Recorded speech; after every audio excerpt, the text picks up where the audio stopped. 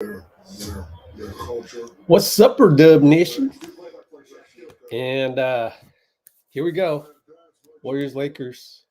Although I'm a little early, if you will, because it's a national game on TNT, and you know how they're kind of slow getting the broadcasts on. So I'm gonna email the great John Dickinson the StreamYard link.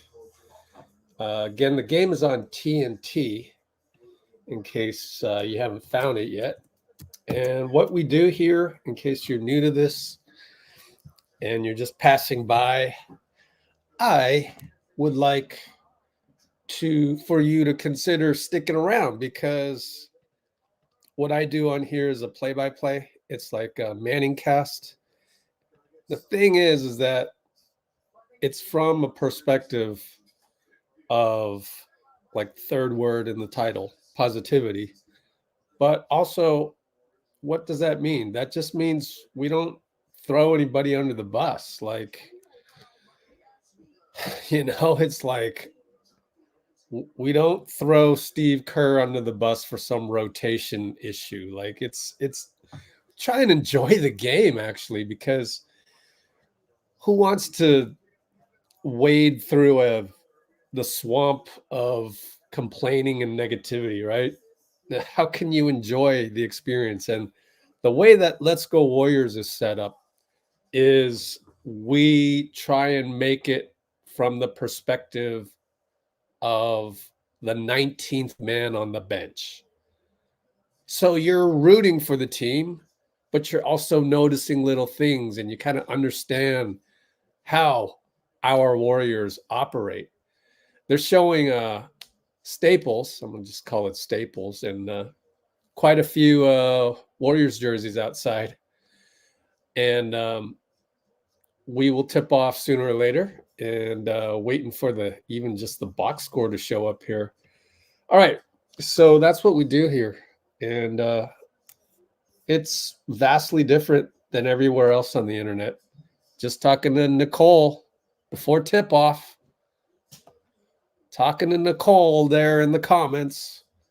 And she was listening in on one of the local radio stations, and they went heavy with the negativity. Oh, Klay's going to leave. Oh, and this was from the same guy that said Wiggins is going to leave. And it's just like, bro. So she had a great story on that. I might do an article on that, in fact. All right, so let's take a look at the referees, as Ruckus has already researched for us in the comments up there. Luckily, I can just do a cut and paste here. Zach Zarba. Oh, he's getting better, though, but he was a lot worse a few years ago. Now he's much better than before. But, Justin Van Dyne, yeah, sort of a new guy. And again, I just, I don't mean to make it racial or anything, but you got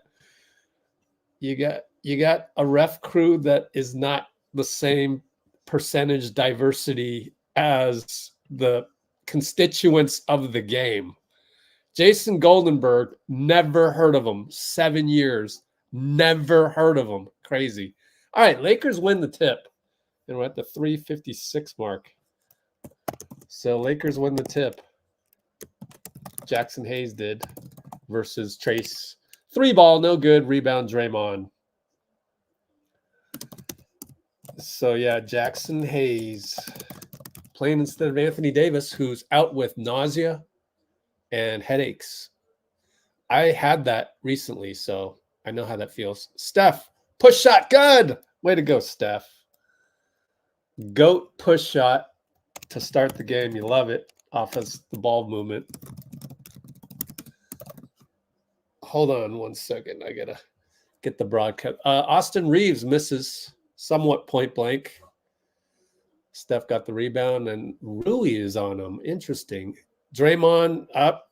Underestimated Jaxson Hayes. No way. We underestimated a guy and he got a steal?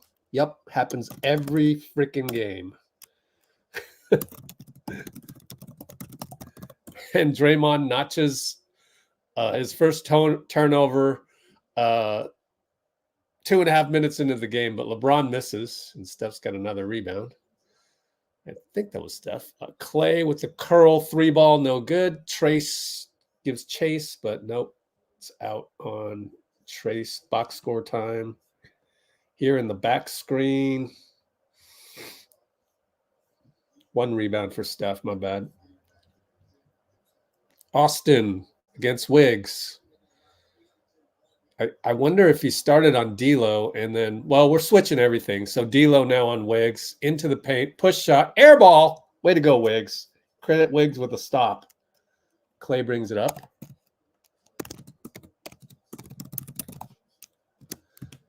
Draymond open for 3, good. Backpack.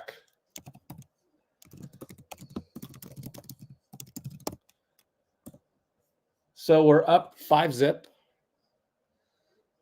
LeBron against Klay. Interesting. We'll see how that develops. They go tic-tac-toe. Hayes blows a layup. Wow. Good execution. Hayes just blew the layup.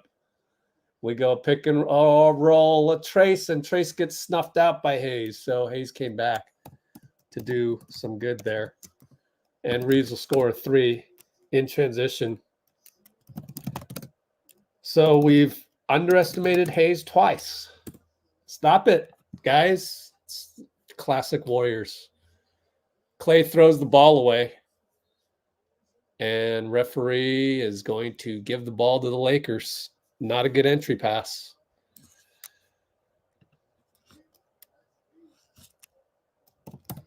Why do we do this? Why do we come into games not locked in? We okay. It's there. It's our ball. My bad. Oh, Klay in and out. I've got the play-by-play down low, so I can't really hear what they're saying. Maybe I'll turn it up a little bit so I won't get those wrong. LeBron gonna baseline post fade on Wiggs. It's good. Nothing you can do.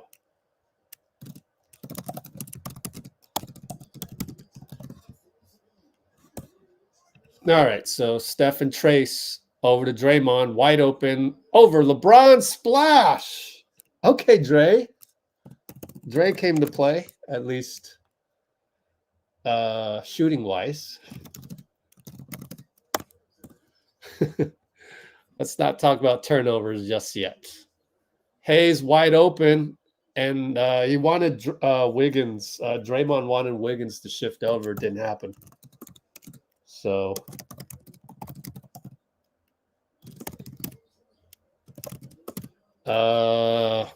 two ball, no good by, I wasn't paying attention. Was that Wiggs? LeBron now, one-on-one Klay, fade away good. Yep, that was Wiggs that missed before. Uh-oh. All of that started out 5-0. Now we're down 8-9. Steph splits the double, and the banker's no good. Now it's 5-on-3. Draymond and Trace late getting back. LeBron, bad pass. Oddly. Okay, thanks. Turnover. I'm glad they did that. Cheers from Argentina. All right.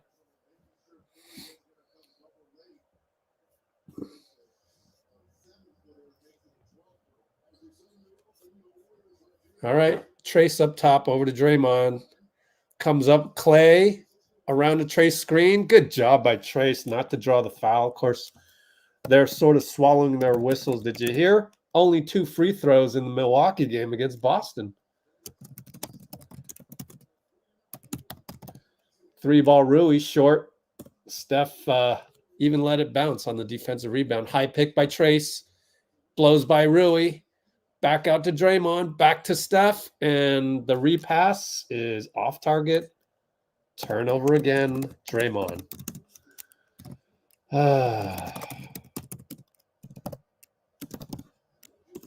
At least they're not live ball turnovers. But that's already 2 turnovers. You know, I almost feel like Draymond should have Sonya as his mom for a little bit. Rui, corner 3. Then a lazy inbound. Reeves almost stole it, but now we got 5-on-4 because Draymond was there. Now it's 5-on-5. Klay drives. Oh, way to use your body. Klay drives on Reeves. man, what a gamble by Reeves, but we got 2 points out of it.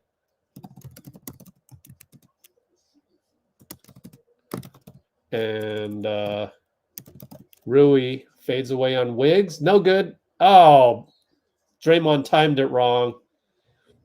He's going to complain to Zarba. That's not Zarba. That's the third ref. What's his name again? Jason Goldenberg. Now it's Zarba. And we'll take a timeout. Where's Zarba at? Oh, maybe that is Zarba. Yeah, that's Zarba. Well, Zarba's not going to just tee him up. He's learned not to do that. He used to do that like 3 years ago, but like I said, he's improved that aspect of his refereeing. So Draymond was complaining about a foul on Hayes, perhaps. Let me clip it, see if he did foul him. See if there's a justification for that. And that's what we do here. If you're new to the channel, try to analyze as much as we can. Okay. Draymond says, hey, he's putting the forearm in my back. Yeah, I can see that. So let's airdrop that to you.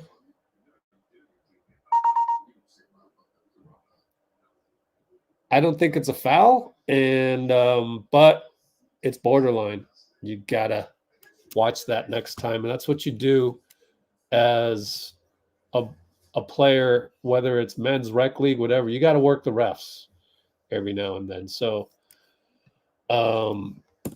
yeah. Oh, what's the score, by the way? It is, let's go here. I'm not going to have time. 13-12, 626. Hey, we're up. 626. So at the 6:30 mark, Dre complains about Hayes' forearm and back. And we'll analyze that play right now. So here we go. Let's present that screen in the back. So watch Hayes right here. He's going to put a forearm in Draymond's back. Right here. Let's go slow motion here. Yep. So that's why Draymond fouled him, because he got fouled. Missed call right in front of Zarba.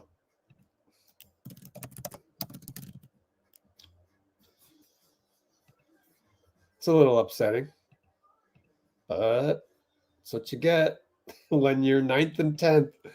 If there's anything to improve next year, is let's win some more regular season games so that we won't get assigned these bottom of the barrel refs towards the end of the season, man. Oh my goodness.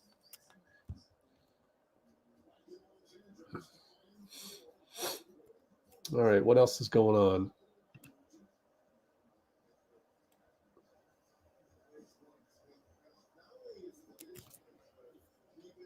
Giannis got hurt, calf strain.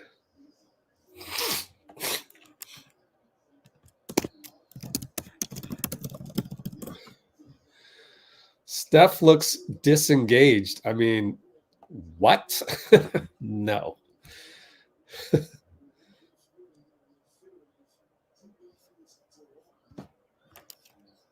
All right, Hayes missed one.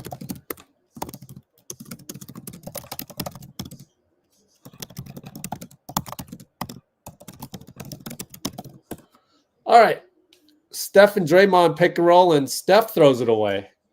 Gary saves the day. Gary just saved the day. Oh, but might have called timeout. You get 7 timeouts. Just call another one. Who cares? Come on, guys. So Steph at fault on that one.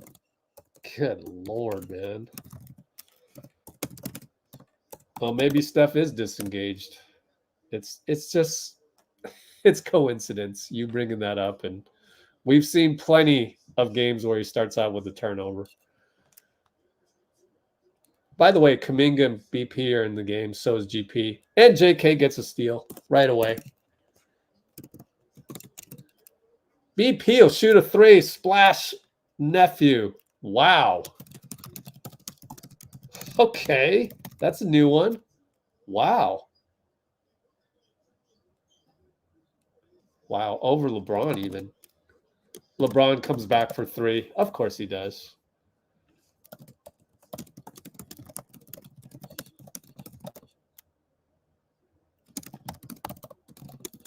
Steph for 3. Hits it and 1 on Reeves. We finally got one of those called. Finally. So what's the rule book, right? You're going to call it here, and then you're not going to call it. Actually, you're not going to call it. Not going to call it. Not going to call it. I guess it was the body. It was the body because his shoulder kind of hit. Reeves's armpit kind of hit Steph. Barely. But, like, that's the same foul as all the other times. So, okay, we got it this time, but good Lord, how many times have you missed it? And speaking of miss, Steph missed a free throw. Good Lord. Oh, well, so it evened out. Should have been a non-call in terms of them not calling the side high fives anymore. Whatever. LeBron against JK. Turns the corner over to Rui. Corner 3, no good. Oh, lucky. Hit the board and went back down, but missed. JK brings it up. Post up Draymond. Force in your cuts, JK, please. He doesn't. But there's force in BP's cut and Draymond assist. That's a good cut versus LeBron, in fact. Rui one-on-one Gary, and Gary's going to get called for the push in the back. That's ticky-tack. That's one of those, oh, I don't know who this guy is, Gary Payton. So because I haven't done my research now, you would think referees know Gary Payton, but I don't know. I have a feeling this ref might not know him. I mean, do you want physical game or not? Like, do you want playoff atmosphere or not? Because that's not a playoff foul. Anyway, one-on-one. And Taurean Prince gets picked by Steph. 94 feet later, Steph gets picked by Reeves, but it's out of bounds on Reeves, shockingly. Might have been a case of it being off of Steph. Who knows?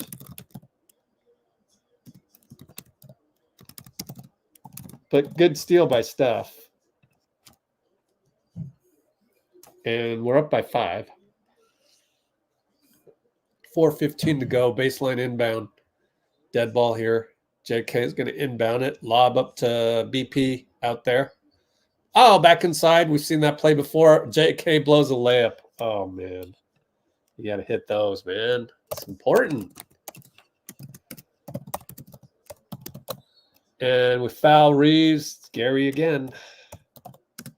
He's got those little pushes that are just a little bit too hard, a little bit too aggressive. Hit him in the head.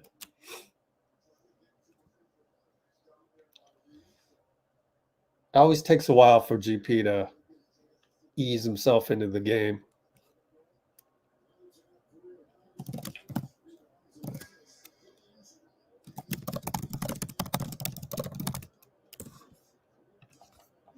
All right, what's going on in the comments? Argentina. Jasmine's in the house. Chris is in the house. Oh, you know each other? Okay.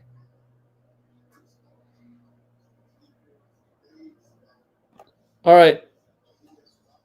Oh, I guess Reeves missed the free throw. We're only up 4 now instead of 5. And BP scores again. Wow. Good Lord, BP. Nice. You got to put that down. Standard, like, give and go, in fact. They miss at the rim. Wow. BP again in the paint. Again, nope, missed it. Who's the Laker that just shot? I'm not familiar with the guy right off the bat. Oh, Cam Reddish. My bad. Forgot he was on the team. Reddish over to Rui. 3-ball, no good. Thank goodness Rui's missing right now. Thank goodness.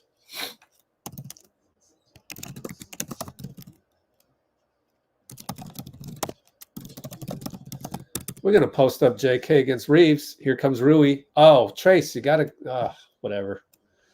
We'll see that on the tape. But Trace gets a dunk from BP anyways. Because BP is always cutting. Oh, it's such a joy to watch. Always moving.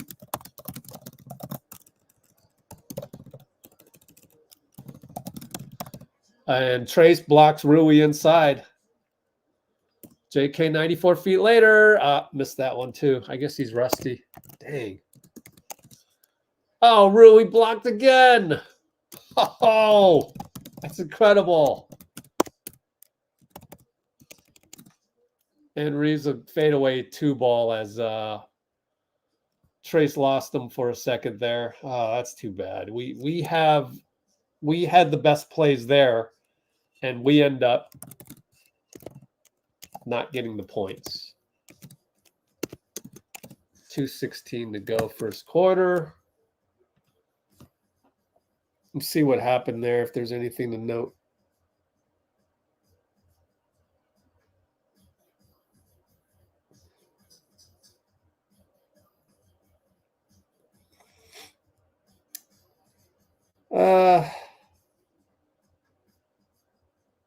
Trace just lost him a little bit.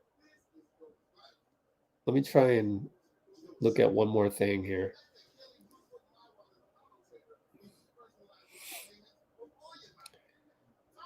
Trace wants to help out Chris Paul. And that's not trusting him. Should I even clip this? At least let him beat Chris one time to prove that, we got, bad point of attack Chris. But you're acting like he's going to blow by Chris. You automatically know that or something, but that hasn't been proven yet. So as much as I don't trust Chris Paul sometimes in a regular season game with the stakes not as high against a youngster, against Austin Reeves, I think Chris is good, Like I don't have Sith Lord absolutes. Like Bruce will make fun of it, but like I don't hate Chris Paul. Like I know what he brings, and I know sometimes he can play some damn good defense. It's just against regular season teams and young dudes trying to prove themselves, he'll get the blow by sometimes. Sad to say. Airdrop didn't work.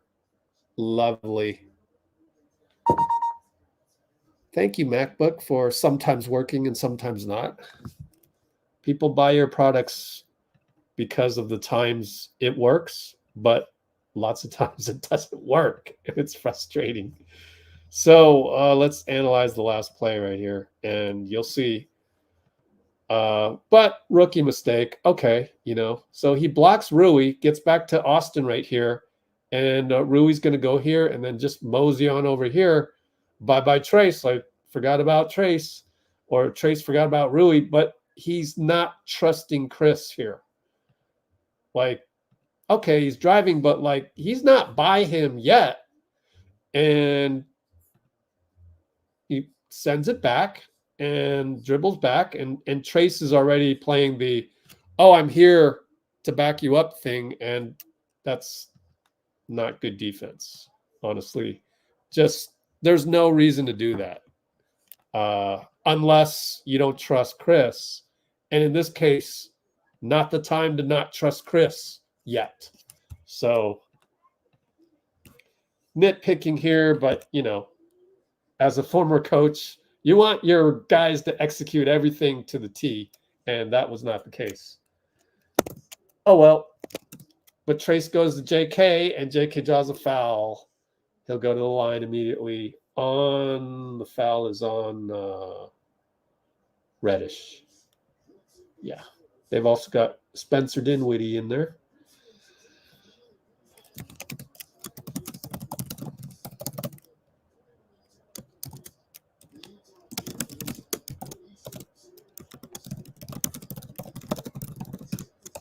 All right, JK, it's a free throw. Yay. Good play design there as immediately got JK involved.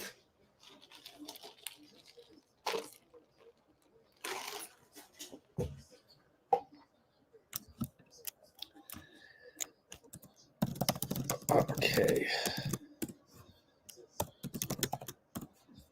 Okay, so D'Angelo gets knocked off of JK's knee. So Laker ball with 14 on the clock, 1:55 to go. We're up 8. A solid performance. Could be better. Up 8, but we should be up, say, 12 if it weren't for the 3 turnovers that we've had. But you can't expect to go 0 turnovers. I mean, 3 is pretty good. Reddish gets by Chris, and there's an example. They're not calling that tonight, and Jaxson Hayes hits the runner. I'm glad they're not calling that because that'd be foul on Chris every single time. Pick and roll, Chris Trace. Chris uses his body, fadeaway 2-ball, good. Classic Hall of Fame execution by Chris.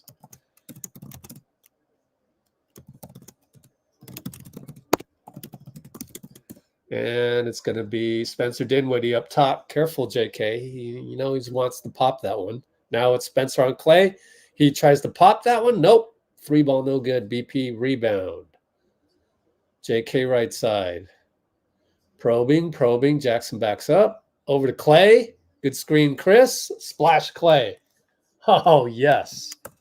It's great to see 2 young guys in there with Chris and Trace executing. Actually, 3 young guys.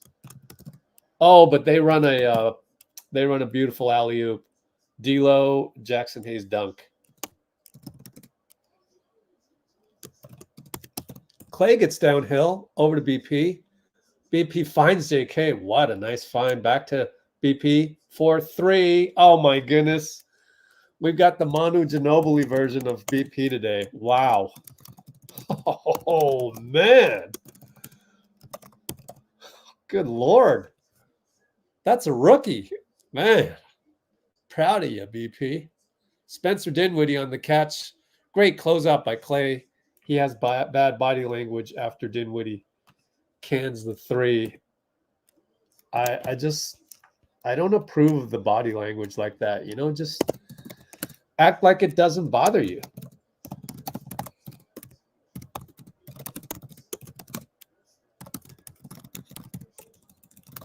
All right, we're running out of time. 5, 4, Trace.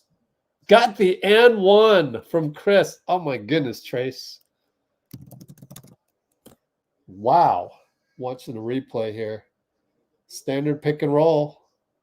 Just a great finish. I mean, Jaxson Hayes just isn't talented enough to play good defense on that one. Thank goodness. I'm sure that wouldn't have been an and 1 if it was AD. It's just, you got to have your hands up, all of that, move your feet. Jaxson Hayes doesn't have that, which is why he's, that's his role. He's not the main guy, and Laker fans worry when he's got to take over for AD. 5.8 seconds left. We got our defensive squad in there. Gary Payton. See Jaxson Hayes minimum, as I recall. Yep. But I'm glad. All right. 3-ball, and Jonathan is going to get a foul, and it's 3 shots. They're going to review it. Jacob Rubin looking at it. What are you doing, JK? What are you doing? It's 3 shots. That's absolutely horrible defense. You don't put your hands, you got to go up. Same thing as Jaxson Hayes, but that is the disease, the scourge of the young players coming into the NBA these days from AAU. From the American players coming to the NBA all do this. It's sad, but it's there's a gift and a curse to everything, just like Andre Iguodala used to say. And the gift of the young generation these days, super athletic, everybody can make shots, everybody can drive.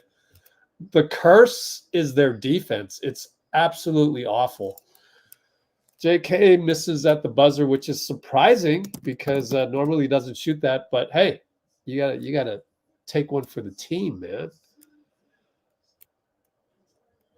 We're up by 9. We should be up by 12.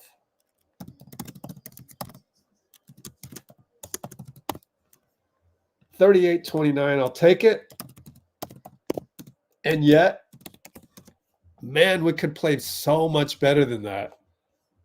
We're up by 9 and we could play so much better. Like everyone can play better. Like, you know, Klay is 3 for 5, but he's got that one turnover, which isn't in here because he lucked out. It wasn't marked as a turnover. Draymond's got 2 turnovers. Steph has 1. And they didn't mark that one either because that's the one where Gary saved it and then he lost it. Maybe Gary got the turnover. Yep. Gary got the turnover and he actually saved Steph from the turnover and then got the turnover. Just call a timeout. Like, you have 7 timeouts in the first half. Use them. That's like the best gift of NBA rules in the NBA is your 7 timeouts in the first half. Like, just use them. Like, use them all before, 2-minute mark. Who cares? Use them all in the first quarter. Who cares? Just use them to your advantage. Nobody does that. I don't understand it. Like, that's one of the things, my little pet peeves with Steve Kerr, which is nothing compared to social media and some of the people out there. Some people have created YouTube channels just to throw Steve under the bus. It's quite psycho, actually. But my only gripes are really just 3 things. Use all your timeouts in the first half. And then related to that, kind of number 2, is that use a timeout anytime to stop 3 turnovers in a row from happening, 3 shots made by the same player from happening. Although I would say maybe 3 shots made by the same player if it's not a superstar. LeBron hit 2 in a row. Yeah, you don't need to call timeout after 2 in a row, right? So it's the PJ Washingtons. It's the whatever, Evan Fournier. It's the Terrence, whatever his name was, Orlando Magic. It's the guys that are not superstars that get hot on us just because we're wearing a Warriors jersey. Nobody's fault. Just call a timeout, cool that guy down. And then the third one is on the last second 3-point shot to their tall guy, just put a guy at the edge of the corner of the 3-point line, because that's where they always inbound it if you're up 3. So that one, I got to talk to one of their assistant coaches. That one, that's an assistant coach thing, really. That's not even on Steve. I mean, it is on Steve because he ultimately makes the decisions, but he's got, he's a manager. Like, that little tiny thing, that's an assistant coach's fault. Anyways, I got to track down Chris DeMarco. All right, CP lob inside a Trace turnover. It wasn't the best lob, and Trace threw it away. So Trace will get the turnover, but it was a bad pass by CP.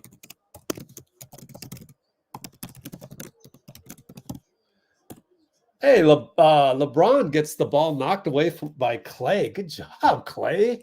Klay's doing a number.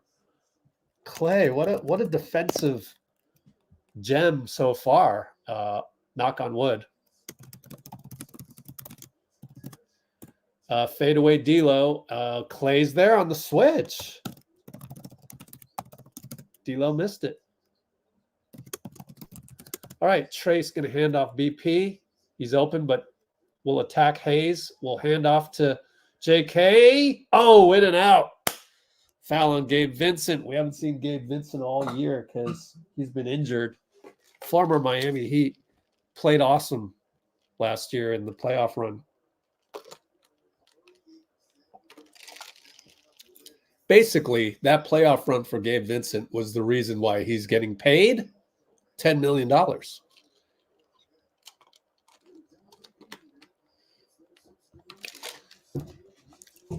Thanks, Bloomer. I see your comment. I want to go back and screenshot that at some point. I should probably do it next time I analyze something. Cool. JK missed the free throw because we're stuck at 38-29. Nobody scored yet in the first 50 seconds. Kenny Atkinson is laughing at something on the bench. I'd love to know what they're talking about, but they probably wouldn't remember. Jaxson Hayes, Trace on the right wing. Interesting. Oh, they want to post up LeBron. Okay. LeBron against Klay. Too easy, but that's LeBron. We better have an adjustment for that next time down. CP up top. And inside of JK, he's one-on-one Jaxson Hayes here. Baseline. Makes a move. Beautiful hesitation stuff. And jump hook, no good. Here's LeBron again. We're going to have JK guard him now. That's good. I'm glad they made that switch. That's awesome. LeBron now Trace after the screen, and LeBron just uses his speed. Uh-oh. 2 in a row. Uh-oh.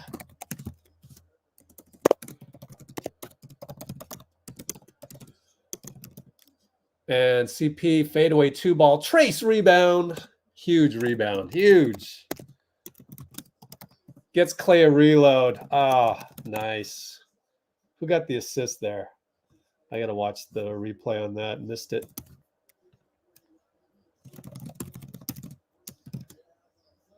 CP maybe?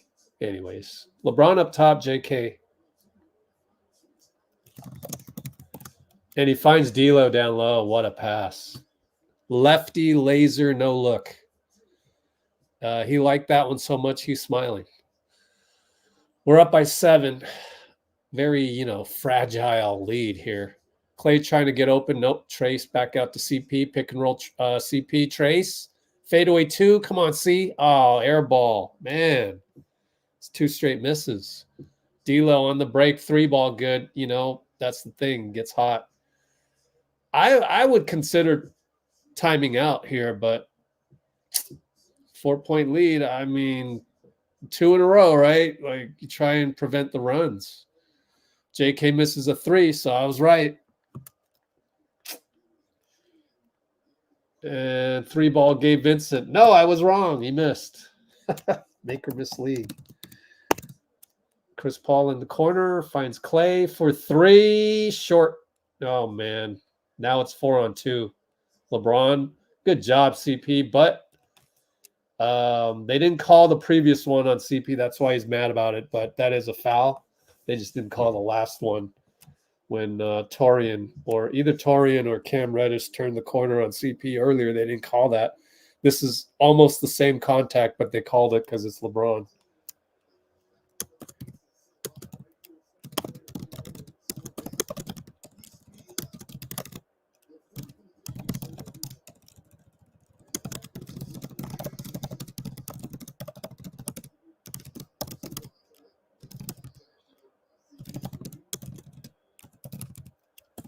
Okay. I would have taken timeout. So now, you're -1 since the point where I would have taken timeout. -1.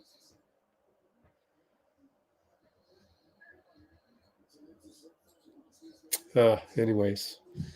Chris over to Klay. Klay dribbles in, shoots it, fouled. Finally gets a call. Taurean Prince, touch foul, but the right call because you got to protect the shooters.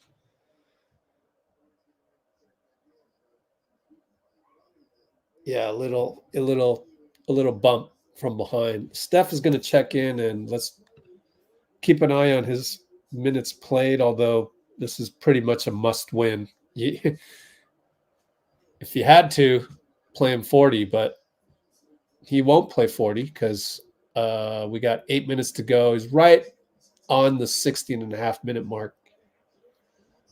Going out is JK, coming back in, Draymond, going out BP, and Wiggins has come in.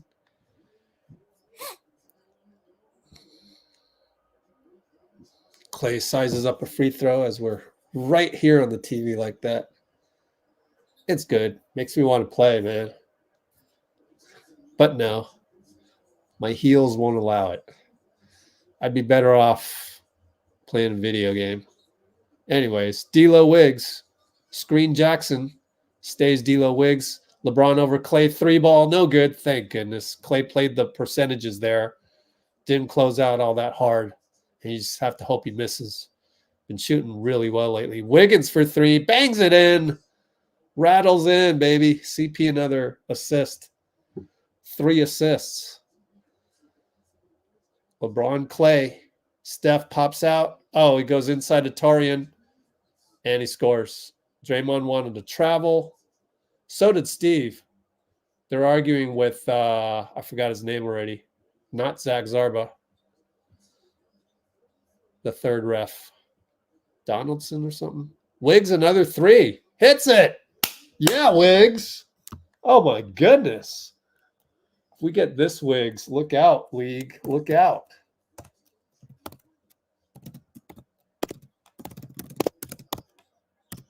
And it's a bad pass inside, but Draymond almost stole it. Now D'Lo shoots. No good. Tap out by Jaxson. Gets it back from Vincent. Draymond fouled him, but they didn't call it, thank goodness. Now it's LeBron, Draymond, one-on-one. Made for TV. Steph is there. Oh, missed it. Oh, we got lucky. I thought Steph could have taken a charge there, but who cares? He missed it. Draymond for 3. Good. Timeout, Darvin. Timeout. All right, Dre. Dre came to play, man. Wow, no timeout, Darvin. Okay. That was a laser 3, man, over Jaxson Hayes. Man, we're shooting well so far, and they're quality shots. It's not like we're chucking them up. LeBron inside the Jaxson. Oh, give and go. LeBron's there to help. Tough fadeaway air ball. Shot clock violation. Oh, my goodness. It didn't even look like great defense, but you got to credit the defense. Oh, my gosh. I didn't realize Reggie was on the call. I just recognized it. Tell all your friends, if you're tired of Reggie's voice, come on over to Let's Go Warriors. Yeah, it's a timeout. 53-41, 6:27. 53-41, Q2, 6:27. Tell you what, we are going to put Bloomer's wonderful comment on. And then we're going to clip that last defense and just analyze it a little bit more because that's what we do here.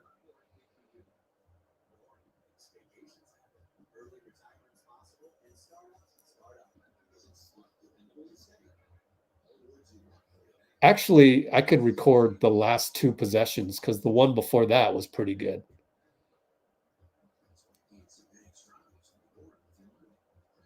I mean, awesome help by Steph, I tell you, man. And I have a feeling Steph would have taken a charge had this been the Western Conference Finals.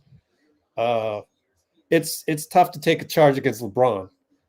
But yeah, when it's, you know, also we were up 10. So if it was a tie ball game, Steph might have taken a charge on LeBron on that one. But I'm rolling in the next possession. Both times it's Steph and Draymond really doing a good job. And Chris Paul, honestly. Chris Paul had to shift over and guard Jaxson Hayes. I love the way he bulldogs on defense. And so, yeah, CP definitely a plus for the Warriors brand of basketball during playoff time. Now, the other season called the regular season, oh man, it gets tough. It gets real tough. But, you know, we'll let Mike Dunleavy figure that out this offseason. So let's take a look at these possessions here. Stop screen. Analyzing the last two defensive sequences here at the 45-15 mark. Here we go. And I've got to screenshot this. Thank you, Bloomer.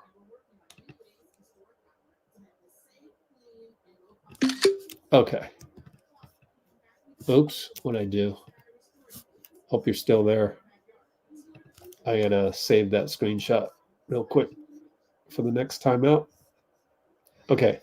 So anyway, pretty damn good defense here. Where are we in this?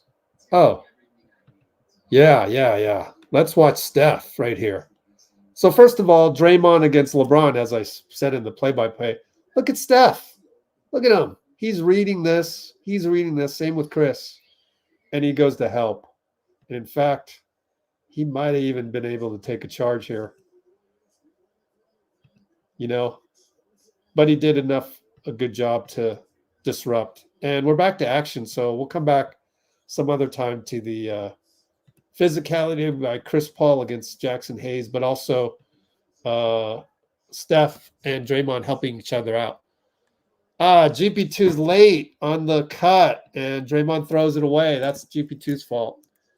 Rui airball, though, and Draymond gets a hand on it, and they're going to call a foul on Draymond? That's horrible. That's absolutely horrible. Well, LeBron fell, and now be careful, Draymond. This is the new ref. Oh, God, be careful. Looks like he's going to be careful. 3-ball LeBron. Draymond another tap. Gary gets swatted at the rim by Rui, though. Dives. Gary almost had that. 3-ball. What a closeout by Steph. But then we throw it away again. Oh, my goodness. What is this, an AAU tournament? Come on, guys. It's Chris Paul with the turnover.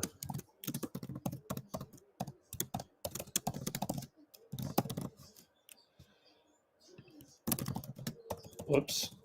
Late on my notes. Inside Rui, GP, no jump ball. Okay, Rui fadeaway brick. Thank goodness.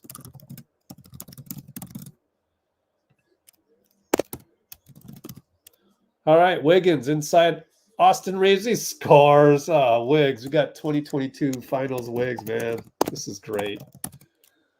Inside finger roll. Wow.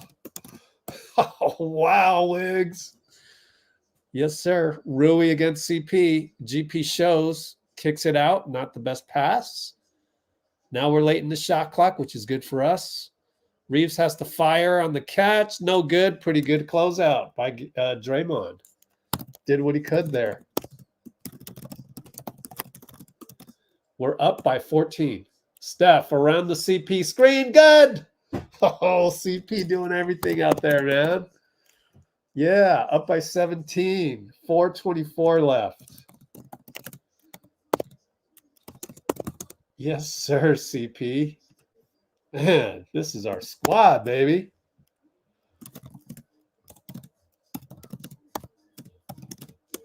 CP with the screen. Who got the assist? You can go back.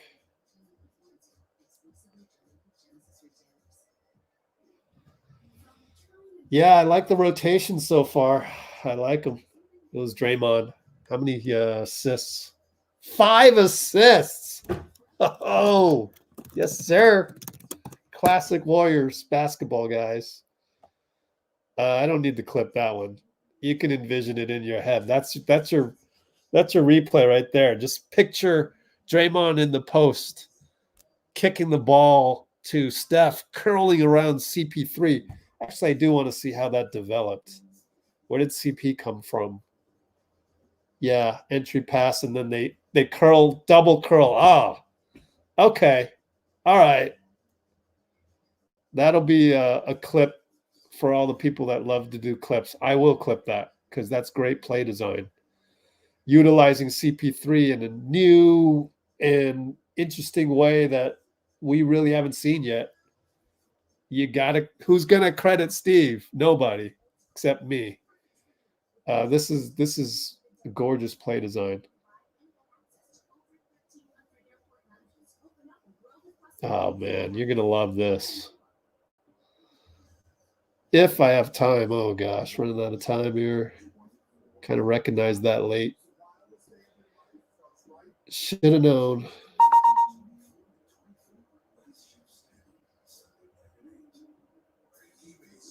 Let's see if I can get this going before we come back from break. Luckily, my stream is a little slow, but it's the same amount of time anyways. All right, so here is the play. So Chris is going to go inside to Draymond, and then watch Steph set a pick, and then Chris sets a pick. Here, Steph's going to set a pick. Right, let me play with the copyright there. Set a pick.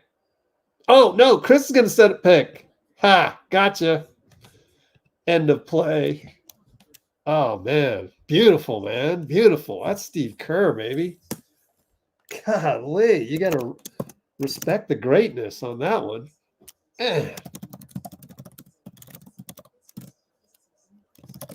Give Steve some freaking credit. I'll put that in the notes. The notes are in the description up until 5,000 characters. Once I hit 5,000, that's it. Usually by halftime. All right. How's Sacramento doing? We need OKC to win. Yes, sir. OKC beat Sacramento. Yes. That's what we need. 2 more losses from Sac, please. 2 more. We need New Orleans and we need Phoenix. Anyways, LeBron, Gary, what a matchup.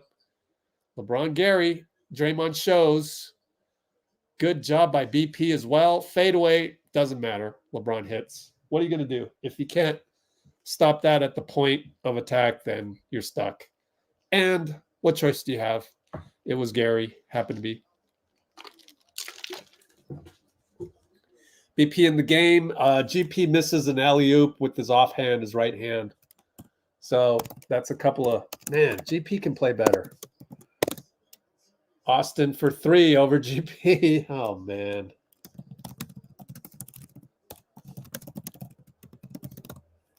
What happened there, man? The GP Wiggins exchange was not good. Anyways, GP inside out to Wiggins. Another 3. Nope. I don't think I've ever seen him hit 3 in a row.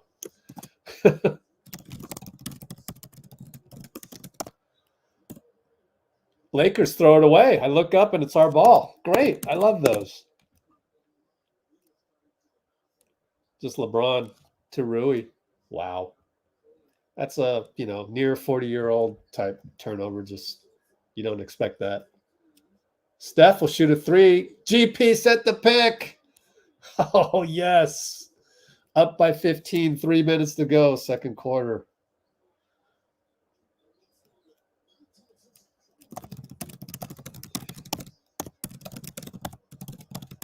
All right. And Rui. Oh, Draymond stopped them, and it's a travel. Oh, they're gonna say it's a jump. He gets overruled. Yeah, I thought it'd be a jump.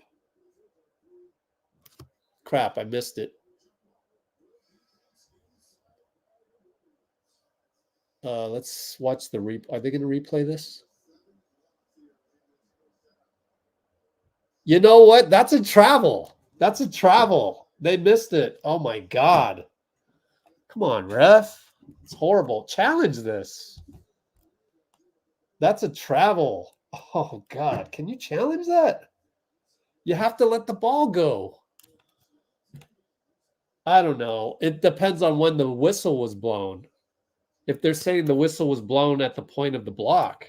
Anyways, it's a great block, and we won the tip. So who cares? I don't think I would have challenged it just because I don't think you can challenge that. They're calling the they're calling it a block rather. I mean, it's hard to explain. Wiggins with a foul on the steal. Bad pass by BP. Yep, bad pass BP. Come on, man. You said it on the podium. Too many live ball turnovers, and then you do one. Oh, man. Good chase by Wiggins.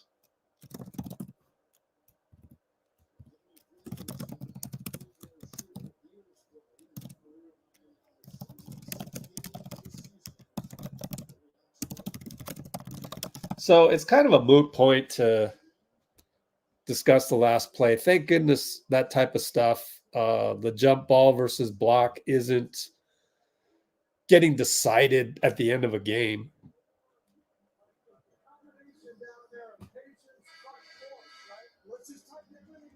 All right, they've got Steve mic'd up.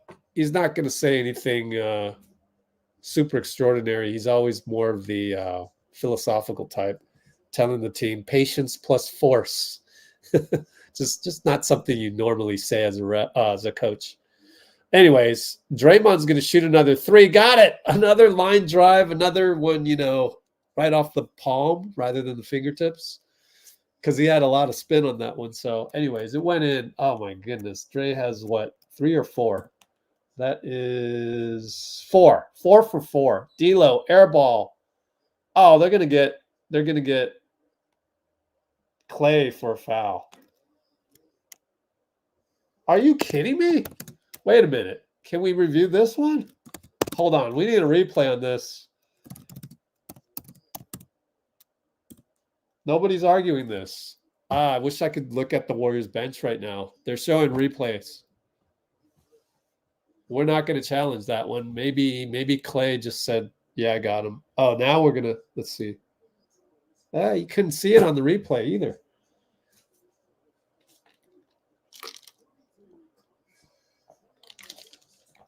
I guess when you're up 16, you save your challenges. I don't know. What's the rule?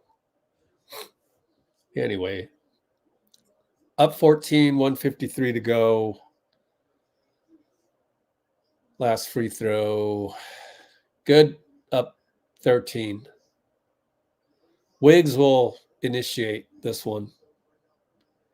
He's wearing his light blue Acers. Wiggs, inverted screen by CP. Nope, doesn't get anywhere. Now spins on Rui. Oh my goodness. We got the scoop is beautiful. And we got 2022 Wiggs tonight. Wow. Hayes back out to D'Lo. CP and Draymond. Good job by Draymond to show. Over to Dinwiddie. Catch and shoot 3. Good. Over Klay. Klay didn't do the exasperated thing this time, though. Good job. Don't do that anymore.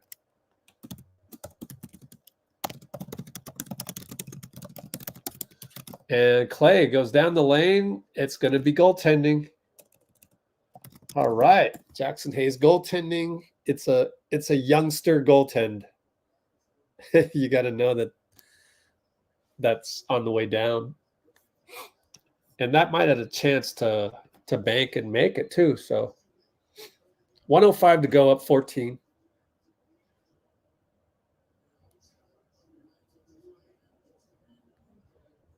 They were going to challenge that, and he's saying you can't challenge it. Ha! Yeah, you can't challenge that. And besides, you would have lost the challenge. So clearly over the apex of the parabola on the shot, man. No doubt about it. You're lucky you can't challenge it. You would not have won that one. CP bothers Austin inside. Love that defense.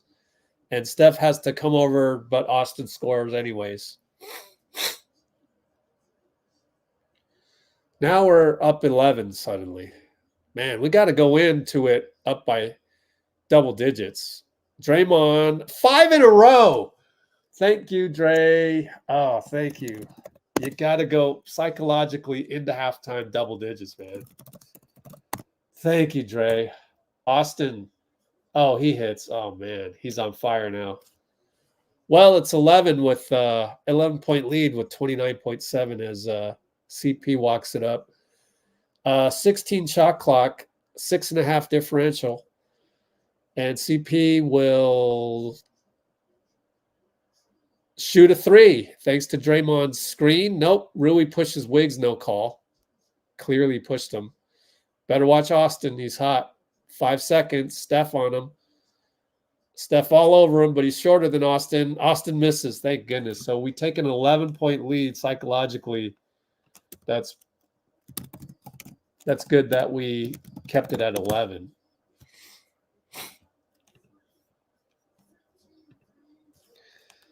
So we're shooting the lights out tonight. 15 for 22 on threes. That's insane. Honestly, we should be up more shooting like that. But, all right, Lakers are doing okay. Could be worse. Rui's 2 for 11. LeBron doing what he can. These are all pretty normal numbers. But, yeah, we should be up 11 shooting like that. Wish it was more, but 7 turnovers, which extrapolate that out to a whole game. That's 14 turnovers. That's a little bit too much. And I think that's mainly it. Turnovers. How many turnovers they got? Only 3. So that's the reason why I went up by more than 11.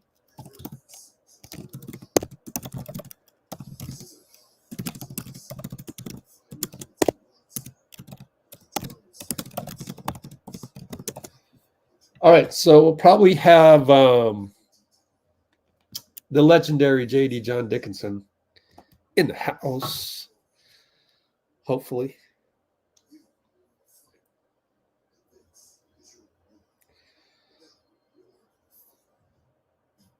Cool.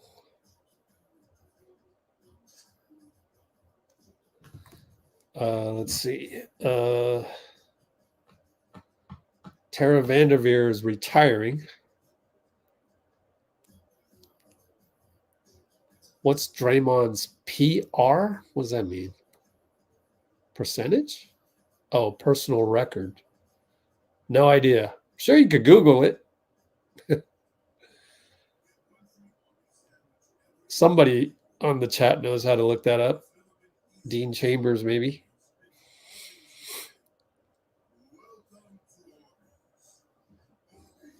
There it is. Thank you, Maram Reddy.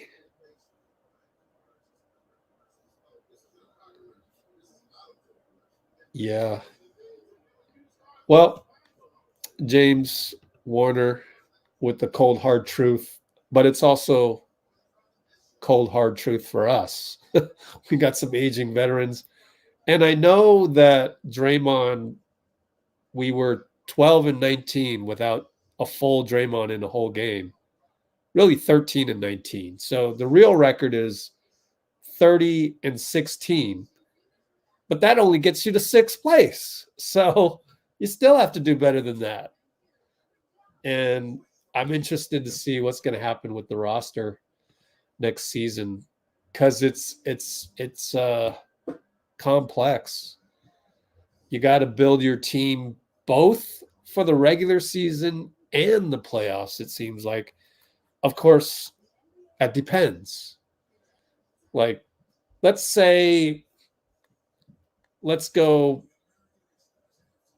walk on the edge. And let's say Oklahoma City, let's say they beat the Nuggets in the Western Conference Finals. Then everybody's going to be like, okay, we need to go younger, right? And so it depends on what happens. We'll see. Still a lot of basketball left to be played throughout the whole league. So that'll be a fun thing during the off season that really can't be predicted at this point.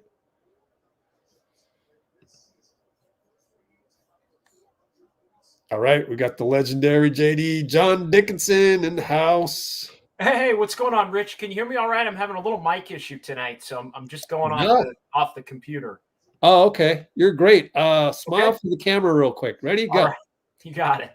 All right, cool. Yeah. 11-point lead at halftime. You'll take it if you're the Exactly. Warriors, despite, basically it just being a crazy shooting half. I mean, Yeah. 15 to 22 from three. I'm sure you've been talking about it. Draymond 5 for 5. Pajemski 2 for 2, Wiggins 2 for 3, and then Steph and Klay are doing what Steph and Klay do. And, I keep going back to the last matchup when the Warriors and the Lakers faced each other on March the 16th. And the Lakers were kind of dominating that game in the first quarter. And then Anthony Davis got poked in the eye and went out. And from that moment on, the Warriors just scored at will on the Lakers for the remainder of that game. They could do whatever they want. They were getting in the paint, draw and kick, open threes. The Lakers' just entire defensive game plan was gone. And so when AD came up as not going to be able to go after getting poked in the eye again the other night against Minnesota, I was really curious as to see, would that trend that was established in that last meeting ring true? And it basically rang true in the first half, to the point where it's almost been cut and dry and it goes back to even last year when the Lakers have had AD and LeBron since they retooled their team at the trade deadline a year ago. They've been a real handful for the Warriors. I think they've won 8 of 10 when both of those guys have played and finished. But you take AD specifically away, and it's a completely different deal. I was kind of hoping AD would be able to play tonight because I really wanted to see how the Warriors would look against this Lakers team that they may be playing an elimination game against a week from tomorrow night. But all in all, so I'm not sure really what you can take from this game moving forward, other than the Warriors are going to just continue to put pressure on the Lakers in the 10 versus 9, and maybe even the Pelicans, who are losing, or Sacramento, who blew a 20-point lead tonight in Oklahoma City.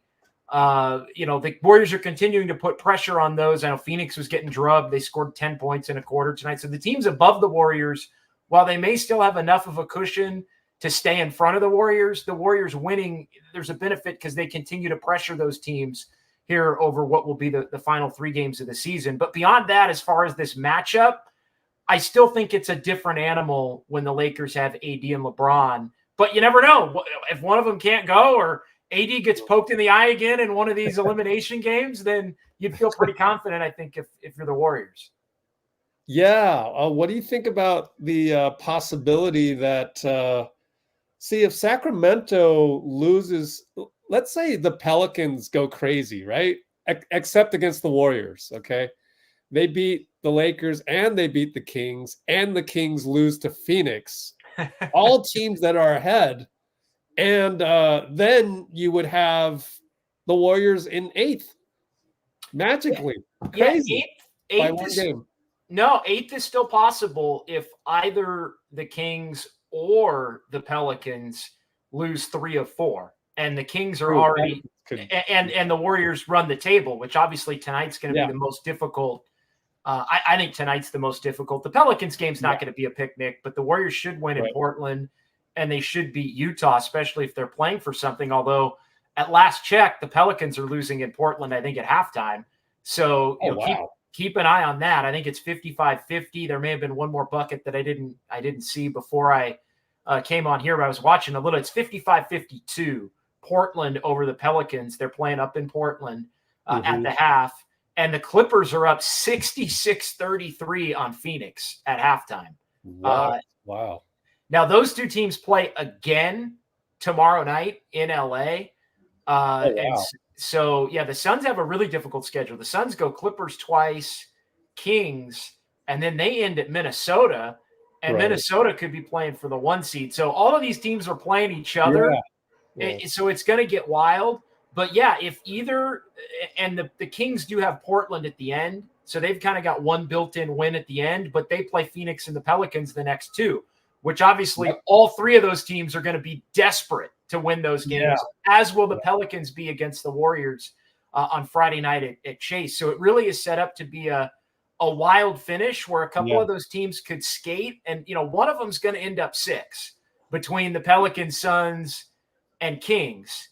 One of them's going to end up 6, but whoever doesn't is really going to, maybe have some pressure on, having to beat potentially the Warriors and the Lakers to get in at that point. So it's wild.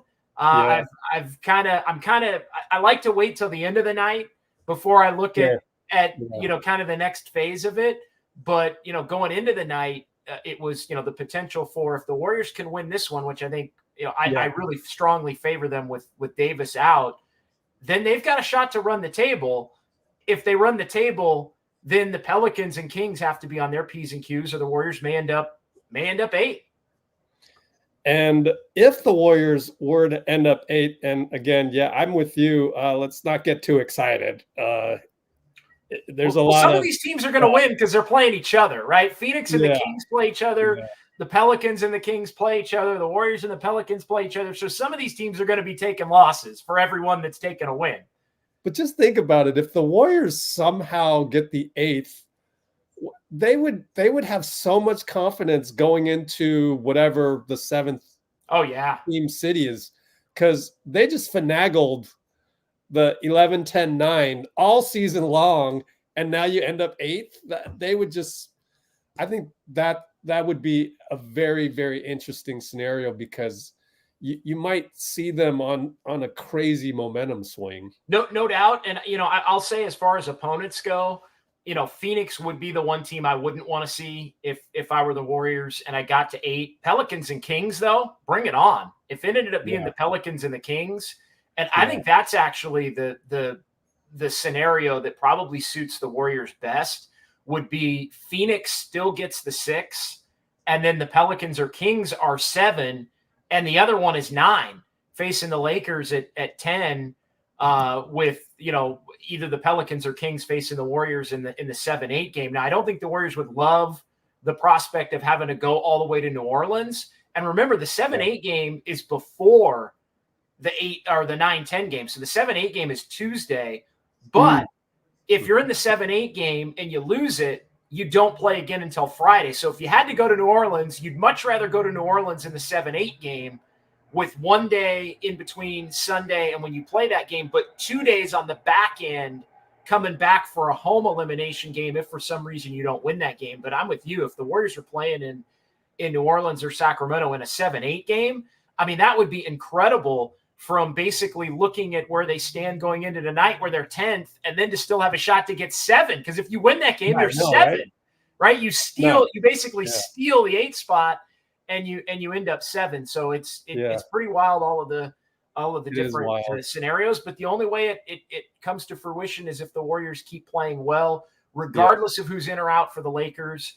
And the Warriors have done that in the first half. And, this may be a game you got to win with your offense. There hadn't been a lot of defense, really. But I think on a night where the Warriors are hot and the Lakers don't have AD, the Warriors, to me, are the team that's more likely in a second half to put a defensive imprint on the game and be able to maybe garner enough separation to win it before it has to get down to crunch time down the stretch. Yeah, exactly. Cool, man. Well, a part of me obviously is kind of rooting for that Sacramento matchup, because you would be there. Well, I'm going to be there. I'm going to be there no matter what. That I do know. That I did get I've gotten the clear on that. Oh, cool. So yeah, I'm looking forward to that wherever it is. Although there are some scenarios that I do need to look through, as far as I had not planned necessarily. I'll be honest with you, Rich. I'll let you in. I had not planned for New Orleans in the first game. Yeah. So I got to kind of look at New Orleans and how to get there and all of those things. It's always a tough one. New Orleans is and I certainly hadn't looked at New Orleans potentially as soon as next Monday, basically having to go out for the game to be played on Tuesday. So that may be something I'm doing at 11 o'clock tonight when I get done with the Dubs OT show and podcast for KMBR. Yeah. The good old travel 5.5 hours east to play in the West. Yes, exactly. And probably play a game that's at 8:30 or 9 o'clock local time in New Orleans as well, which is always fun. Cool. Well, thanks for hopping on here. Where can everybody find you? Yeah, at KNBR on all of the social channels, at JD John Dickinson, as you see here, as well for my channels. And yeah, we're going live after every Warriors game on the KNBR YouTube page. It lives as a podcast as well, on the radio.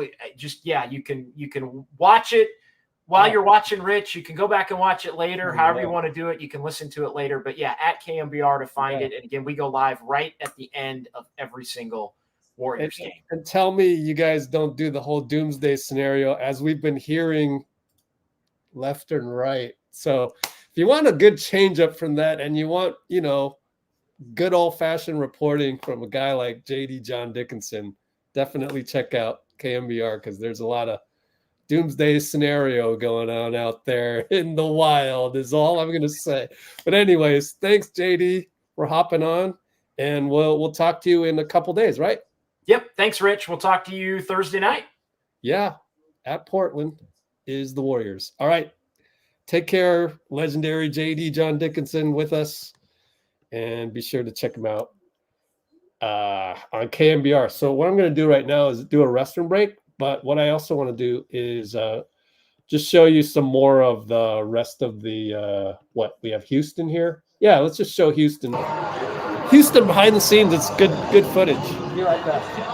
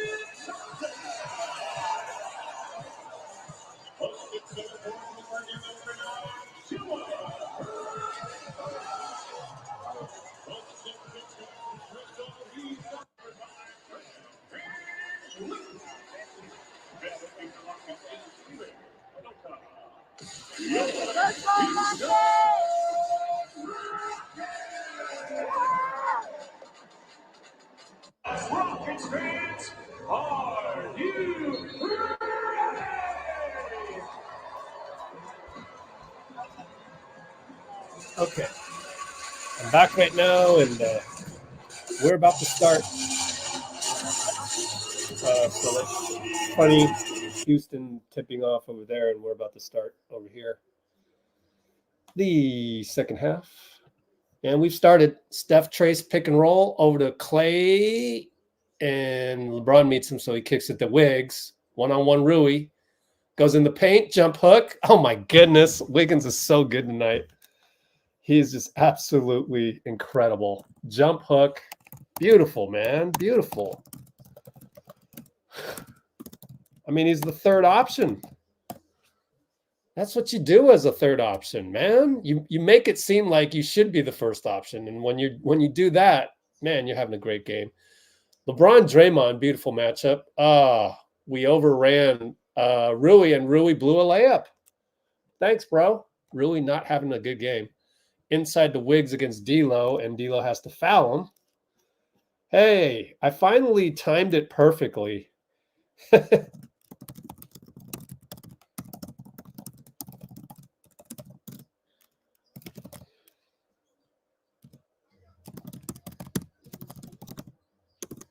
All right. Draymond inside the Wiggs. Well, Rui's taller than him. And he jumped hook. No good. That's all right. Way to not get blocked the first time. You recognize Rui was there. I like Rui, but he gets paid a lot. 17 million or something like that. Austin Reeves missed a three. Steph trying to turn the corner on Rui. Let's leave it at Hachimura Island. Oh, tic-tac-toe. Trace blew a layup. Should have been tic-tac-toe. Man, how many layups have we blown? Oh, well. LeBron in the paint. Kick it out to Rui. He finally hit one. You knew he was going to hit finally. He was due. How many threes has he made? 2 for 6. Klay, 2-pointer, no good. Trace tried to tip it, goes to Austin. We're only up 10, guys. Austin is going to fake a pull-up for 3, and that gets LeBron against Wiggins. He scores, and the lead can go down to 7. Klay says, my bad.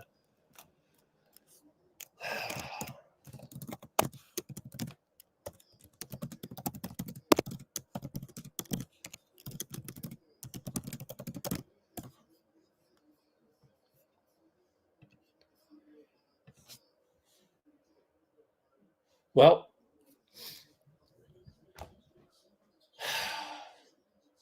that's what happens when you blow a layup. You got to make those. It's critical, man. It would just be as critical in any other playoff game. Well, inverted screen for Wiggs, finds Trace, blocked easily, but he'll get bailed out. Oh, my goodness. That was not a great attack by Trace, but he got bailed out. Nice find by Wiggins, nevertheless. I mean, that's good defense, and we got away with it, I think. Got away with it. Wow, they should challenge this. Darvin's not going to challenge, or has he challenged already? Oh, man, I'm shocked. Let me, shouldn't Darvin have challenged that? Strange.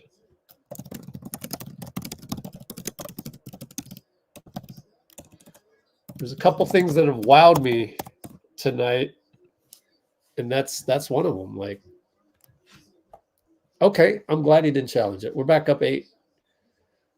Actually made 1 of 2, right? Austin Reeves down the lane. Draymond gets clocked in the face. That sucks.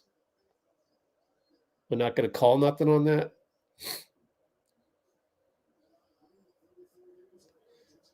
He's arguing with the other ref, and that's not going to get him anywhere because you could see how he's shying away from the confrontation.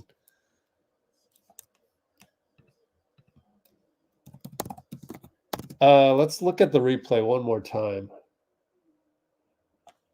Yep, got him in the face. If Draymond had done that, we'd be reviewing it for days.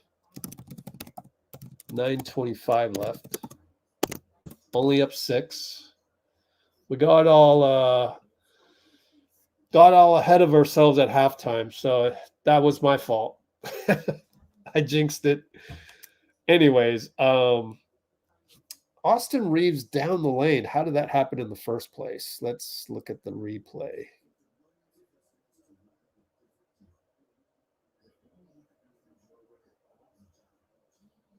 Man, that's just bad team defense. I don't know what to do on that one.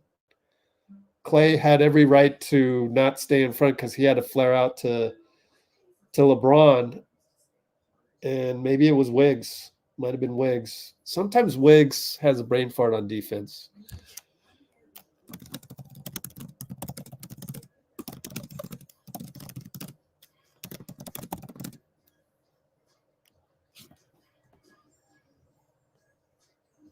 I guess Draymond was there. I don't know. I don't know what to make of that. Maybe maybe it's too late. But that ref, you're not going to be able to communicate with. That's my problem with refs like that. They don't understand. They're not from the culture. It's not representative of where all the other players are from. And I would never hire that guy. That would make sense. Why would you do that? Like, you need to match the neutral guys with the actual constituents of your league. But whatever. So let's see. Right here, let's watch this. Yep. Probably Wiggins needs the help, but he's got D'Lo. Although D'Lo's way the hell out there. I mean, he'll pop from here, but I think it's Klay's job. You can't worry about, I don't know, man. It's either Klay or Wiggins. And Klay bites at LeBron, so he just goes straight. And it's probably Trace. Oh my God, Trace missed this. But Rui's hot as well. Just made one. I don't know. You'd have to ask somebody who works in the NBA to figure out what the NBA philosophy is on that one. I could ask BP's trainer if we really needed to find out. So that ref's name is James Donaldson? No, Jason Goldenberg.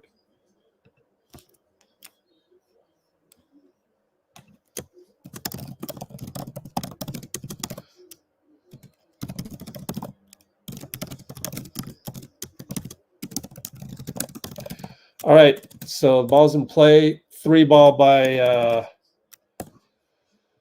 Draymond, no good. Oh, well, he's made 5 of them, 5 for 6.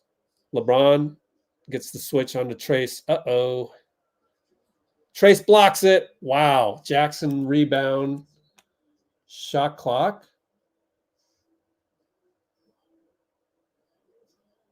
What happened? The ref called a foul on Jaxson Hayes against Steph.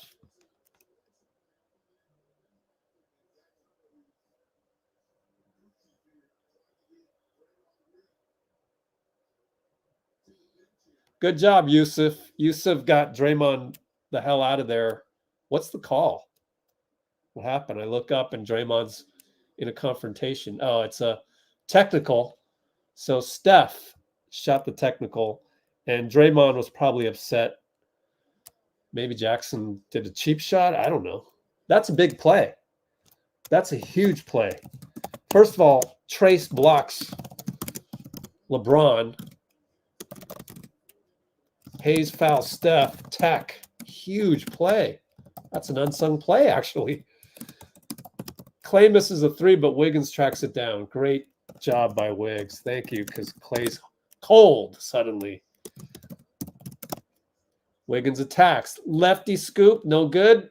Tough one. There was a lot of arm there. I don't know. LeBron wants to go down the hill, but his lob pass is not good. And Steph touchdown pass Wiggins. Wiggins yells at the ref. But, you know, I don't know that Wiggins has a volume that's yell. So I don't know how good that's going to do. D'Lo for 3 hits over Wiggs. Damn it. Right when you got the momentum. That's what D'Lo does, man.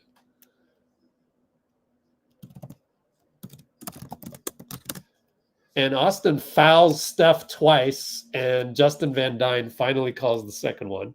Good Lord.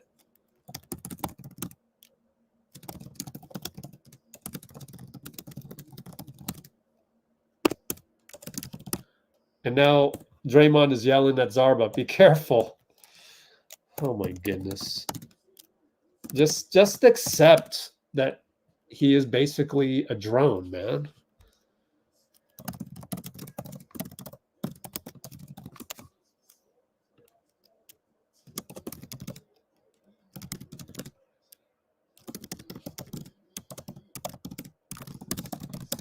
I got to clip that Yusef step in. When was that? I'll do that at the next timeout. 9 minutes, 10 seconds or so. Wow. Steph makes it. We're up by 8, but it'd be nice to get 2 or 3 stops in a row because you don't want to have them this close. You want it double digits. LeBron against Steph in the post. Klay, go double that. And he's late on that. So now we're, basically 4-on-2. But D'Lo blows a 3-pointer. Steph rebound. Thank goodness. Steph against Austin. Finds Klay, and Klay hits. Reverse layup. What a GOAT pass, man. Way to find him right when you're dribbling, in the middle of dribbling.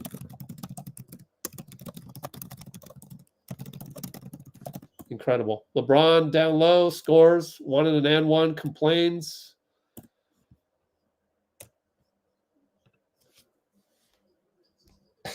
Can you imagine if LeBron got the non-calls that Steph gets? Wiggins misses a 3 on a drive by Klay. Klay looks kind of slow right here. And they finally got a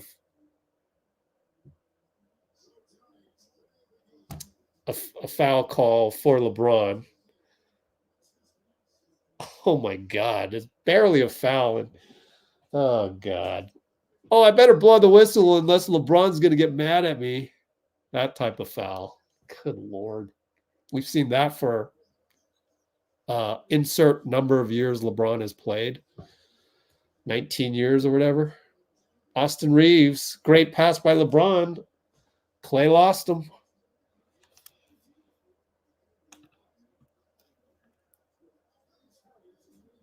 Yep, just wasn't forceful enough. GP 2 for 3. I look up and he hits a 3. Thank goodness. Huge bucket, man.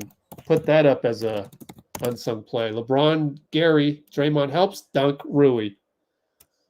I don't think you need to help there. Like, let GP2 work for a little bit.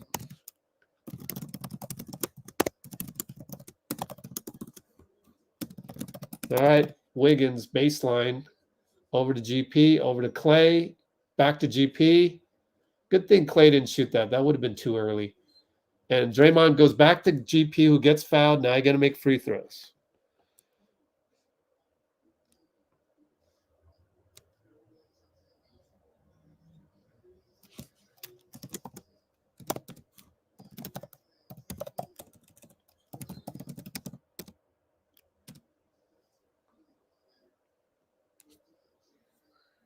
GP hits.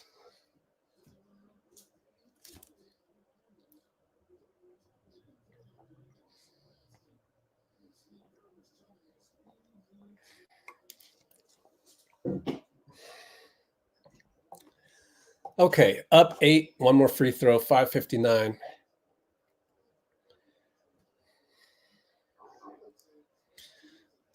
Missed the free throw. JK's in there, so is BP with this new rotation. 3 ball for Dinwiddie. Wide open. What the hell? 3 on 2 off of a missed free throw. Golly. Steph for 3. Goat gets him back. Oh, my goodness.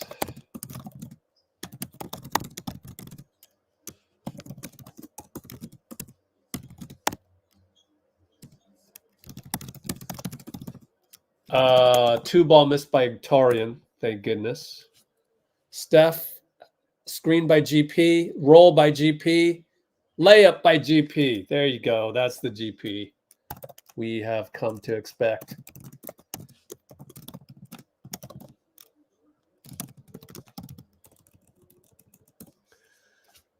Austin Reeves palms the ball, shoots a 2, no good. Rui pushes BP, gets a rebound, put back, no call. It would have been ticky-tack, though. Just don't call those on us, please. Steph and GP again. Don't get a foul call, GP. Austin is fouling him while he's setting the pick. That shit is illegal. But anyway, so Steph goes to Draymond. Back to Steph. Euro step. Knocked away Tarian. Might have been a foul. Looked like Steph wanted a foul. Corner to Austin. Great closeout. LeBron gets the pass back. Probably wanted an and one. But anyways, we're only up by 6 now. 90-84, 423.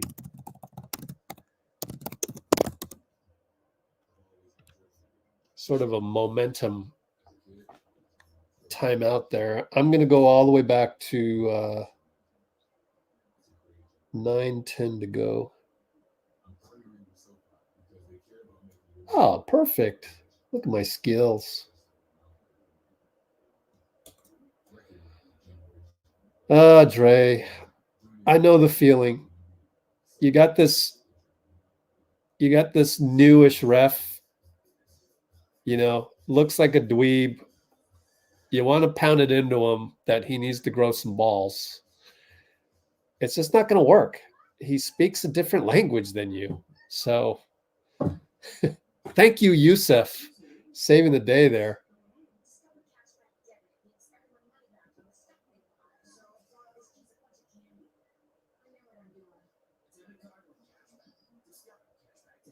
Let me see if I can find it actually, because they cut to commercial right in the middle of that.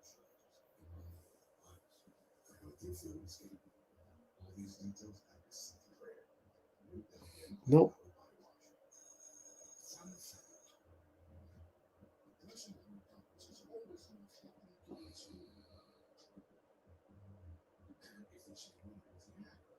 Oh, this is a race against time this YouTube TV is just, ugh. I'm grappling with it. Like, I can't even reverse 15 seconds. Why is it so hard to do that in the stream?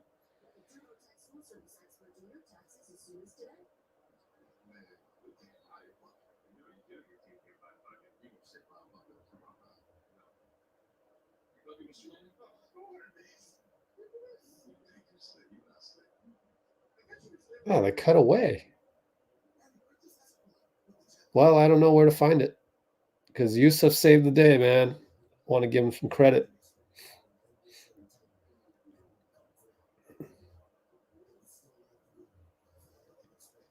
Oh, no, that was the one before that.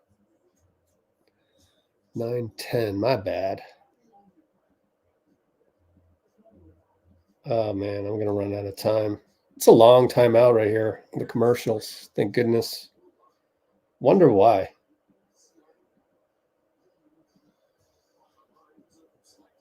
Crazy long time out here, but it's giving me time to find the Yusef saved Draymond from a technical.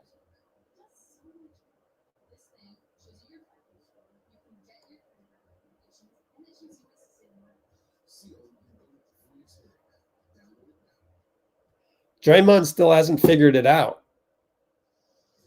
Hasn't figured it out.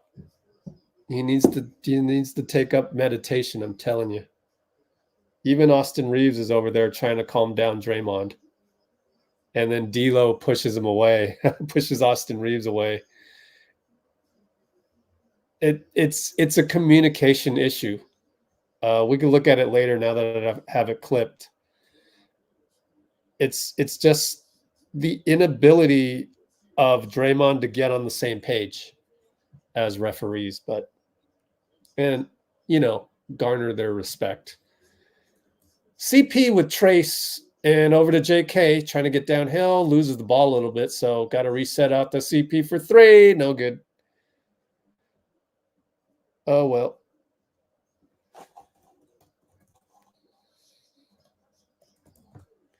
And LeBron BP with Trace showing. Somebody's open, but they don't kick it quick enough. They do. Tarian for 3, short. Klay did what he could, which sometimes isn't enough, but it was just barely enough there. So I got to credit him. Give credit where credit's due. Inside to Trace, fouled by Dinwiddie, and Dinwiddie wanted a foul on Trace instead for a hook. Not going to get it. Up by 6 only. We're in the bonus. 3:30 to go. So we're on the line. Maybe a good foul. Trace, you got to hit these, man.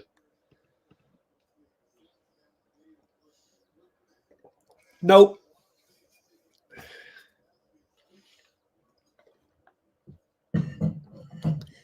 Missed another free throw. 3 for 5. So I guess maybe he hit this next one. I'm not sure. LeBron comes out. Thank goodness. We'll take it because nobody on the floor is guarding him well. The ball rolls around but goes in. All right. 7-point lead right here. We got to get this one.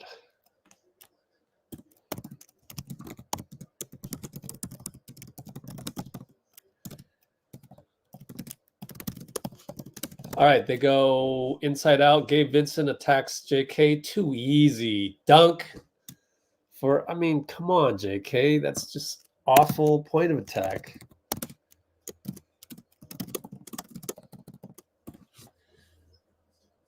Klay wanted to shoot a 3, didn't get it. Trace was there, and then he bricks that one, but BP's there. Kick it back out to Chris. Finds Klay again. Shoots it. Hits that one. That's much better rhythm. Much, much better rhythm. And you got to thank BP for that. So I don't want to hear about this or that BP. Right there, BP got Klay another look.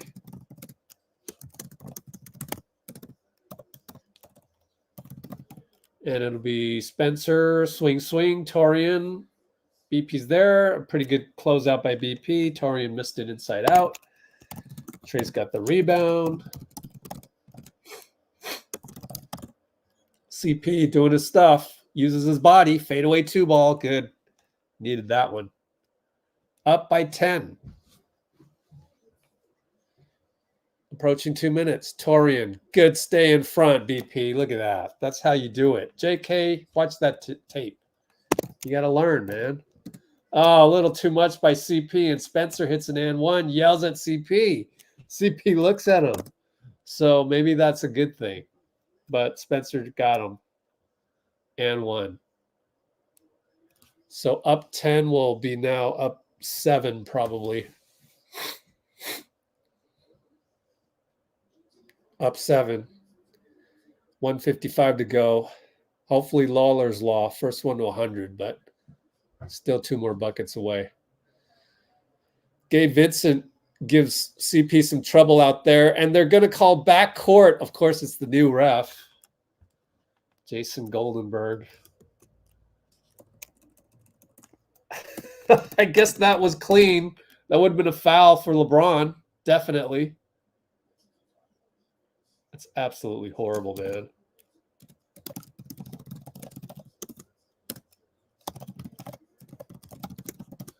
Dinwiddie one-on-one over to Gabe. Loses the ball. Thanks. Klay picks it up. Finds BP. Shoots a 3. In rhythm. Way to go, BP. He's starting to hit those. Wow.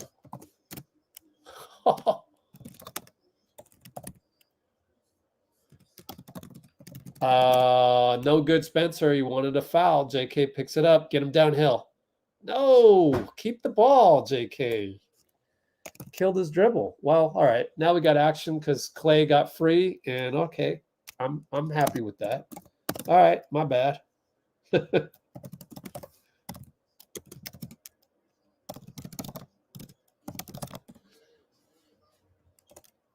All right, D'Lo in the corner against JK.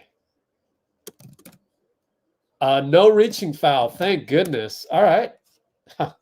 All regular season, we saw that getting called, so we'll take it. JK for 3, in and out and in. I don't agree with the shot selection, but it went in. Who cares? Just enjoy it.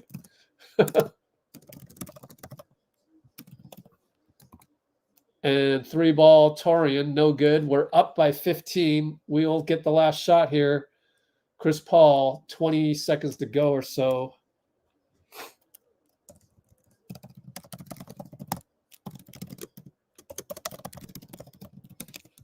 All right, 7, 6, about a 1 second differential. Chris and Trace. Chris all the way. Layup good. Looks at the ref. Wanted Zarba to call an and one. And Torian won't even shoot it. So we're going to take a 17-point lead. That's a -10 the moment LeBron left. Love it. Love it.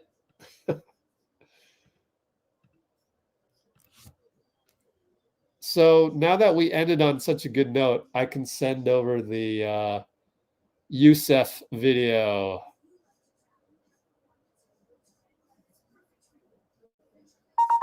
So here we go. So we're going to analyze 144 more. Analyzing Yusef saving Draymond from attack. Here we go. Oh my God, Draymond. And it's really nothing more than oh, didn't airdrop? What's going on here? Done? Yusef. Okay. You know MacBooks, they blank out the file name until it's just not good technology ever since Steve Jobs died. I was able to finally find the footage way later because it was well after he got clocked in the face by Austin's elbow. Although, you know, on the playground, that's inadvertent. But I'm sure Draymond was like, well, you would have reviewed it if it was me. Anyway, so here we go. And previously, when he got clocked in the face, he confronted Goldenberg, and that didn't go anywhere. So then this happens where Hayes fouls Steph, okay? And then what happens is Hayes fouls Steph. It's a technical on Hayes. I don't know who the tech was on, but then fast forward, here's Draymond. Look at Yusef getting right in the way. Good job, Yusef. And Zach is like, okay, we've talked about it, move on. But Draymond doesn't feel like they're hearing what he has to say.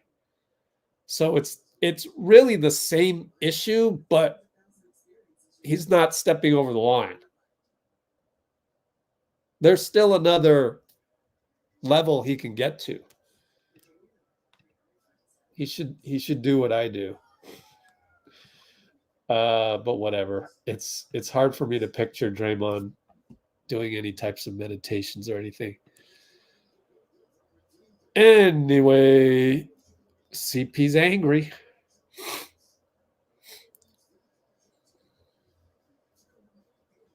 Yep. Suns down by 20. Wow. I didn't expect Phoenix or even the Pelicans to like lay down kind of. They're not laying down, but they're losing. I didn't expect them to lose these games. Phoenix is, where is Phoenix? Where the hell are they? It's got to be, Clippers. Oh, that's a tough one. They're supposed to lose that one. Yeah, the great one was OKC beat Sac. That's great for us. And then now, I don't mind if New Orleans just keeps going at teams and beats Sacramento, beats LA. That'd be great. All right, LeBron back in there, one-on-one Klay. Trace helps, so it's a dunk by Jaxson. And CP yells something. Don't know what we could have done better. Have to look at the tape.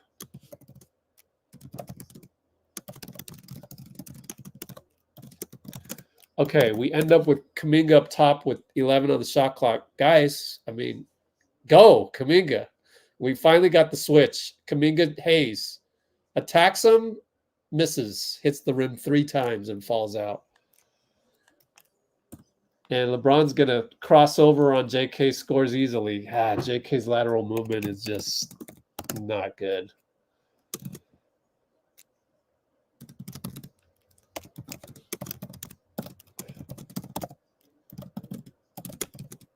Too easy, man. You got to put Wiggs on LeBron. I've seen enough for tonight. JK doesn't have it on defense. Bad screen by CP on the Klay splash. Klay complains. I will look at the replay to see how bad the screen was. Oh, let me see. Oh, it's on Klay. Oh, you're seeing the replay up. And Austin Reeves is going to do an and one on JK. Again, point of attack, very bad. JK. Of course, Austin is tough to guard, but I can't wait till Wiggs gets back in there. Maybe GP2.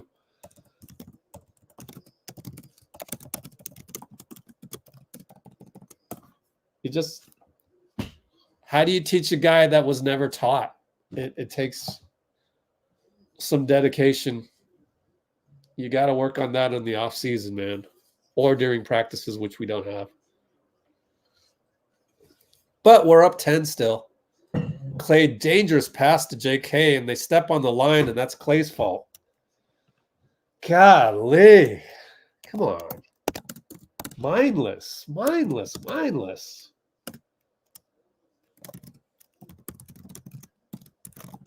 That's going to be a turnover on JK, but it's really Klay's fault. Hello, guys. You got to win this game. Wake the hell up. LeBron against Klay. Fadeaway. Got him again. We can't do this anymore. 10 minutes.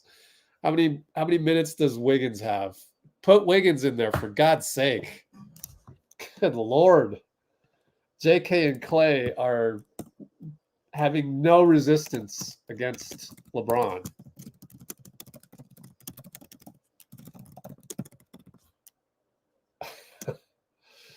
At least we had a buffer of 10 points. Now it's 8. 106.98, 958.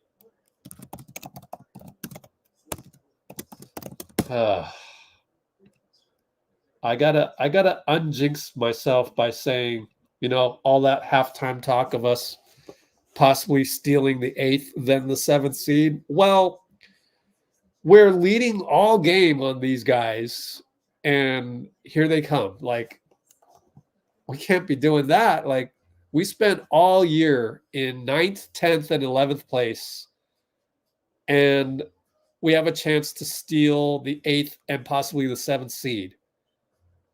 That is very analogous to beating the Lakers by 10, 14, 17, 14, 10, now 8.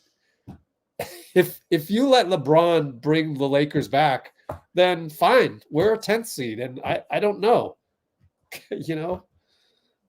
It's like, grow some balls. But what do you expect? I mean, LeBron's tough, but like, what are we going to teach JK how to move laterally in the span of 2 weeks?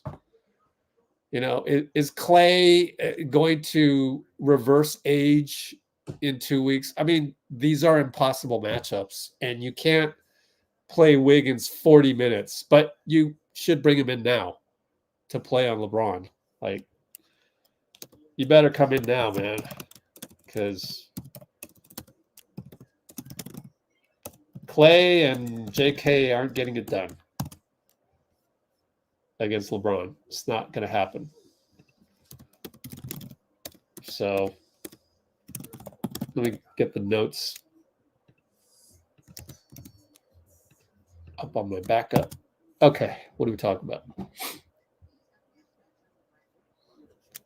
Unforced turnovers. Yeah, that too, right? Sure. Yeah. But if you have a Wiggins on the bench, might as well play him. And he's only played 20 minutes. So.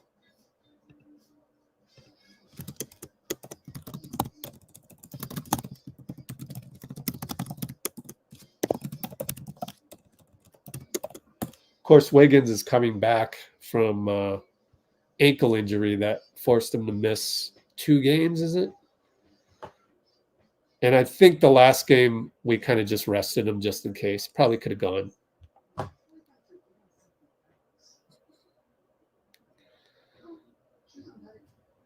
Well, LeBron is LeBron, but like the downhill one on JK, I mean, like, come on, man. Like, put me in a gym, give me a month. Okay, really 2 weeks with JK. Give me a whole bunch of people to work with. Anyway, CP3 for 3, in and out and in. Thank goodness. We come right back. We don't know how the play develops because we don't have enough basketball people in basketball. Suddenly, CP hits a 3. So, don't know what happened there, but we got a 3. LeBron and CP up top. Now you'll get some resistance. Goes in, scores on Draymond. 1 and 1 again. Dude, you just scored on a 6'2" guy. There's nothing to be, flexing about, bro. You're 6'9". Golly. Who is this guy? Draymond throws the ball to the other team. There we go, James. Golly. Get subbed in the game and you throw the ball to the other team. Good jump by LeBron to JK to get the ball there.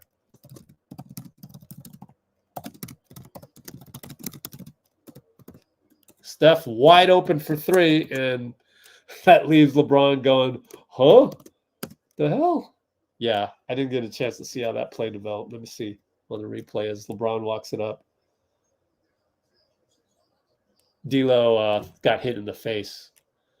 Dray takes a charge on Hayes.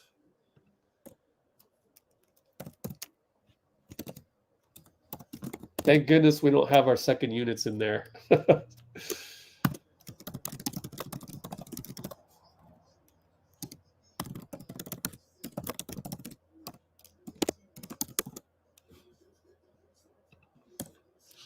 All right, 4 fouls on Hayes. Lakers now behind the 8 ball because we're up 12. Inside pass to Draymond. Over to a cutting JK. Cut a little bit late, but it doesn't matter because he's so athletic. He scores over Dinwiddie.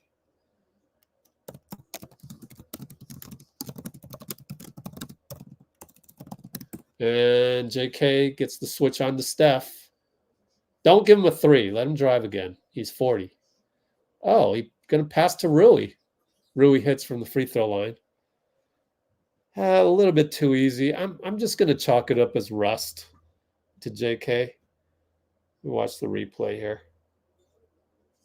Yeah, Draymond's directing him around. Yep, JK's late to that one. It's rust. He hasn't been on the floor with Draymond for a while. CP, late shot clock. He goes by D'Lo. Yes, sir.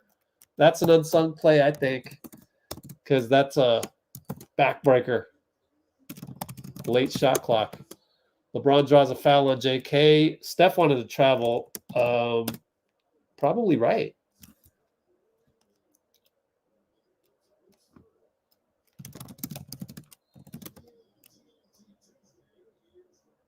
Can we challenge that one? Are we challenging that one? I don't think you can challenge that one. Draymond's arguing with Goldenberg again. Bro, it's not going to work, man. At least we're up 14, 7:21 to go.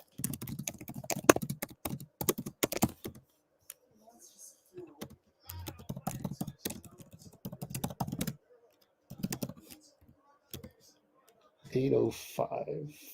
8:05. Checking my notes here. 8:05. Kuminga?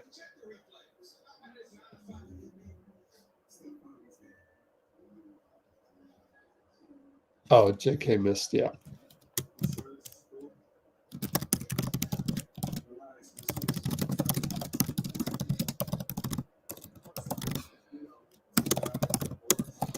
Okay.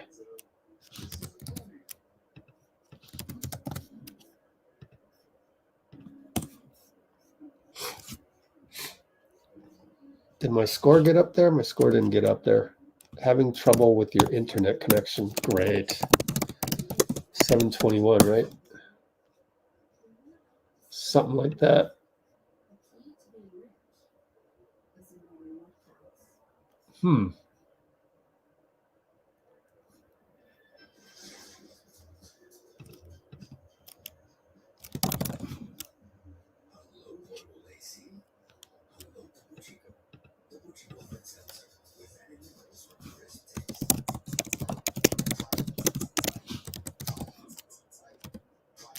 Something's wrong with StreamYard.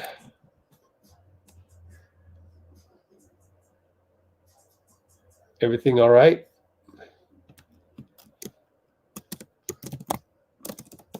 How's the stream? Here, first let me put the score. How's the stream? Anything I type in StreamYard isn't working.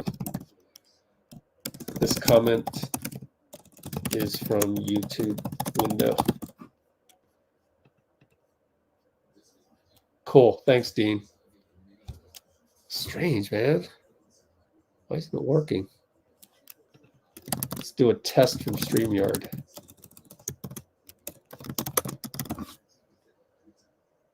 There, it's working. Crazy.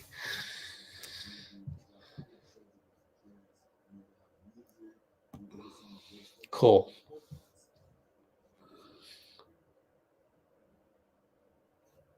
He's a stat whore. I just realized James called LeBron a stat whore. That's hilarious. Where's my box score? What's up with that?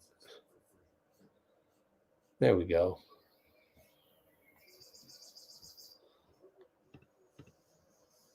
Okay. Are you working tonight, Dean? All right. Free throw for LeBron after that walk that wasn't called.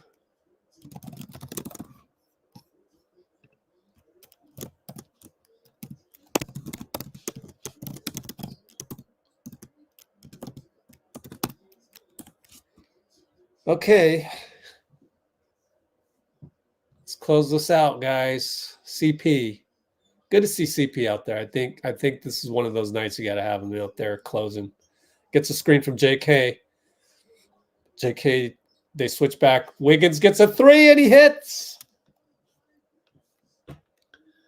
Good to see JK and Wiggs out there right now, kind of in crunch time.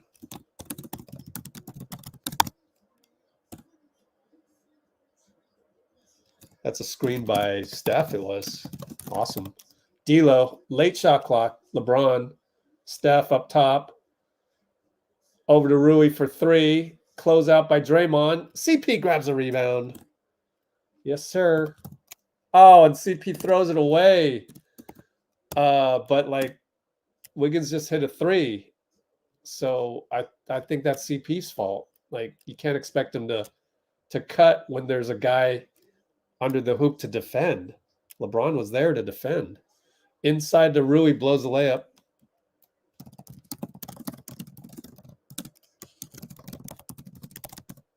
And what's going on here? Another bad pass? No. Foul. Okay, good. Foul on the Lakers. Yep. Draymond got to the rim and D'Lo fouled him. Sorry about that. Draymond misses a free throw. Here comes Gary for JK. Yep, up 15. I want some defense, man.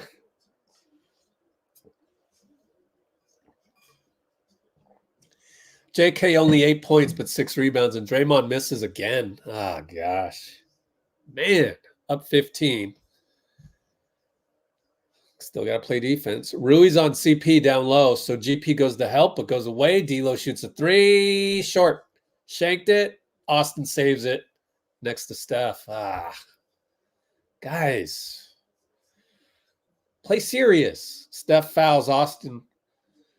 And Steph laughs because it was such a it was such a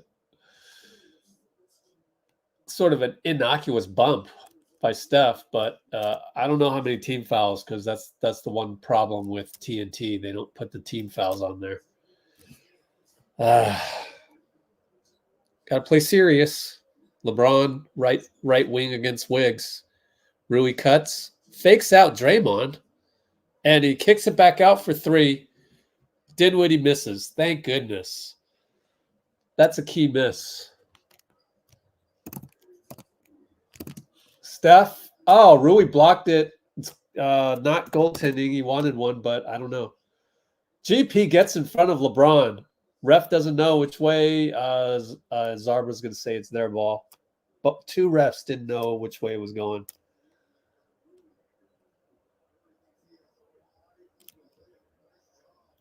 Yeah, I think that's a block on the replay of the block by Dinwiddie.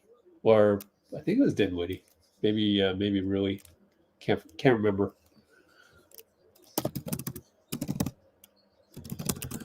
And LeBron inside against Wiggs. Good defense. Finds D'Lo corner. Bricked it. Good defense, GP.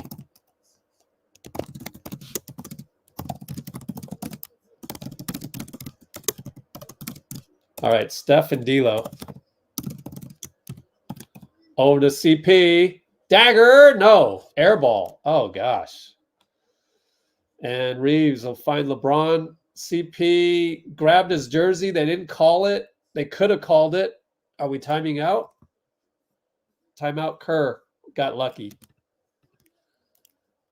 Only 13. 452, 451. They let an extra second go off.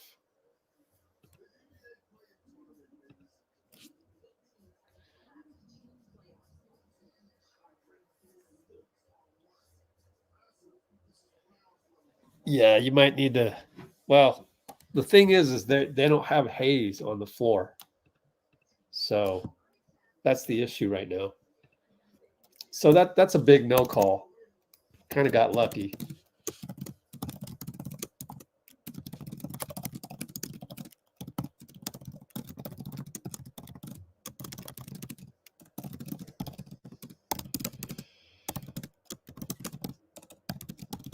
So, I mean, we're small to begin with. Do you put Trace Jackson Davis in there to guard Rui? You know, that's tough. That's tough. I don't know, man.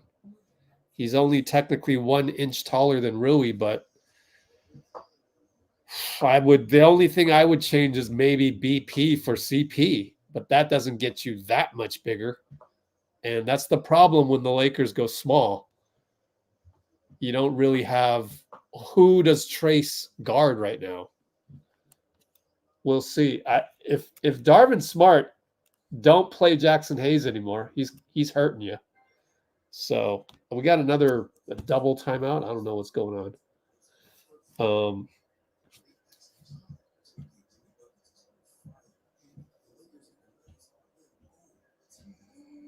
Man, maybe BP for CP, but that doesn't give you that much length. You know, Kuminga's defense is not good tonight. So that's the main problem. Maybe you can bring him in to guard Rui and take out CP. Maybe I would do that. But the moment he screws up, then I'm bringing in BP. Like, I don't trust JK's defense tonight. It's not good tonight.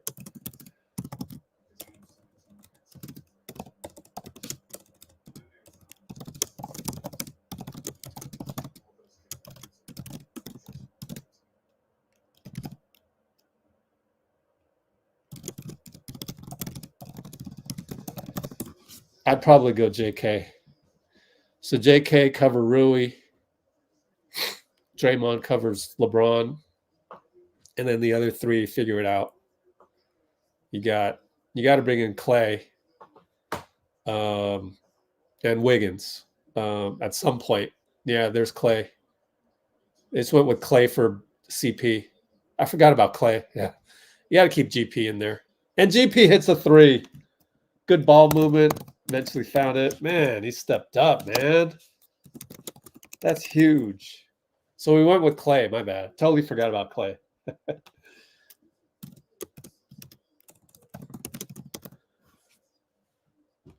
Yep. I'm cool with that. Klay's pretty adequate on certain guys. Like, they don't have any speedsters out there. Yeah, Klay switches over to Austin on the baseline inbound here. Nope, we got to switch anyways. That's the design play. LeBron on Steph now. Got another switch. Good call by Steph, but Rui got open on the backside. Man, I was staring at LeBron and Steph, and turns out Rui snuck beneath. Who lost him? It's going to be Wiggins. Wiggins and Draymond. They didn't communicate. But a 2-ball by Klay.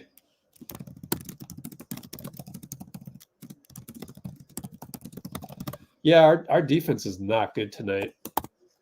And right when I say that, Dray gets a block on Rui. Rui hasn't been that great either, thank goodness. I can see, some more warts now that I've seen him play 3 or 4 times this year. They leave GP wide open. He misses a 3. At least he wasted 2 seconds.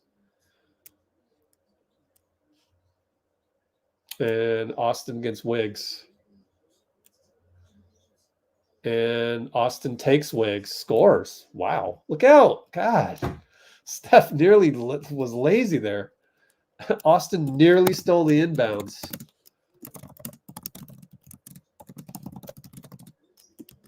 Over to Draymond, wide open corner. Oh my gosh, brick. Barely hit the board. LeBron touchdown pass. He's on Klay and they get it. Oh, Gary blocks Rui. Oh my goodness. Oh wow, that's a game-saving block. Or, well, we're up 14, so I don't know if you call it game-saving, but it's a dagger block. And then we're gonna 3-ball Klay, and that's your nail in the coffin. Up 17, 2:33 to go. Oh man, is that unsung? That's not unsung, is it? That's a clean block. Oh my goodness, Gary.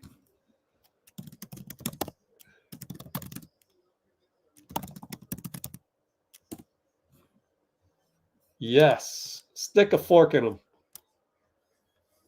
What is it? 127, 110. Look at the score, how the score evolved from the last time I had it up.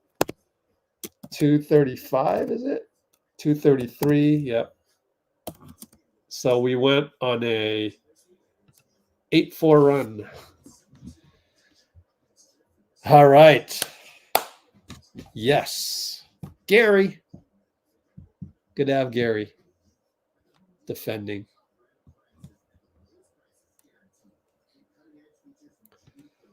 JP. All game, you know, the defense has been a little shaky, honestly, with JK out there. I hate to blame a guy, but like every time we had shakiness on defense, he was on the floor. I hate to say it, but then again, he's rusty. I mean, he just came back, so he's miscommunicating out there, yada yada. So the defense has been shaky. It hasn't been consistent throughout, but then now we're closing out with our closeout squad with GP and Draymond.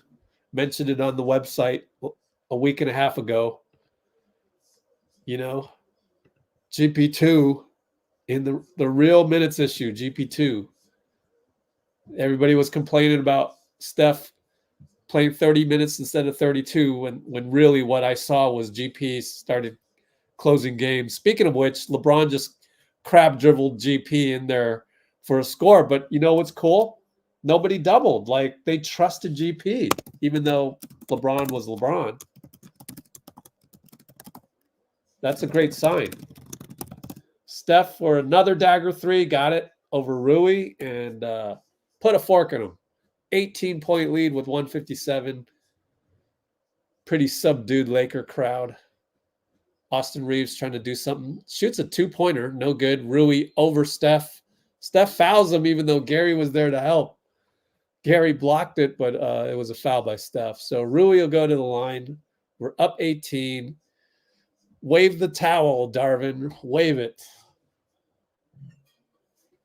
Let's see. 16 points. You would need 6 threes, right? 5 threes and a 2. You would need 6 possessions. That's not going to happen. Yep, they waved the white flag. Usman Garuba comes in. Yes, sir.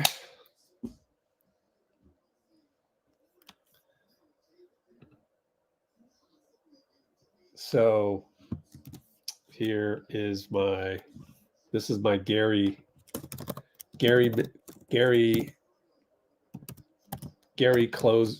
closing unit. There's my article, and then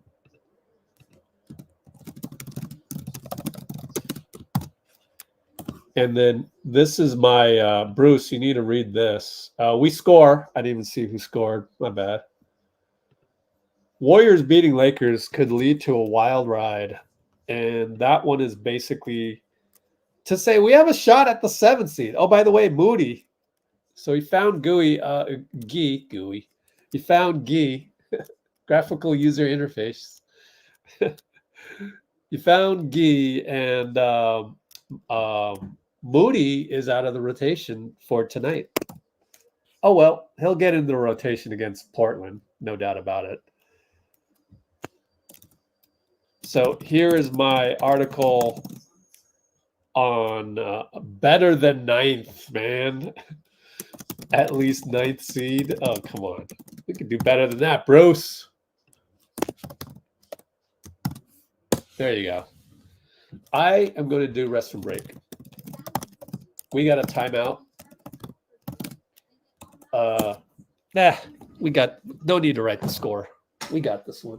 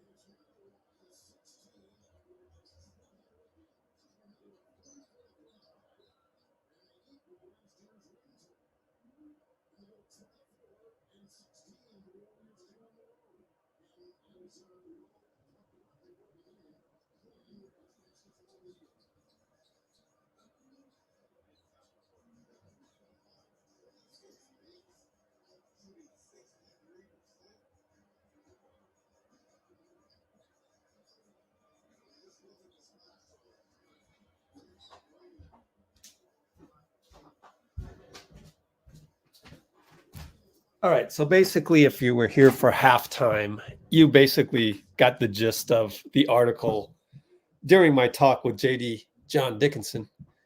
Anyways, Lester down the lane finagles a foul on number 21. No idea who that is. Who is that guy?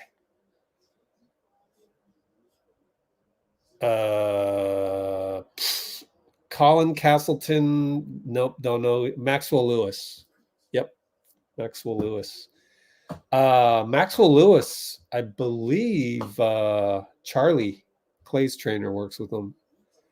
Anyway, it feels good to win, man. Feels good. Hurry up so we can update the standings. I want to refresh so badly.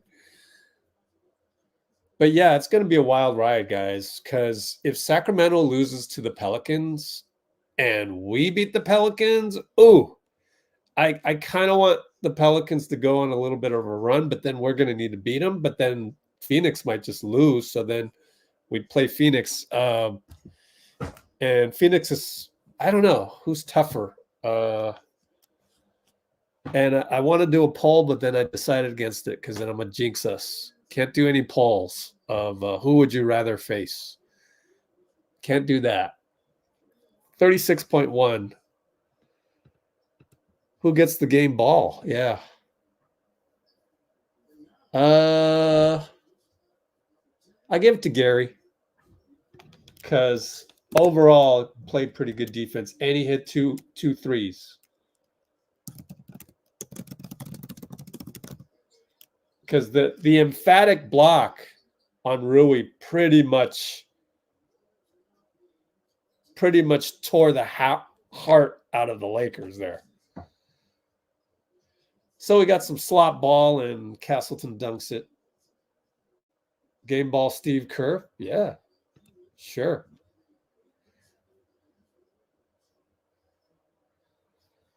Great win.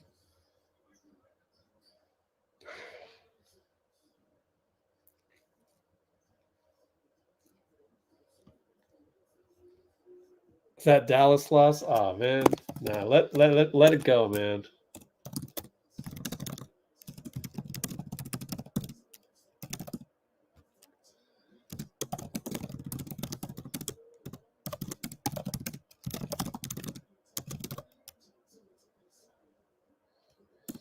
I wrote about that too, Bruce, the Dallas one.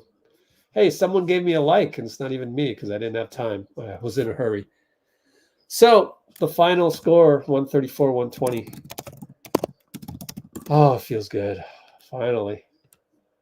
And I know they didn't have AD, but who cares, man? We just need wins. Do not care. Do not care. Right? Where's the guy? We blocked him.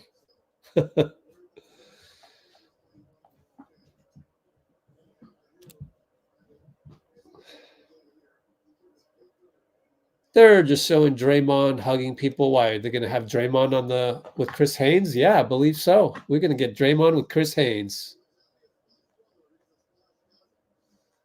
Splash nephew, Reggie. Duh.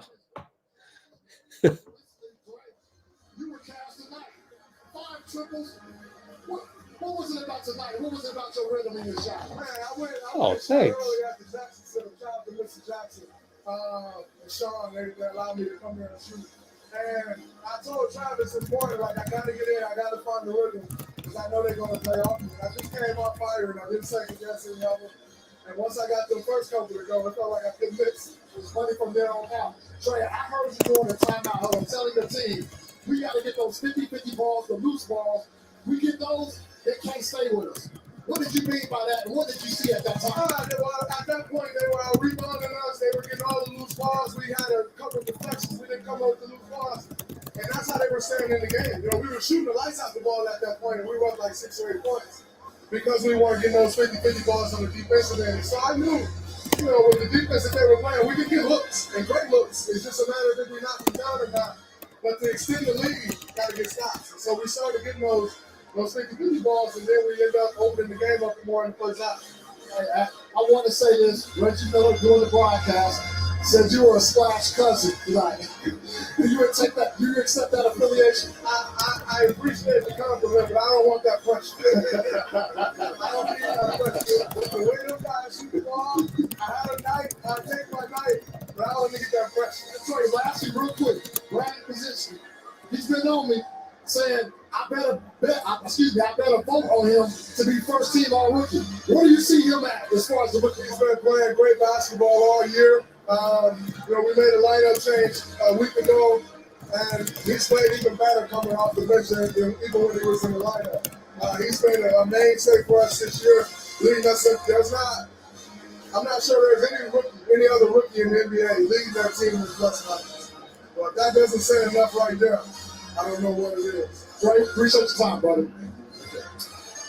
Back to you. Oh, there's baby Cash. Well, she's not a baby anymore. Toddler Cash. But anyways, I love Chris Haynes, man. He's funny. I'm gonna get on him, man. Yeah, let's clip that one. Let's clip that one. We gotta get on Chris for this. I got some good BP content, man, coming up. Let's see. There we go. There we go. I'm gonna clip this.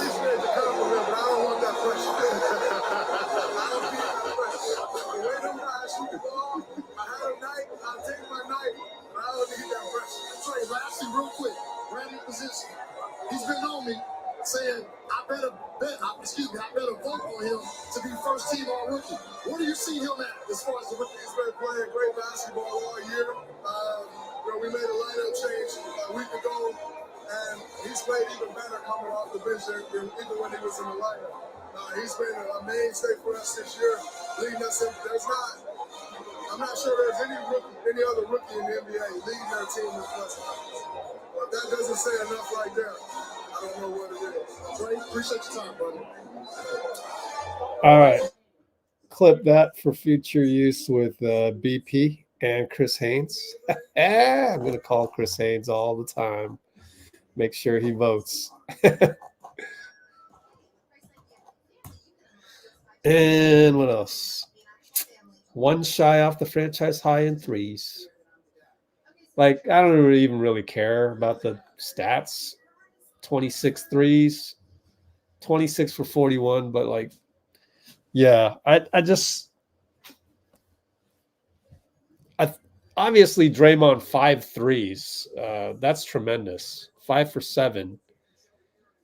And he practiced. He told Chris Haynes that he got in some work at the that dude's place where he has a full court that is a replica of the Lakers court. I think that's the place that he's referring to, somewhere in Hollywood, right? and he practiced the threes. Now, Draymond certainly deserves the game ball, but I still give it to Gary just because you needed somebody other than the main guys to step up. And I thought he played, other than early on, 2 early fouls, got an and one against him per usual, but he turned it around again per usual. And so that's why my vote is for Gary. But yeah, why don't we vote? Let's vote. And we can do unsung plays. Who gets the game ball? Let's go with the obvious. Draymond, Gary, Steve. Anybody else? Other, right in. Steph made all his threes, 6 for 6, and Klay. Let's go. Either Steph or Klay. I don't know. Splash Brothers. There you go. Boom.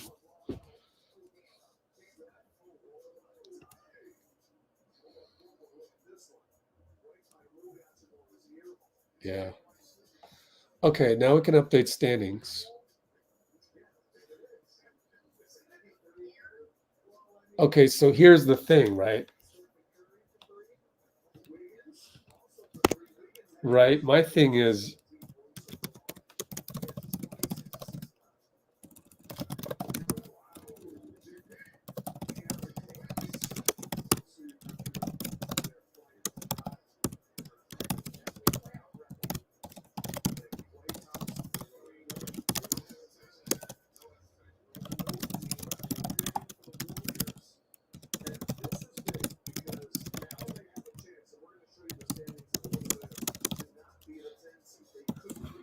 so go read my article, guys.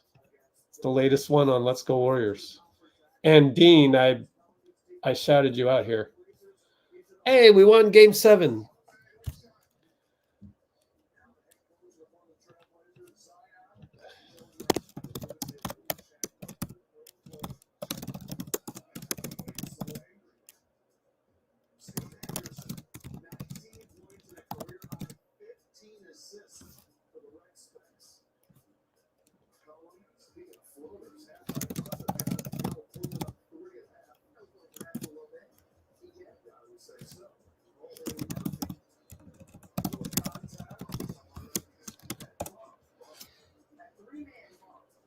That's debatable on the Klay accountant. Yeah, I think so. But a lot can happen between now and July. So we'll see. We'll see what he's worth.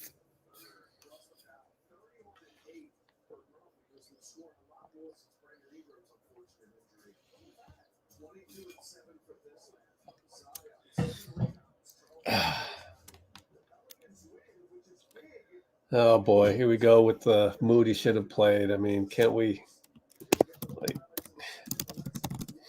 just enjoy the win?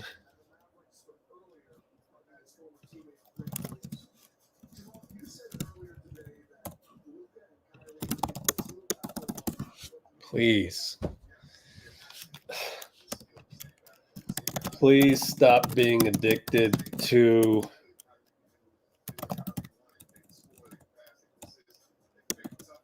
so-and-so should have gotten more minutes.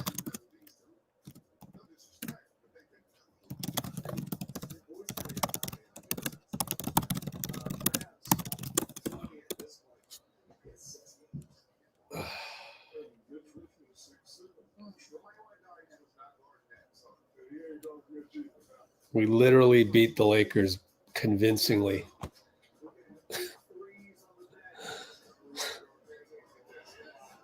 That's it. I'm not going to give that any more attention.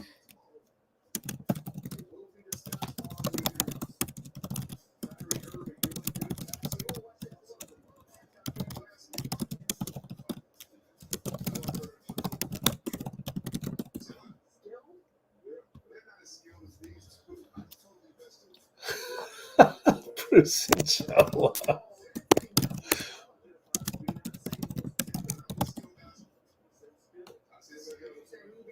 Oh boy.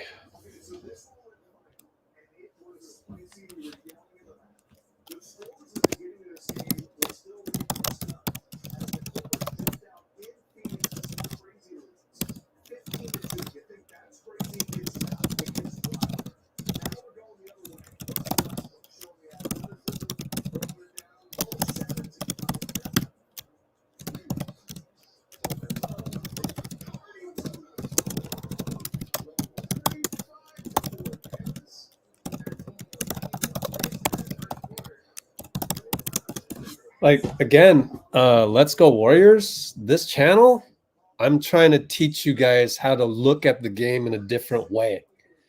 And the way that I think is the best way, and Steve might be at the podium as I speak, but the way that I think is the best way is as if you're on the team, like you're the 19th man, or you're, Khalid Robinson, you're on the staff, you're one of the guys in the room.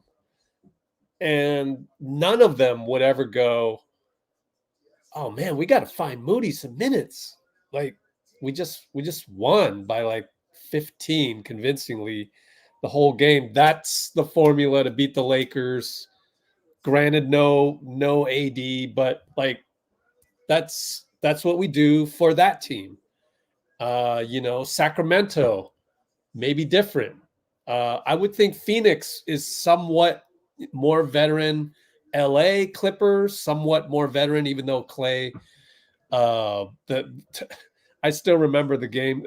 Terrence Mann got the offensive rebound over Klay, and the Clippers won the game. That was a key play.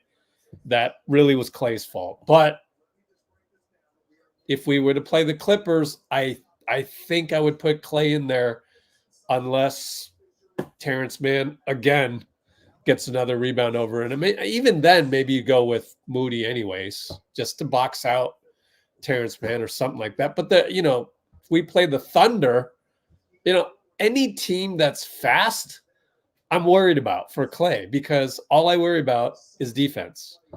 It's stay in front of guys, which actually we didn't do too well tonight. But this is a situation where, like, staying in front of guys is not a physical issue. It's a mental issue against the Lakers. Against OKC, it might be a physical issue. If it's a physical issue and Klay just can't stay in front of a young guy, then, yeah, Moody, step right on up. In fact, Moody's defense has been awesome. But when we're the 19th man on the team and you beat the Lakers right now by 15, you go, great game plan. We executed, great game plan. Check. We're done. We're done here. I took care of business. You don't go, oh man, Moody should have played more minutes. Like, no, you don't do that. Like, why would you do that? Like, you know what it is? It's the addiction to that. You're addicted to the outrage. It comes from somewhere else. So it's like, it's not really arguing about that. It's trying to help you realize you are addicted to something. If you go figure that out, then you'll be able to see the world that we see it. You'll be able to see the world and have gratitude all the time and feel like you're a part of the team. Just with me explaining to you how, I went to every practice for 10 years. Who was next to me? JD John Dickinson. He was right there next to me, and he's on every halftime. I didn't go get, my buddy Ryan, who is on another podcast channel that I'm like, oh my God, you're on that? Like, if you know Ryan Leong, he's appeared on the other one that all they do is throw Warriors under the bus. And it's like, you guys don't need to do that. Like, you're literally walking away from happiness and gratitude. It doesn't make sense to me, but that's where I come in. I literally got to tap you on the shoulder and say, hey, bro, you are addicted to something. When you say something after that game, it's an addiction. Just an FYI. All right, we move on. Next topic. So I got to write it in the notes.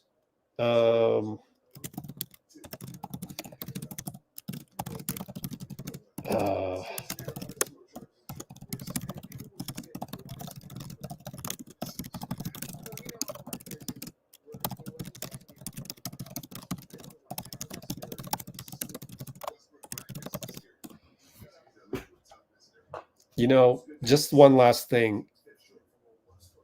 Figuring out what you're addicted to, your brain, your body, figuring those things out and realizing it is the best thing ever. So that's why I don't like blame you. I'm not like trying to say you're a terrible person, by no means. I mean, I used to be that, but I figured it out. That's the thing you got to figure out in life. It's like in life, you get addicted to certain things, and it's being aware of what those things are and breaking that cycle. And it's the best thing ever when you break that cycle. Oh man, it's the best. But anyway, that's it. You leave it on a positive note. I tell you, man, you find that path to gratitude. Oh my goodness. Klay found the path to gratitude. He said it on the podium. It's on our channel. It's on Draymond's podcast. You don't want to listen to me? Listen to Draymond and Klay. Let Klay tell you that he talked to Steve Kerr 4 times. Not 1, not 2, not 3, 4 times. Klay had to speak to Steve to finally reach the gratitude point. Look how he's playing. 4 times. Addictions are not easy to overcome. Klay, prime example. Steve Kerr's on the podium. Perfect timing. Let's go to Steve. All right. We're going to go to Steve here, but I've got to mix and match here. I got to turn off TNT. Maybe there's a little bit of, maybe I can go to NBC SBA Warriors postgame. Oh, it's on Bay Area Plus because they've got a Giants game. But yeah, we will go to Steve right now.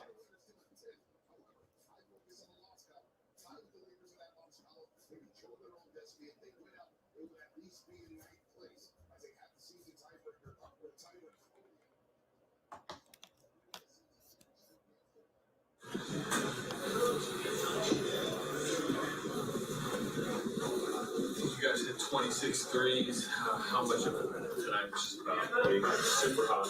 Yeah, it was. That was the game basically, because I didn't feel like we played that well, but we made a million threes, and so the ball was going in. But I didn't think we were sharp. A lot of possessions where we just weren't quite locked in, or our passing was off target, and we were a little disjointed, but the ball kept going on. And Draymond going 5 for 5 in a half, you don't see that often, but everybody got going, and to shoot 63% from 3, that's crazy. Was that like an emphasis of the game plan heading into this kind of matchup with the Lakers team that has, obviously no idea, but that kind of size of just let's try and shoot the lights out, or did it just happen that way? We always try to shoot the lights out. Doesn't always happen. But we had plenty of looks. They were playing off of Draymond, and so he took the ones that were there, and that helped us get off to a great start.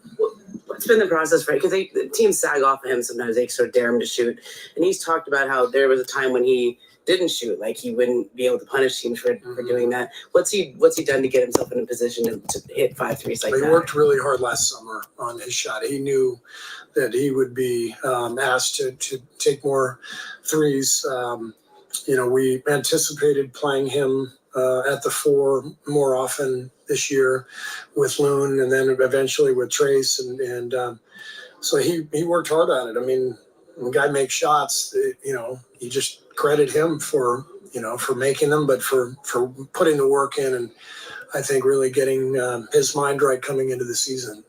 I mean, you kind of talked this week about your outside chance. Now you do, Detroit on this, and you're 9. 8 became a little bit more reasonable tonight. Do you feel kind of it getting a little bit closer to reality and possibility? Yeah, I mean, we need a little help, obviously, but all we've talked about is just win, just take care of our business and see how everything else shakes out. So many teams are playing against each other in the group that we're in, and you just never know. So we've got to keep going, keep winning, and see how it plays out. Hey, Coach, there's been a lot of speculation about when LeBron's going to retire this year, and you also have a team with a lot of veterans that have started to be in that conversation, but he's clearly still playing at a really high level, and your guys also are playing at a really high level. Do you think that there's going to be a shift, or that there's becoming a difference in when it makes sense to talk about players retiring? Like, do you think that the conversation about what an end of a career can look like in the NBA is evolving, and should it evolve at this point? I think what's different is players have the means to take care of their bodies year round. We are much smarter now than we were 20 years ago in terms of our training staffs, monitoring, not only minutes, but daily workload. We have the best people in the world to take care of these guys, and they hire the best people in the world in the off season. So players have gotten smarter, and they're taking better care of their bodies, and we're smarter about trying to help them lengthen their careers. And you're seeing the same thing in other sports too. The tennis player. I mean, it wasn't. I think Bjorn Borg played tennis till he was about 28 years old or something, and Roger Federer and Nadal and Djokovic, they're all still going. So we just know a lot more now, and players have the means because of the economics to really put a lot of resources into keeping their bodies in great shape for as long as possible. Stephen, in what ways, with both Chris and Klay accepting and doing well in a reserve role throughout different parts of the season, what ways has that affected the rest of the group? Yeah, I mean, I think Chris set a tone from the very beginning by giving up his starting spot after not coming off the bench for a single game in his Hall of Fame career. He set the tone for the group. He's basically made the sacrifice, and it's amazing. I said this before the game, I think, but it's by far the best we've been in the non-Steph minutes since I've been here, because you got Chris Paul, Hall of Fame point guard, running the offense, getting us good shots over and over again. But it's more than that. It's his competitiveness. It's his intelligence. I have so much confidence in him that when Steph's not on the floor, it's I used to sort of cross my fingers, and now I feel really confident. In fact, I thought the key stretch of the game was at the end of the third when they were making their run, and we brought the bench in, and Chris led a really good run at the end of the quarter that changed everything. And then I think Klay has been in a great place. The last couple of months, he wasn't thrilled about coming off the bench initially, but handled it beautifully. And whether he started or come off the bench now, he's been just fantastic. He's very much at peace with himself and playing well and enjoying himself, and it's great to see. Last one. Steven's just a Bay Area hoops question. I don't know if you saw the news. It kind of came out during the game. Tara Vanderveer is going to retire from Stanford. And I don't know if you had a relationship with her or just admired from afar sort of what she's been able to do at Stanford, but just curious your thoughts on that news. I told just now, so that's big news. I love Tara. She's amazing. And we've connected quite a bit in the Bay. She's come to our practices. I've seen her down on their campus. I have so much respect and admiration for her, and my initial reaction is I'm thrilled for her. She can go water ski. She loves to water ski, I know. So congrats, Tara, on an amazing career. All right.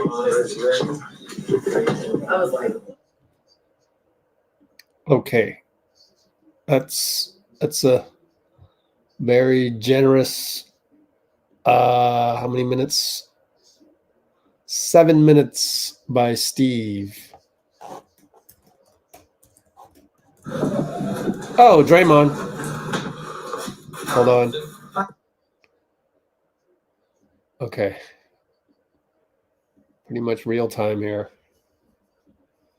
Draymond at the podium. Here we go.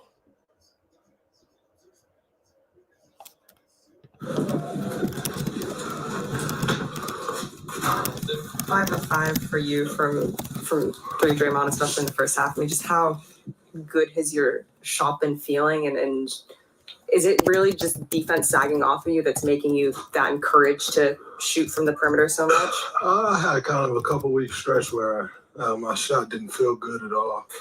But really just standing in the gym, putting the work in, and, taking what the defense gives me. If they're going to sag off like they were, I knew coming into this game that they were going to play like that. So I just wanted to come out, not hesitate to shoot, knowing that they're not going to close out, and just raise up and shoot it with confidence. Are they the most egregious team with that strategy?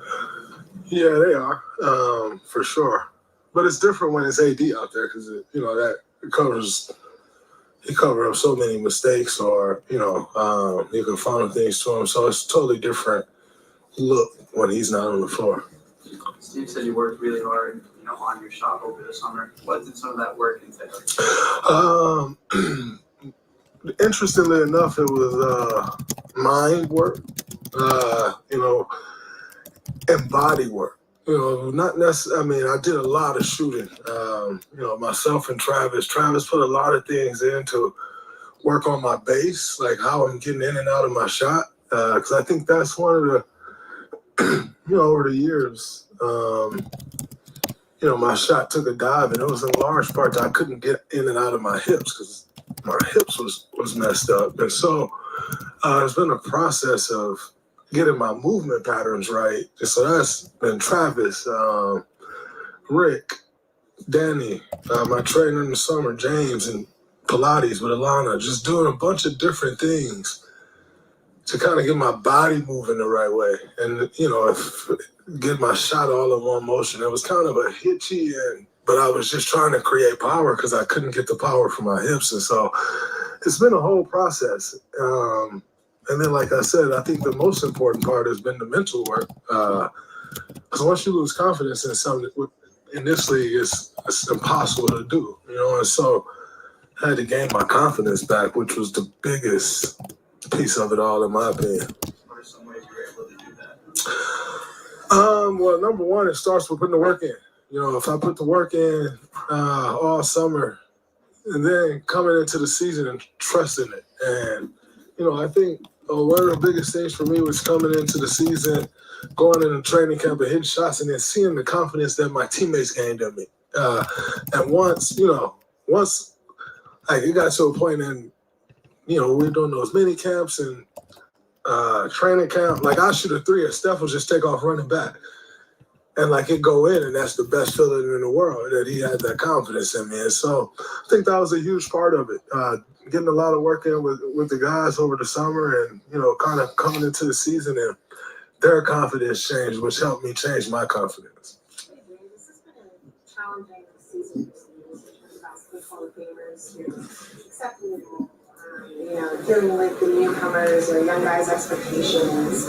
How have you thought, and obviously, Klay has been very vocal about the conversation that he had with people, how have you thought he's just juggling it all? I think he's done a good job. It's tough thing to handle. When you look at the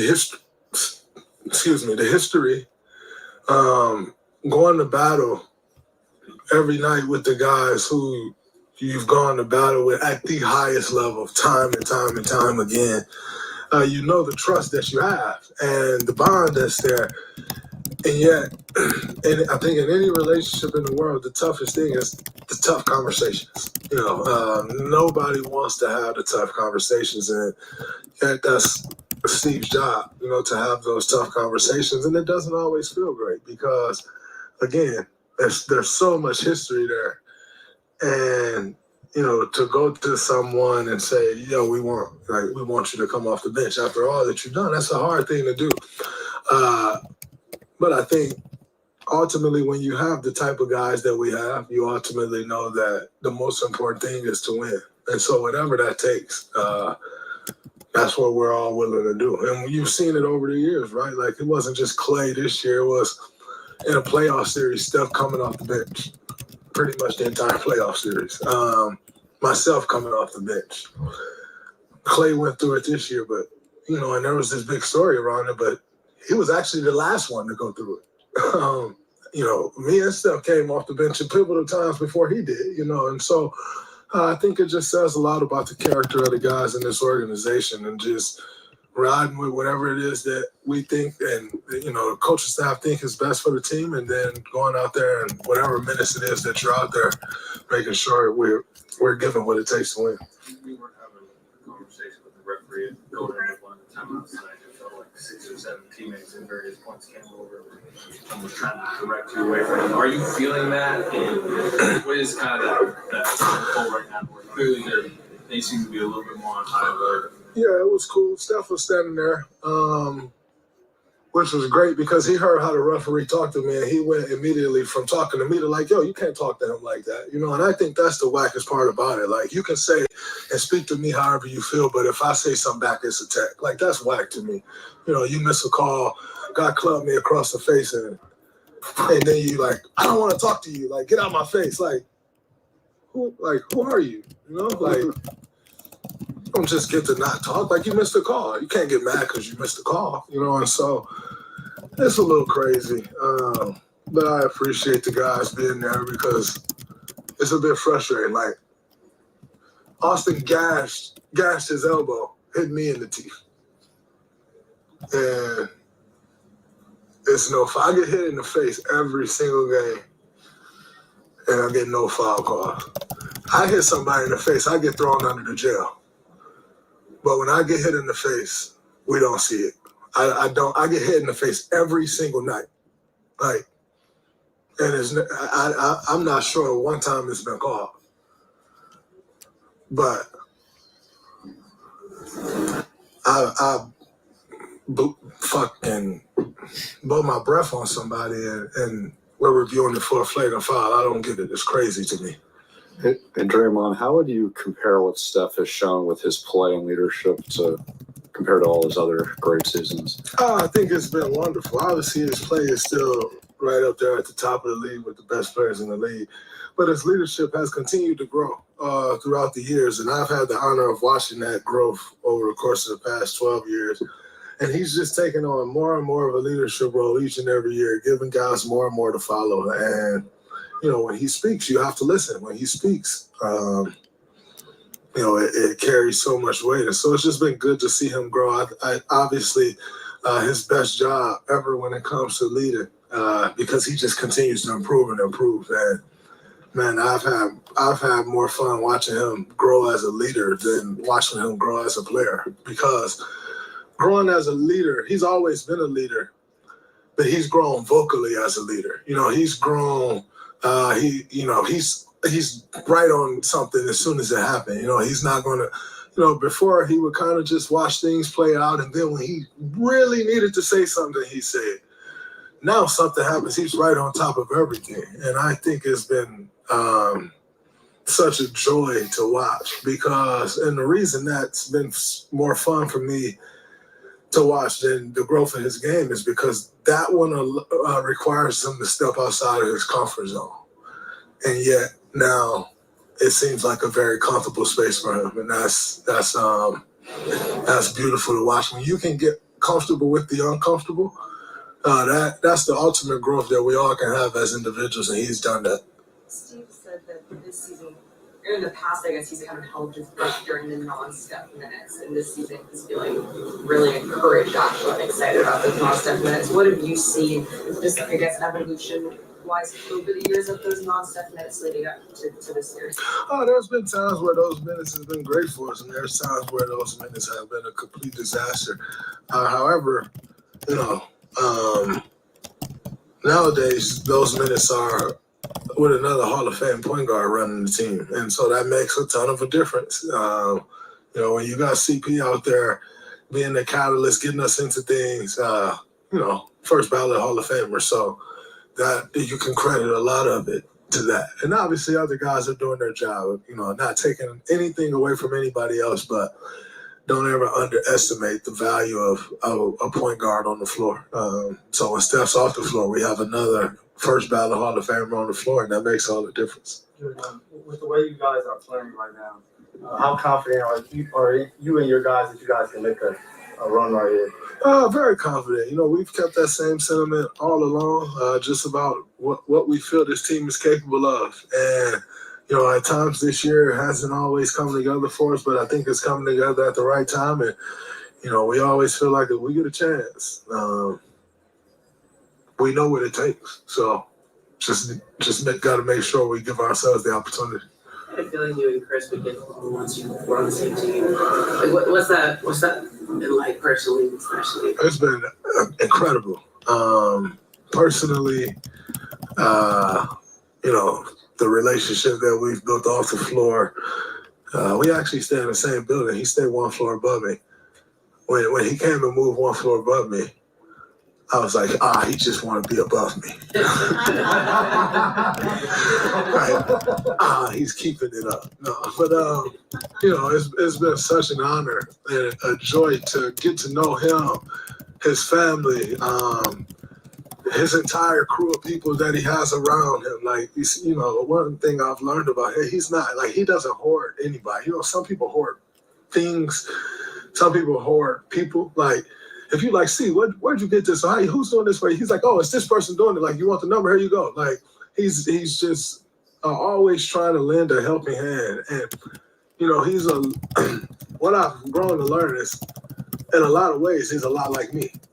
And, not oftentimes do you run into that, where, it's never really about him. He's always looking to do for someone else. And it's been very refreshing and fun. Refreshing to deal with someone like that, fun to get to know someone like that. But, and then on the court, he helps me a ton. We can play off each other without saying a word. And, it's even more fun on the defensive end than it is the offensive end. But I think that when you have us two out there, the IQ level raises tremendously, and it makes for great lineups on both sides of the floor. So it's been fun off the court. It's been fun on the court. We gamble on the plane. That's always a blast.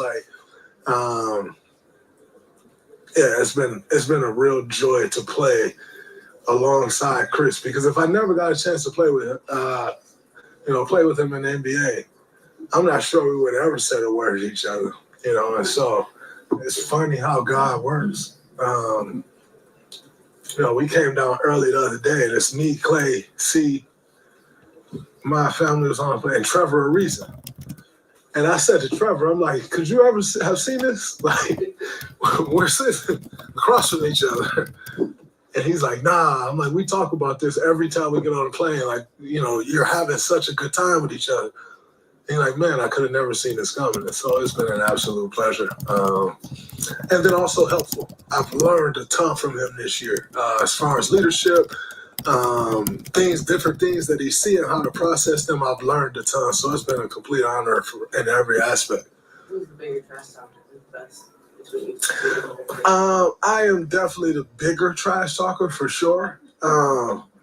But C just kind of needle you where it hurts. Like he not gonna talk much to you unless he has to talk, and then he gonna hit you where it hurts fast. Like he not gonna go back and forth.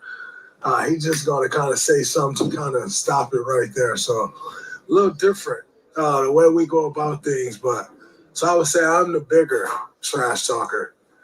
That's I don't know. He'll hit you where it hurts fast. He knocked him on your door, every other.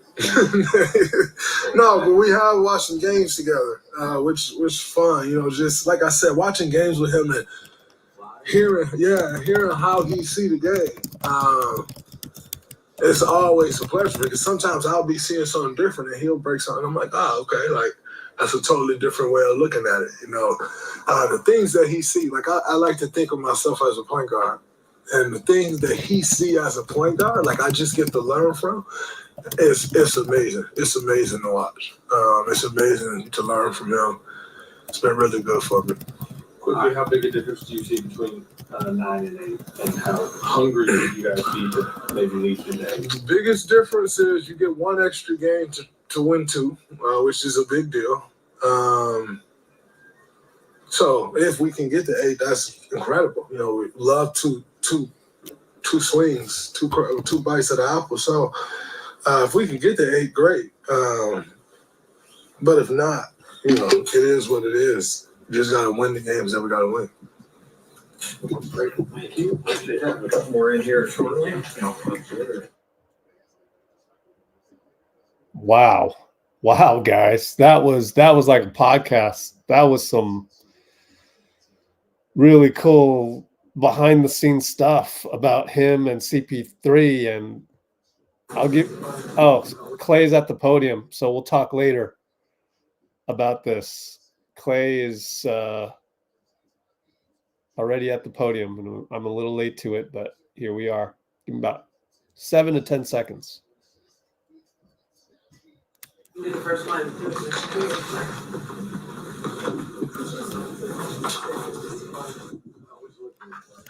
That's hilarious. Klay, I think the 63.4% from 3 you guys shot tonight is like the best 3-point shooting percentage in a game in NBA history. Oh, wow. How much of an emphasis? I mean, obviously you guys are a 3-point shooting team, but just when you're in this type of matchup, how much of a emphasis is put on that? Well, you got to take the shots that are presented, and I thought tonight no one had to do too much, and we played a really great brand of collective basketball, and really helps when Draymond is just without hesitation shooting that shot. Guy has great form, great shooter, and he really was a catalyst in the first half to our big night of scoring, I think. Over the past couple of weeks, it really feels as though Draymond has just kind of gotten to a level this season that he hasn't been at so far on both ends of the floor, maybe back to the at-home Dallas game. What have you seen from him the past couple of weeks? I've seen a leader. I've seen someone who has directed film sessions, huddles, taking great looks, great rim protection, just being the great player he is. And I think everyone knows how important he is to what we do. So when he's firing all cylinders, we follow. So we've had this sense all year with you guys, and you've said the same thing. Like when we are all healthy and we're all playing well, we can do something. Do you guys feel like you're playing your best now? I mean, even though you're still in 10th, but you can still do something with this team. I think so. I think in our last 36 games, we might be 25-11. So that's indicative of Exactly right. Raymond's notes. Don't ever doubt me. Yep. So that's indicative of the brand we're playing, and we can control as much as we can control. We can't worry about seeding too much, but when that time comes, we'll all be ready. And these 3 games ahead of us are also equally just as important, and because we want to go into the the winning time with a nice win streak. It would help everything. Klay, Draymond said that he sees really the biggest differences versus 9 or 10. That's fine craftsmanship. Oh, thank you. It's origami. 9 to 10 is just getting 2 bites of the apple versus 1. What do you see as sort of the biggest differentiators and where you guys can strike? It would be nice to get to 8, but if we don't, it's not the end of the world.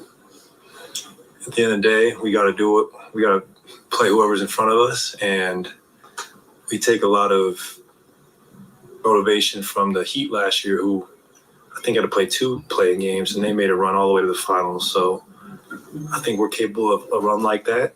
Obviously, can't look ahead, but whatever happens, I think we'll all be ready, and we all know that it can be done. We can't. There's no task too tall for us. I really believe that.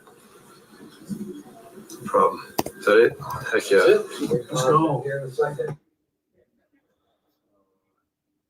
Damn, I think I ran out of memory on my computer because it.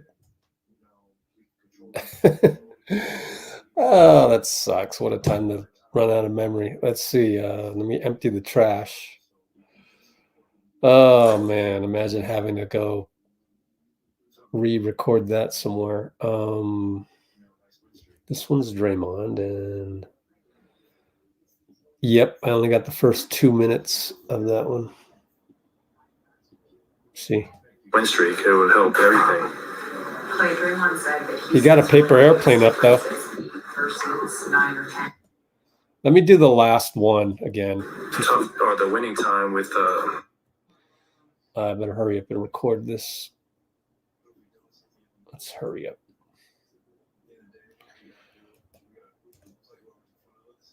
Okay, they might get Steph. So let me cue it back to where he had the paper airplane. They made a play. What?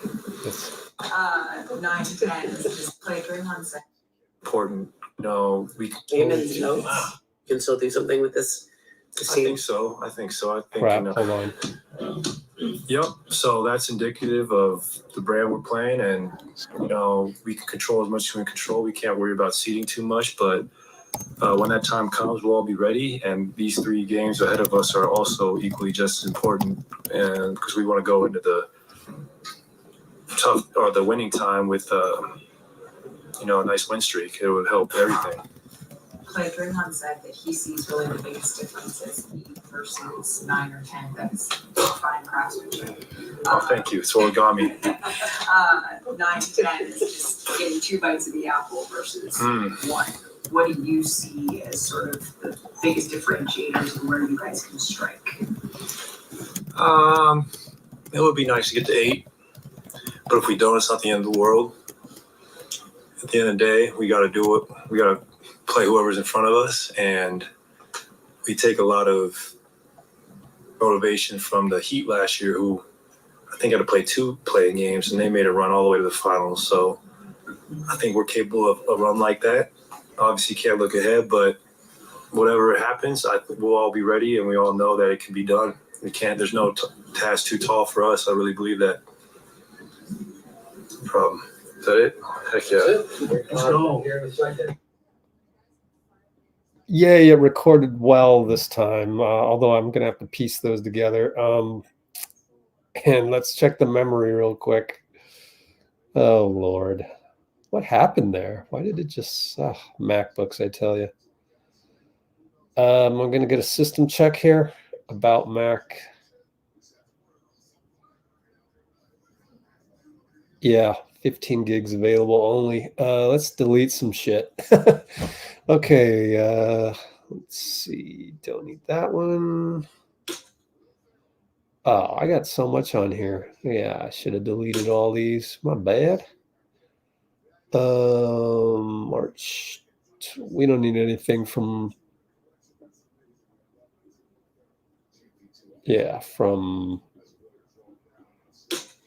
early March. Why would I need any of that? Delete all that crap. And let's go edit that Draymond one. So pretty hilarious.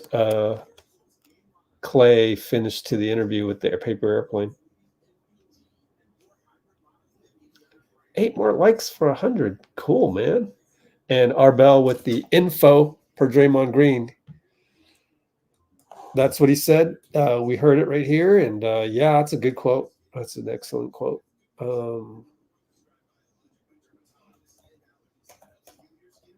Let's see. Post Draymond. Post Klay 1. Post Klay 2. Let's see if Steph shows up or if they end it. Hopefully, Steph. Press conference will resume. Okay, let's go. And the confidence to BP. let it fly as much as kind of my teammates, the coaches have been Let's touches that I keep going back to see where BP started. That collective, that good Oh, energy, man. the good vibes on the floor. And, it's a nice the long interview. results have shown it. Here we go. BP, now at the podium. Let me see if it's good. He threw Klay's paper airplane. Nice. Let's rewind. Let me see if it's good. That shit was ass. What changes for you guys offensively when Draymond's making threes like that? It's basically playing a 5-out lineup, especially in that first group. Trace is such a threat around the rim, and Draymond's floor spacing. So you obviously see the plus zone defense every night, having them two out there. But when Draymond makes threes, it changes our team. Obviously, collectively, we had 26 of those tonight, 37 assists, which is incredible. And as Klay in the playoff coming in, and what mindset changes before the season starts, and now Nah, my mindset is the same. Coming off the bench, whether we're up or down, my mindset's the same. Just kind of do everything I can to, make my minutes worthwhile and help the team. And I think for the most part, I did that tonight. And like I said, we had 26 threes and 37 assists as a team. So offensively, we played really well. How much work have you seen Draymond put in on his shot like this year and last summer? Yeah, it's been incredible to see him at the facility, even when he was suspended and not being able to play. The work he was putting in, it's paying off right now. And I think the basketball gods reward those who put the effort and the time in. And he's one of those guys that is really passionate. You guys obviously see that on the floor. But behind the scenes, he puts as much work in as anybody. How much do you think about seeding at this point, knowing the 8 is still out there? Maybe not necessarily under your control, but tiebreaker, secure that tonight. How much do you think about seeding the rest of the way? Yeah, we think about it all the time. I mean, anybody in the league would rather have an 8 seed over a 9 seed. You get 2 cracks at it to win 1 game. And quite frankly, we're better on the road than we are at home. So if we could get that 8 seed and play the 7 seed on the road, I think we can get it done. But in terms of who we play, we don't really care. It's just we're trying to sneak into that 8 seed because it's right there in front of us. How confident are you guys right now with the way that you guys are playing in the season? Yeah, we're very confident. I think we have the second best record in the league since All-Star break. The camaraderie and the togetherness of us, not even on the court but off the court has been there and consistent the whole year. And we're just kind of feeding up that good energy, them good vibes on the floor. And, the results have shown it. I think we're 8-1 the last 9 or something like that. So just that collectiveness, it reflects in the assists that we had, 37 of them. So I couldn't ask for a better situation, at least for me as a rookie. What is that moment like for you? So last time we played here, I had that same thing where Steph threw it ahead to me, and I just dribbled to the paint, shot faked, and threw it out. And so I watched the clips this morning again of all my touches that I had, and I was like, I'm just going to shoot it next time. And quite frankly, I got the same thing again today, and I just stopped and shot it. And, my teammates, the coaches have been telling me to shoot more because they know in the playoffs, teams are so focused on Steph and Klay that they leave a lot of other guys open and kind of trust that they're going to miss shots. So for me, I'm shooting the ball well right now, but it's just my teammates instilling the confidence to, let it fly as much as I can. Speaking of Klay and Steph, you're a younger guy coming onto this team. These guys are the veterans, and here we are again, right? Going to the playoffs. Warriors, very dangerous team. Give us a picture of what that feels like in your shoes, knowing that you have these veterans around champions, and that once again, even though being a lower seed, people are talking about you guys like you guys could be really dangerous, take out a top seed and get far in the playoffs. Yeah, as a young guy, it's super comforting, and it gives you the confidence because, they've done it, they've won, they know what it takes to win, and to the vets' credit, they've done a great job of bringing us young guys along, understanding that, the veterans are only going to play X amount of more years. And so them helping us develop and showing us what it takes to win, I think is going to help us in the playoffs. But for me personally, just knowing that I got Klay, Steph, and Chris, like kind of in my position, that have been there and done it, it just lets me go out there and play free. As you're a confident kid, you carry a swag, which is a really good one. Is that because that's something instilled in you, or did you have a piece of that here and they just enhanced that for you? I think I've always had that, but they've definitely enhanced it. Like I said, having them, knowing what they bring to the table, but also knowing what you bring to the table. A lot of guys, young guys, when they see such, Hall of Fame status, they kind of back away from what got them there. And I think for me, understanding who I have around me, but also understanding what I bring to the table and what I can do to help a team win. And so finding that balance has been something that me and Trace and the young guys have been able to do. And I think it's kind of reflected that in the second half of the season. Thank you. Great, thank you. We'll have to here shortly.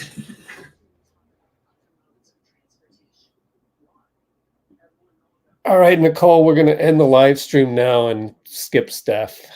Just kidding. He might be on the podium as I speak because I'm a little behind on it. So let me get there. Dean, Agon, whatever you can tell me about the processing this in the cloud, let me know. Because, sure. If I only knew what that meant. Oh, and Steph, this is pretty much real time. I'm going to be about 20 seconds behind only. Let's make sure I have enough memory. 15 gigs still. That should be enough. Okay, let's go for it. If it's not, then I'll just play it again and Nicole won't mind. Wardell.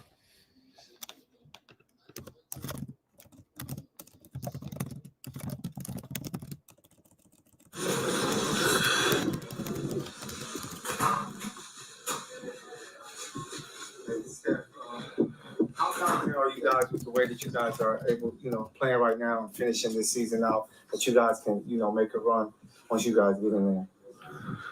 I think this whole year we've maintained confidence that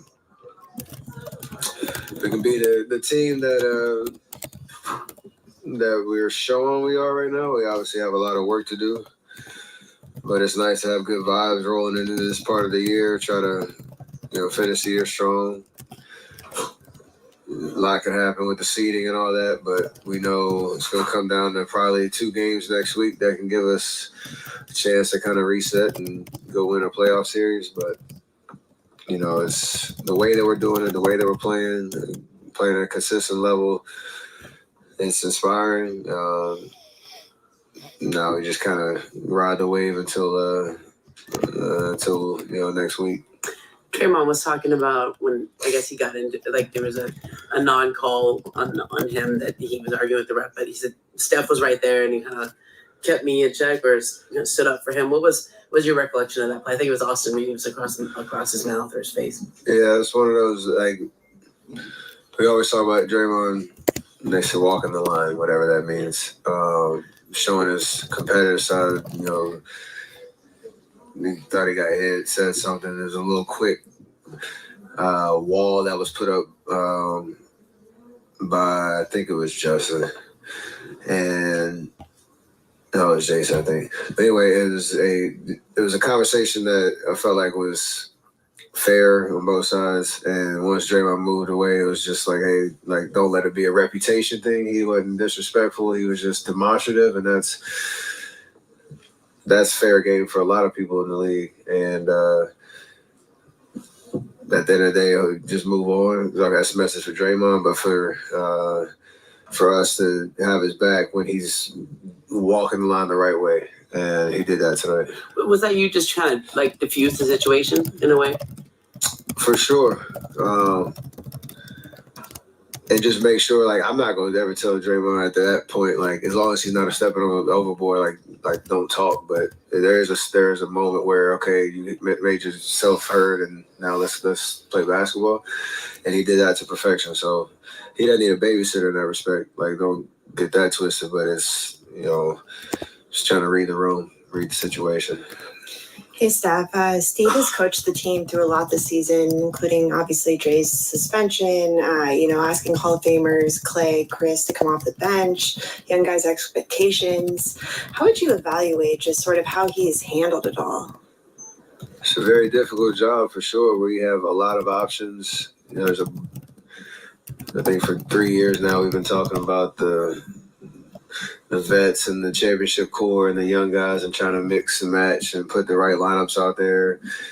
Like you say, you dealt with availability problems all year, whether it's Draymond's situation or whether it's injuries. And you could probably argue that there's 8 or 9 guys that could be in closing lineups, could be in starting lineups. You got Trace in there now. The way JK's come on, like, there's just so many things to balance, and I don't envy that job at all because it's difficult, and it's about managing people and keeping people, motivated to say, hey, whatever you're asked to do, go do it, and it helps the team. And he's very consistent with that message. So, at the end of the day, I'd say he's done a great job of, balancing it all. And we're not in the best of situations, obviously, knowing where we are in our seeding, but the way that we've kind of tried to turn the season around and give ourselves something to play for has a lot to do with Steve. Steph, once again, you guys are still right here. It doesn't matter, 1st seed, 11th seed, playing. After all the championships, is it different from year to year? You guys shot 64% from the 3 tonight. It just feels like the Warriors doing what the Warriors do. Is this when you just really lock in? Is it the same zone for you, or is it just kind of year to year the way you handle this part of the season? It's year to year because you have to evolve with what challenges faces this particular team. We're not the team of old, but that's okay. Like, as long as you make the necessary adjustments, you have contributions from a lot of different guys that weren't a part of those championship teams, and they're coming to their own and becoming very reliable and consistent. Parts of what we do. Like I said, we had a up and down year. We've had a lot going on. Tragedy on our team. Like I said, all the mixing and matching of lineups and stuff. But we have a pulse. That's all we need. No matter how next week plays out, it's tough to compare it to the years of past when we're getting what do you call it? The little announcements. Oh, we've clinched the 10th spot in the play-in. Like, that's weird, but at least you have something to play for. Steve was saying how in the past he's had to kind of hold his breath during the minutes that you're on the bench just to kind of see what happens. I'm curious what your mindset is, maybe not as of recent because the bench has been playing so well, but in those moments as you're watching the second unit play when you're on the bench, what's going through your mind of, the work I'm going to have to do when I get back out there, and how comfortable is it now seeing Chris lead this second unit and what they've been able to do? I talk to Chris all the time, in games, out of games, just about how he controls a lot of that momentum and those stretches where he's running the second unit. And I think between him, Klay, and Trace, they have a really good connection and chemistry of how they're trying to create shots. All the plus minus followers and all that, like, there's a lot that goes into it, but CP's usually on the better side of that. And as of late, especially the second unit has really given us a lot of life and a lot of confidence that no matter if it's protecting a lead or getting us back into a game. It happened in Dallas. Our starting unit was trash, and they brought us back in tonight. They weren't as good in the first half, and in the third quarter, they pretty much sealed the game for us. So, like I said, every year is a little bit different. This year, that's been one of our strengths, and that's why it's a total team effort and why we're going to need to continue that if we're going to have a chance in any type of playoff situation. And for the seeding, Draymond said the biggest difference he sees between the 8 and 9 seed is he said you get 2 bites of the apple instead of 1. Klay said he looks at the Heat from last season getting the 8 and then making it all the way to the finals as inspiration. What do you see the biggest difference of that 8 and 9 seed? First off, is just having 2 cracks at it. Like anything can happen in one game, good or bad. As an 8 seed, you do guarantee in 1 home game if you lose it in the first one. So I still don't know the math of how it all plays out, and don't really care really. It's just a matter for us just win these next 3 and see where we end up. But it's a big difference to have two cracks at it for sure. But we'll have confidence no matter where we're at. Last one. It's the as the years go on, and you guys like amazing the 3 today. Like how do you guys keep up like the game accuracy, like years on that pressures for the game? We have a lot of talent, a lot of skill. A lot for us is just about how we create shots and connect the game on offense and defense. Tonight in the first half, it was an equal opportunity offense. Everybody was, stepping into open looks, and we have a lot of confidence no matter who's shooting. But Warrior basketball is the ball moving, players are moving, setting screens for each other, cutting off of each other. That's when we're at our best, and there's a nice rhythm and flow to it. So tonight was a great example of that, and got to keep doing it. Great, thank you. Thank you, Steph. We're done.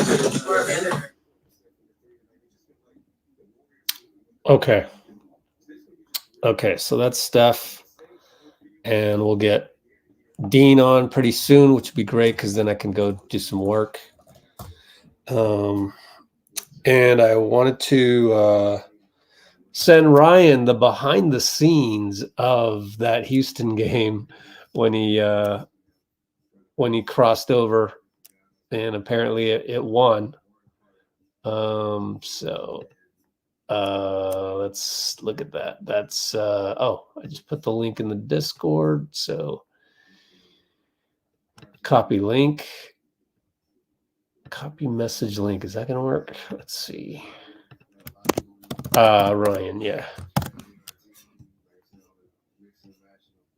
No, that's the wrong link. Here, let's just click on that, get out of there. And here you go, Ryan. Boom. Oh, wait a minute. The link is too long. Let me delete some of the extraneous crap in the link. Why do they do that? It's huge. That's what she said. Oh, just kidding. All right. Watch. Oh, V equals. Okay, hold on. Huh. Why is this such a long link? App desktop. Feature YouTube. Share. There's the share.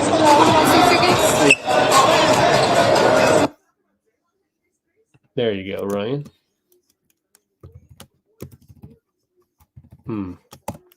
There we go. Houston. Steph's crossover on Dylan Brooks in Houston, which also was the oh my god celebration. There you go.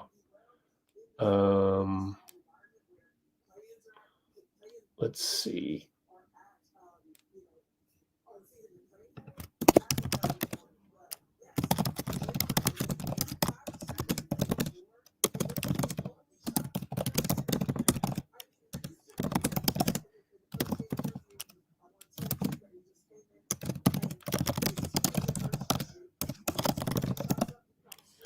Okay.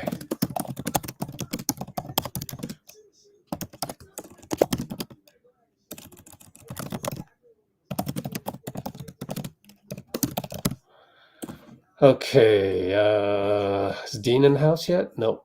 Okay, so this is Dallas. Let's check any news on Twitter and whatnot.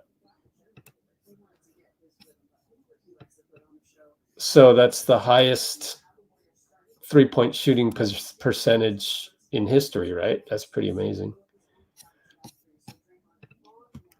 Okay, so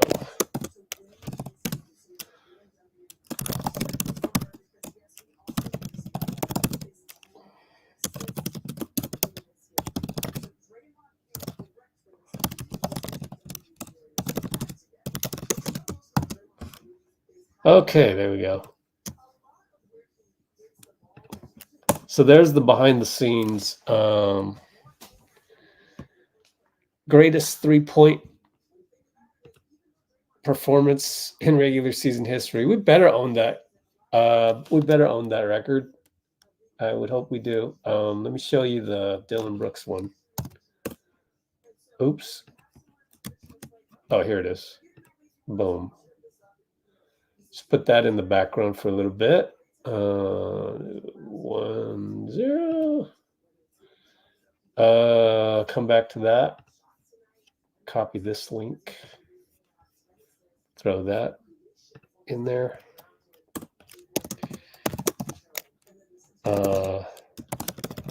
Warriors just set record for best three-point percentage in a regular season game in history.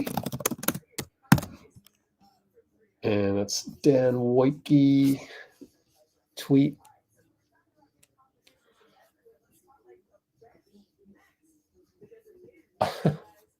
What's that? Okay. All right, let's get Dean back on here. And meantime, we can look at the Houston. Let's check the comments. Had to put in some background music on this one.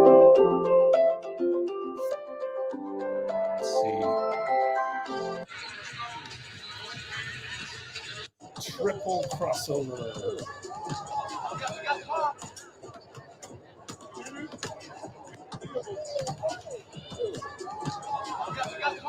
Three games left.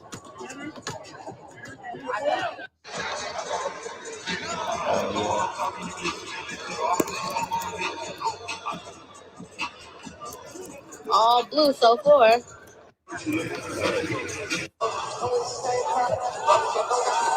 All right, Nicole. Night, night.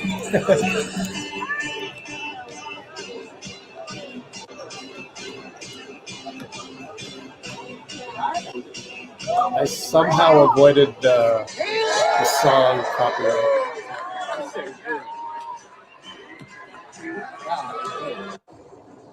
Oh, this is good. I just saw this today because I needed a background noise of this that I didn't end up using. But anyway. Oh, Dean Chambers in the house. Hey, Dean. Good to have you. What's up, Rich? Oh, there you are. Take off. Cool. Oh, yep. I can hear you. Cool. Oh, first of all, we ended the poll of who gets the game ball. Draymond won that poll in case you weren't with us for that one. Nice. 46%, 71 votes. We're one vote away from 50 votes on the unsung play, too. Oh, cool. Unsung player. All right, Wiggs got one vote on that one. Okay, go ahead, Dean. Oh, man, what an incredible game today. You know, Lakers playing really well without Anthony Davis. I got to say, obviously, LeBron was questionable, but he played great. Bunch of turnaround jumpers. You know, in the first half, a lot of nice passes. I think he had 4 or 5 assists in the third quarter. You know, big time, you know, push by the Lakers to come back at the Warriors who had the lead most of the game. Almost the whole game. Started off 5-0 and then had lead changes a few times, but that's a good team, man. They're rolling and They're playing well. I think they were 8-2 coming into tonight, and obviously, if that's true, now they're 7-3. I think we're now 8-2. Well, BP said we're 9-1, so I don't know. Are we 9-1? Oh, Don't know. check That's it what he real said quick. on the podium. Might want to check that. Yep, got it right here. Warriors are 8-2. It says on ESPN. All right, he got it wrong. Didn't get corrected by Raymond. Why would he? that's his confidence right there, man. Oh, that's true. You know, we have a chance to go 9-1 at least. What's up, Amy? Night, Nicole. Sweet dreams.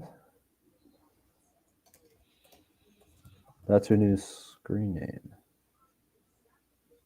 Nicole Curry. No, I don't think she'll change that. Yeah, but highest shooting percentage, highest 3-point percentage of any team ever. Yeah, that's crazy. It's been regular season. I wonder who's in the playoffs. 45 years. What it is in playoffs? Yeah, I wonder. I mean, there has to be some volume amount, because I'm sure some team shot like 3 of 3 at one point. You know, like 1981 or something like that. But Arbel asked if I watch the Klay Dray podcast. I listened to it. Yeah, I listened to it. Yeah, me too. Yeah, amazing. That was great. So, did you watch the Mark Cuban one? That one I thought was like, if you want to I listened learn. to that right before. I listened to that. So what awesome. was that? It came out Monday. I listened to that Mark Cuban one Sunday after work, and then I was still awake, night shift, you know, and was able to listen to the Klay Dray one. So it was amazing, man. Klay was awesome. Amazing. Yep. Like I said in the comments, my favorite part of that, just informationally, because everything else was like just good to hear brothers talk, you know. In fact, it was like pretty awesome just to hear their voices. You know, you have two guys you know so well. Yeah. You've known them for over a decade now. And but my favorite part was when he said that Klay said he talked to Steve 4 times. Yep. 4 times to finally get to where he is now. So I Those think two have been on the team for 12 seasons. That one. Yeah. Yeah. What'd you say? People need to clip that one and send that out to social media for all the Steve haters.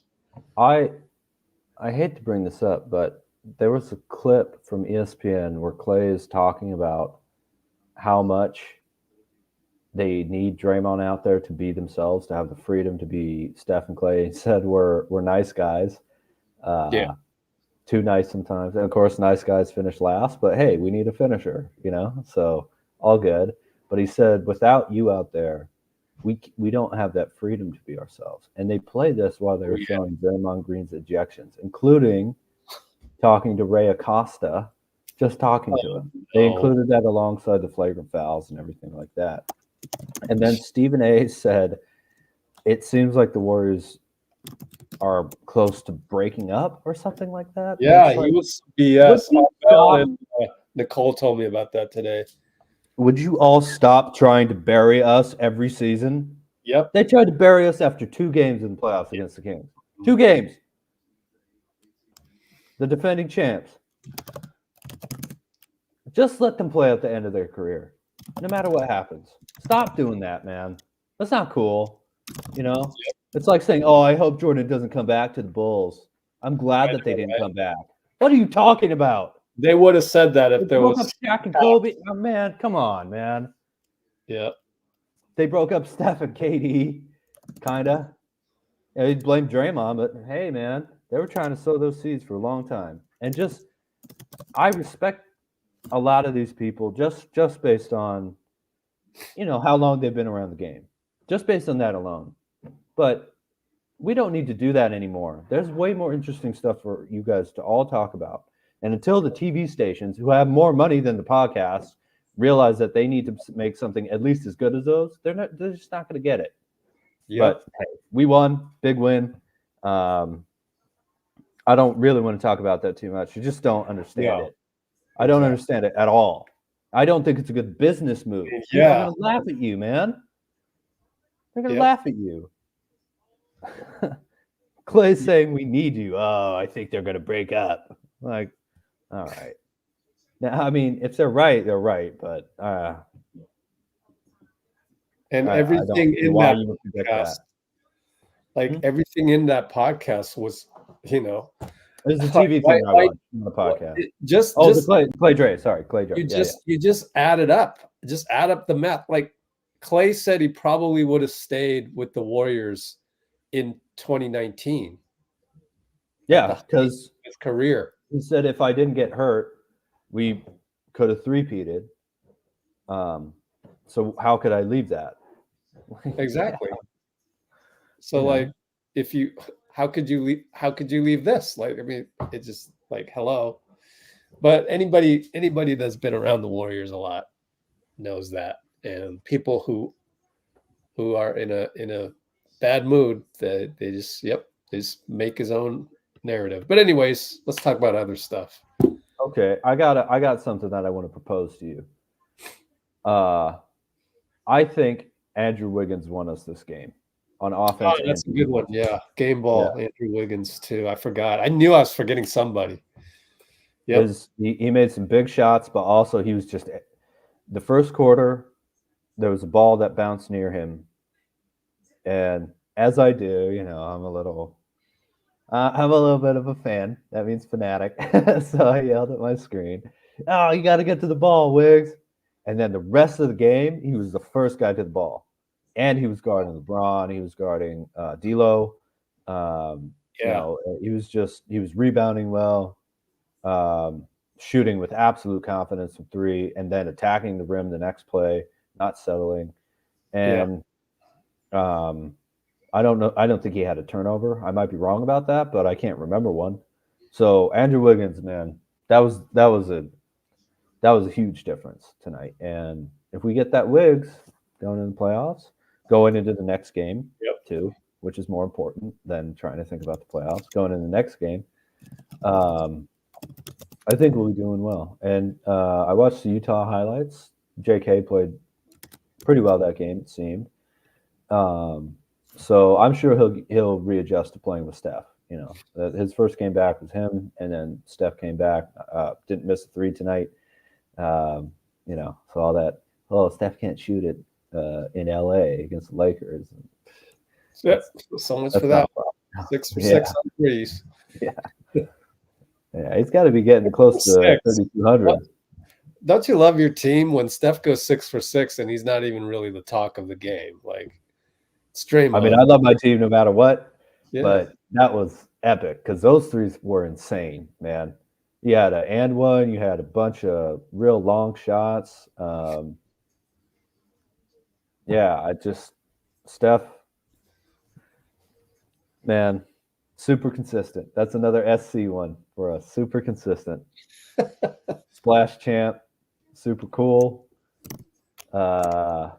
Shot caller, Sports Center, all kinds of good SC nicknames for Steph Curry, man.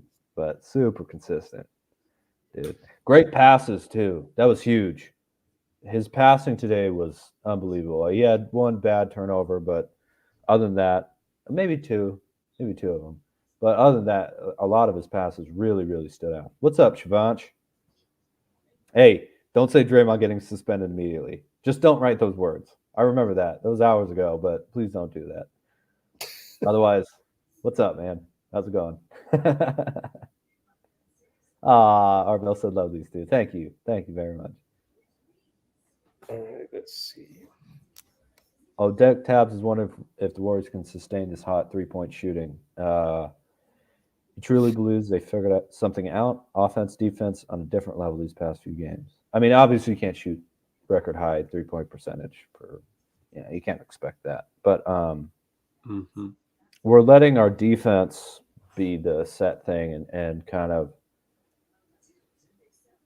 Figuring out the offense as we go, and that I would take that all day, because we have a lot of guys who can score, but the defense has to be the same from tip until overtime, if necessary.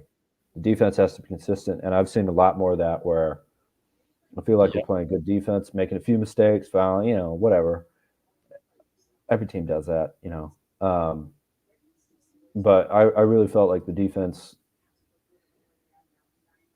was solid enough where a couple of, I like jazz, and sometimes that involves improvising so much you hit some of the wrong notes. But it's all good if you can keep the rhythm, And offense is all about having fun on the Warriors, really. As long as it's not dumb shots or selfish, BP wants to shoot a fast break with Jaxson Davis running down the court, shoot a three on the fast break, and man, he hit it. Cool, good, that's fine. But the defense has to be this way for the rest of the season. It has to be connected, solid, tough. Wiggins had a great foul today. Was it Hachimura? I think. Yeah. He stole the ball, and Wiggins chased him down and was able to foul him cleanly and without effect. Hachimura was in the air. Wiggins didn't hit him to the ground or anything like that. It didn't hit him in the head or anything. Just fouled him nice. It was a foul. Yeah. Fouled him nice and clean on the arm. Yep. It was a turnover by BP. Probably their only live turnover. Maybe there was another one. And Wiggs ran back to foul the guy instead of a run out. And if he hit both free throws, that's not a dunk. It's just a psychological momentum thing, So him running back like that made me really, really confident in because if Wiggins is going, man, everybody's got to go. It's just true. He's he's kind of the fulcrum, of the team in a lot of ways. So I was super happy to see that for sure. Yep.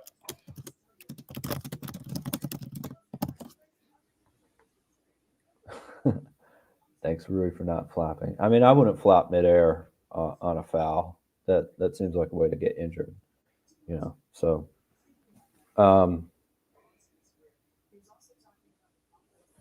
yeah, Klay going off. Warriors missed a couple really, really good shots too. It was like, you need to make that, right? But it's also like, wow, that was a great look. I can't believe he missed. So I was happy about that too. Even some of our misses were really nice tonight. It's just an incredible game. We played great all day. Yeah. And it went by like that. Just like Steve said, I didn't think the defense was all that great, but the Lakers didn't really have, when they don't have Anthony Davis, it's tough. Guys really have to step up, and they didn't. Rui couldn't hit the side of a barn type a game from the outside, just a couple of makes, and we didn't let Austin get hot, so that was good. But there was some good moments on defense too, obviously. So I think the reason for that though was the game plan, and I kept writing in the comments because of what I was seeing. When the Lakers went on a run, is because they were doubling LeBron, and LeBron playmaking for his teammates. Man, just honestly, don't even guard him. Don't let him pass to his teammates though. Seriously, he'll get them going. That's what he does. He's been doing it for 21 years. Yeah. So the game plan for all the mistakes and whatever, and the hustle by the end of the first quarter. I think that's what's really impressing me. Yeah, exactly. You could make up for a lot with hustle, just plain old hustle. Every level of basketball. It was smart hustle too. Yeah. It wasn't because hustle could be leaping past a guy making a minor pump fake into the stands and leaving him wide open. They played smart though today, for the most part, and you got to just weather LeBron hitting GOAT type shots and things like that. And I think they did that really well. Yeah. On that note, also, I thought JK looked a little rusty on defense. Yeah. So there's a ramp up.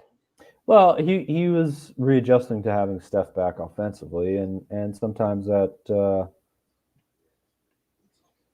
I mean, you get a lot of energy playing offense. It's not a bad thing for that to be the case. It's not like he wasn't trying. Just you saw Double OK hitting a couple really great shots, but for the most part, he wasn't doing his normal thing. He got to the line a couple times nicely, but I'm fairly confident that that's the game back against the Jazz, my hometown Jazz, and tonight will probably be enough for what JK needs to get back in rhythm. I think he'll be okay next game. Yeah, a lot of petty comments on the channel in between games saying, because we had the thing where Steve was like, I'm going to start Trace. I'm going to keep starting Trace, which might mean JK comes off the bench. Tonight it did. And people were like, oh, I don't see why that would happen and all that. Dude, it's like game by game. It's a matchup thing. And then, hey, we're winning. So stop it already. It's the same thing going back to the other guy. So anyway. I mean, it's not like he's taken JK out of the lineup. He's missed 3 or 4 games before these last 2, right? So if we did that with Steph in the playoffs, what are you talking about? What are you guys talking about? Why are you so crazy? Well, whatever, man. All good, all good. Yeah, I had to delete some of that nonsense so that it would start a riot. Torch bearers, the crazy dudes. Yeah. You're making the wrong decisions. We've been winning. I don't care. Okay. You suck. We're winning. You suck. I don't care. Okay, cool. Good. Nice to meet you. If you ever start a basketball team, do not send me an invite. I don't want to play on your team. Yeah. Like, you would make a terrible teammate or a coach or whatever you choose to do in the realm of basketball. I do not want to be a part of that. Well, I mean, yeah. It's a lot of people are lonely. It's kind of crazy world, I'm sure that's not the best of them, but it's still public, bro. Just scream in your bathroom or something, Ow. Yeah, right. Cat. Yeah, really. Seriously. Get in your car and just let it rip, man. You'll be able to listen to yourself and it won't be recorded, so I don't know. Thank God we have this safe haven over here, Oh, yeah. Definitely. Oh, I will send unsung play is Gary Block. Absolutely, man. I didn't see the replay of that. And I had to check if it was an unsung play because normally I probably wouldn't have it because isn't that going to be shown on replays of the game? But whatever. It may be, it may not be. It's a landslide. 70%. Yeah. Oh, let's see how many votes we got. 56. Hey, that's pretty good. There we go. And GP Block. Did the poll early. 70%. The rest got 30, obviously. 4% for Wiggs, 11% for CP to Burns D'Lo. And Steph, dribble dime to Klay, reverse lay. I only got 16%. That's pretty crazy. Yeah, that was like I'm dribbling. Whoop, whoa. That was incredible. Yeah. It's not an unsung play, man. How can a dagger play be unsung? But that's just me. Siobhan says, it's defensive play, though. Put it in the vote. I know, right? Yeah. Like 80% voted yes. I'm so still surprised most people voted for that, though. By that much? That's crazy. But I don't know. Give it to Gary Payton, man. You never deserved it. know. Yeah. TJD, a couple great blocks himself. Like a Madonna single, she releases a single. You never know. You just never know. That's what she said before. Single. I love that one. You buying a 7-inch 45s, Rich? I got a record player, man. I love vinyl. Something that I remember she said later in her career. You never know. Yeah, fair enough. Oh, Amy loves Steph's pass between the legs to Dray for the 3. When I saw that, I went, oh, man, give him the assist. Give him the assist, Dray. Yeah! I mean, off that kind of pass, you got to make that shot, right? I think I may have missed that one, actually. Wow. Oh, you didn't see it? I remember between the legs, yeah. Oh, well. Yeah, Steph dribbled to maybe about 14 feet. And no, it wasn't between the legs. It looked like that, but he threw it backwards to Draymond. Oh, I think I may have seen that. It was like a bounce pass, too, which is nice. I think it was a bounce pass. And Draymond hit the left wing 3. Yeah. Yep. What are you talking about, Daxon? Said that LeBron started a habit with Austin Reeves. What are you talking about, man? Oh, Deck Tab says the flop move he hates or he dislikes, I'm going to say, is when offensive players snap their head back when driving to get a foul. I think Steph was motioning that to the Lakers bench and talking to him about it earlier in the game. I don't know if you guys caught that, but I'm pretty sure that was what happened. I think it might have been Reeves drew a foul on Steph, and Steph threw his head back, talking to the Lakers bench. Like, oh, he's throwing his head back. It's a flop. Oh, yeah. Right. I remember that. Yeah. Yep. So, yeah.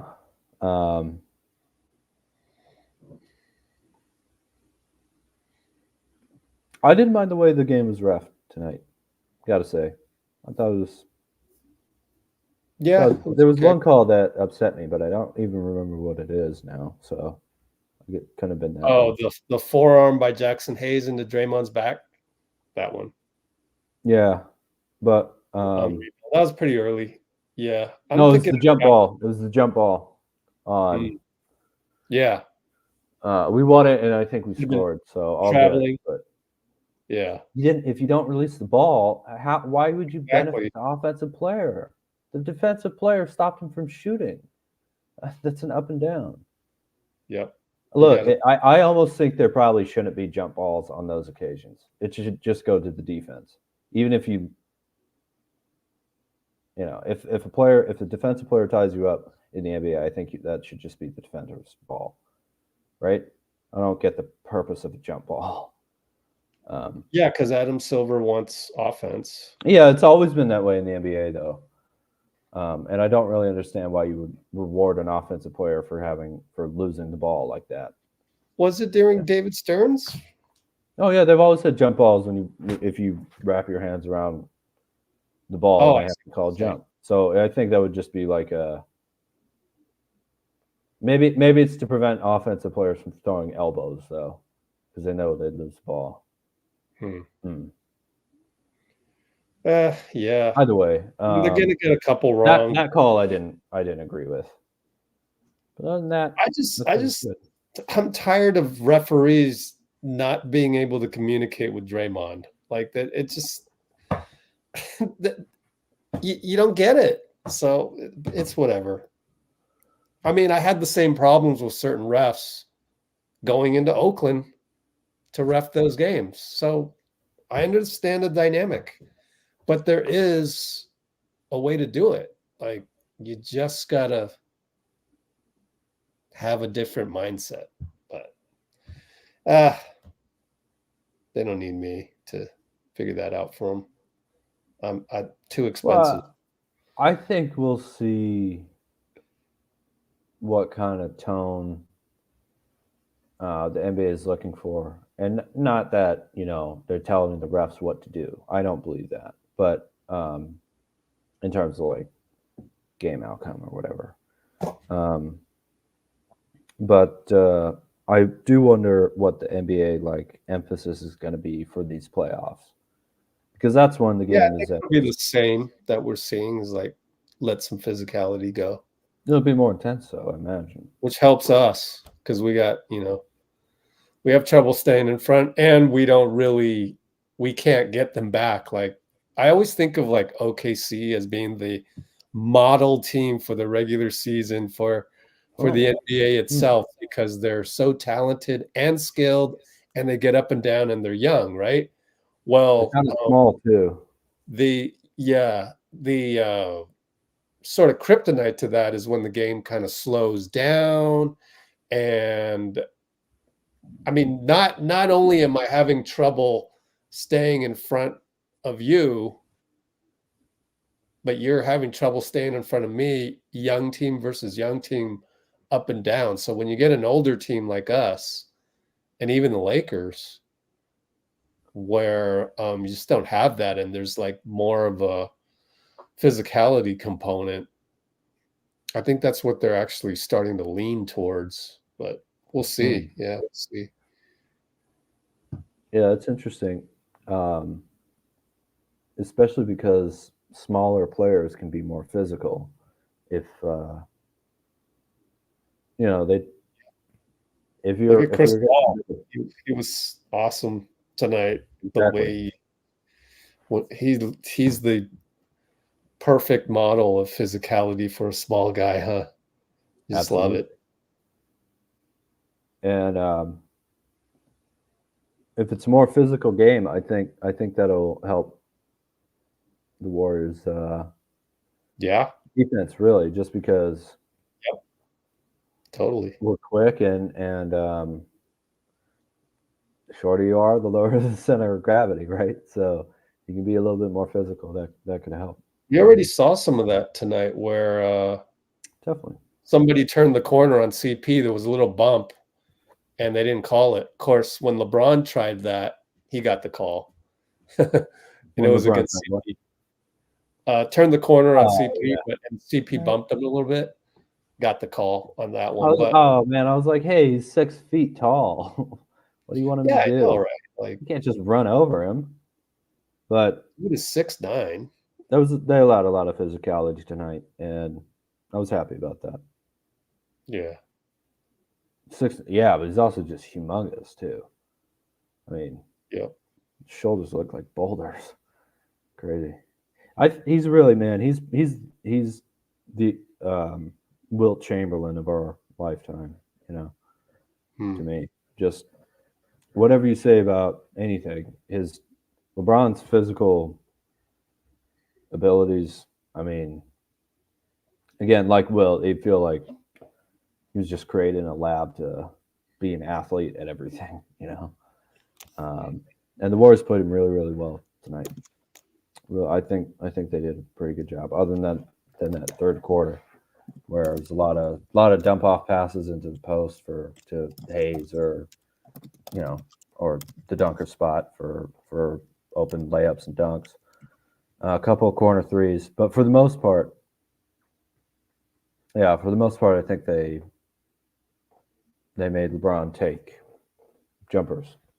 Not a ton of layups, not a massive amount of assists compared to what the Lakers probably needed. Did I hear this right? Did the Warriors get 37 assists tonight? Yeah. My goodness. According to BP on the podium, yeah. Yeah. Sure he was looking I guess we should check it. I'm sure he got it. Yeah, he was reading a box score while saying that. Oh man.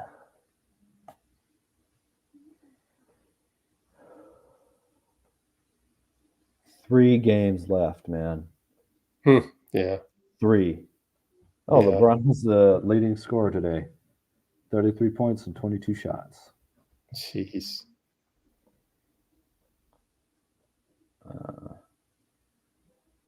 Klay was our leading scorer. 10 of 16 from the field. 5 of 10. Man, From 3, Klay. 2, 3 assists. 27 points, plus 11. Wow. Third only to Steph. He was also tied with Draymond. Klay and Draymond tied at plus 11. Steph is plus 13. You know who led it? Plus 21. What do you think?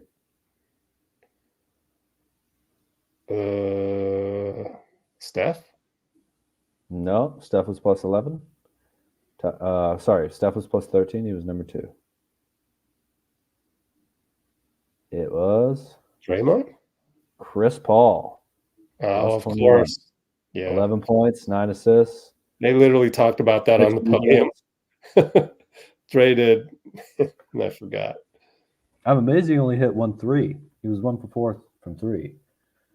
It felt like he hit a couple of them, but I guess they were mid-range jumpers I'm thinking of. That's just incredible. He's always a leading plus-minus guy. Him and BP. I mean, 9 assists and 3 turnovers is kind of terrible for him, which is amazing. Yeah, I know. It's a 3-to-1 assist to turnover ratio, and it's kind of not great for the season.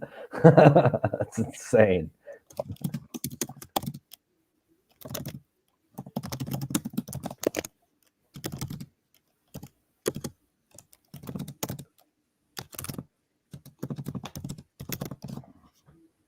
Let's see. What else are they talking about? Oh yeah, it was 37 assists. And only 15 turnovers, man. It's great. Yeah. Try to get that down to 10. There was some loose ones. But Lakers didn't guys. There's gonna be a letdown no matter what. If AD's not out there's gonna be a letdown. Period. You're human, you can't help it. So I'm okay with it. But yeah, I'm okay with it, but I would like to see turnovers down to 9 or 10. I know 12's the goal, but you know, I'm a little bit more demanding on that. I don't if it was 15 turnovers and 30 assists, that's a little worse than 37 and 15. You know what I mean? Like the more assists you have, you're probably going to get a couple more turnovers. So if you were kind of 7 assists more than average and only 3 turnovers over 12, I'm okay with that personally.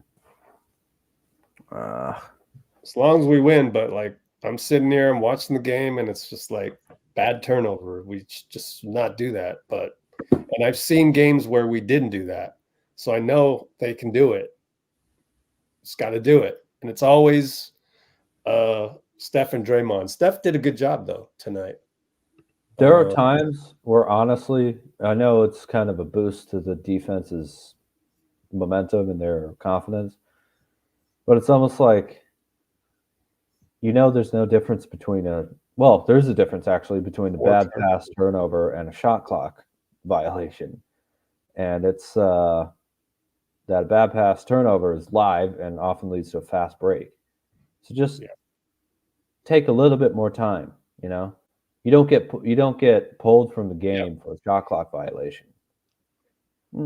Yeah, I don't love that happening. I think Steph's done a good job. Draymond of late, not as good of a job. It's just like adjusting to the sign of the times. The sign of the times are our team is just not as good as the last few dynasty teams. So you just got to protect the ball a little bit more. You can't get away with it as much. I feel like the team is so talented, though. I mean, I think not in terms of like scoring. Like, I mean, in terms of like somebody else. Like we had KD. That's the greatest team of all time. I mean, I don't. Yeah. Well, I mean, still, you went through it, so you're going to develop bad habits. So, like, I understand why it happens. Just the sooner you can evolve past that to more, not as risk taking? Well, it's also just there are a lot of young guys out there too, Yeah. which we needed. We couldn't have just played the vets this season. So that I mean, obviously, let's just count the rookies as 1 year at this point. BP, Trace, that's 2 years combined. Modi and Kuminga, that's 3 years. So it's only 8 years combined of playing on the team. I mean, 24 and 15, that's 39, right? For the Trinity. It's 39 combined years on one team. So a lot of lineups in and out. So it's been a little bit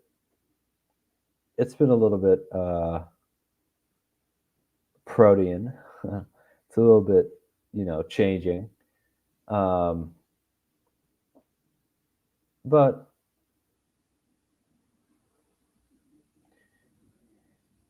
I also think we're probably the most unpredictable team in the league. And that's why hardly anyone has been able to really kick our ass the whole year. It almost never happens. That's why we played 5 clutch games. It's because you have no idea what's going to happen next with this team. And that, it's good to have the element of surprise, especially going into either a single game elimination or a 7-game series. So or 1 out of 2 as well, if we can get there. I think if the Lakers had won and the Kings lost, they would have let them, because the Lakers are half game, or tied them, because the Lakers are half game behind the Kings. So you could think if the Warriors were thinking about would you rather play the Kings or Lakers or whatever, and they didn't think about that at all tonight. As Steph said, he said literally, I don't care about what the math is. We're just going to try and win. And I love that, man. I love that. It's totally, I'm seeing the kind of not that hard teamwork that I wanted to see all year. You got to win. You got to win all the games, otherwise you're going to be, stuck in 9th or 10th. Oh yeah, absolutely. Absolutely have to. You want to get those 2 bites of the apple, so to speak. Is what they were talking about. It's not even that. It's just the momentum. So I wrote about that. One bite at the apple too. If we can do it, it's not impossible. Yeah, I mean, can you imagine? We go on the road to Phoenix or New Orleans for the 7th spot. It's just like, do we even deserve this? The season that we went through? I mean, they do, because that's what it is. But it's like we spent all season in 12th, 11th, and 10th. And suddenly we get a chance to get the 7th seed. That's like, oh man, that's a heist. Yeah. We would have so much momentum going into that game. We'd feel like world beaters. Yeah, but as far as deserving it, I mean, has anyone else had a season like the Warriors this year? I mean, look, I don't think you can't argue Draymond getting himself suspended indefinitely. That's just, you're shooting yourself in the foot, period. You can't do anything about a death of a coach. But the big thing was Draymond getting himself suspended. So, but it was also that's there. Then JK and Klay coming off the bench and going through CP3's broken hand, and there must have been something else crazy that happened. Yeah, but relatively speaking, everybody has their own problems. So, we're I understand that. I agree with that. We spent the whole season in 12th, 11th, and 10th place, and then we get to And then if we get the 7th seed, I mean, we spent the whole season in 12th, 11th, 10th, and 9th, and we get the 7th seed. Oh my goodness. You got to love the play-in, man. That's when you Yeah, see we go, absolutely. If that happens, that's incredible. I guess it's just like, do we deserve that with the season we've had? Absolutely, we deserve that. We shouldn't the say role. we don't. It's That's the like what? saying we didn't deserve to lose to Memphis in 2021. Like, you can't say that. So can't have it both ways. What? We did. We lost. And yeah, we lost. So I that's it. don't. Yeah. No, they won that game. Yeah, they deserve to move on. But that's because they won. So it's the same here, right? Yep. Yeah. Hold on, I yeah, gotta work. Amy's bringing up. Sorry. I'll be back. All right. Amy's bringing up Giannis's calf injury. That was non-contact off a made bucket, just turning around and running down the court, and just started grabbing his leg, sat down, and I guess they called it a timeout, I guess. So hate to see that, man. Let's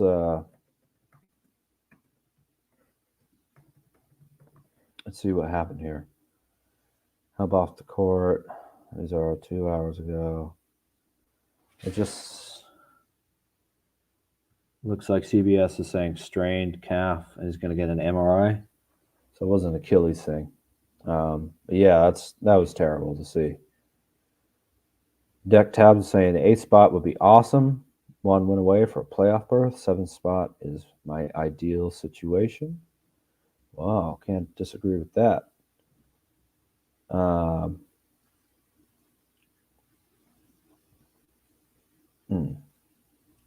Bring up standings here again.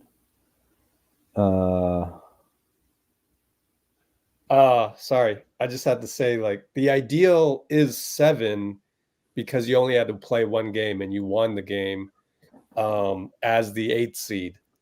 Yeah.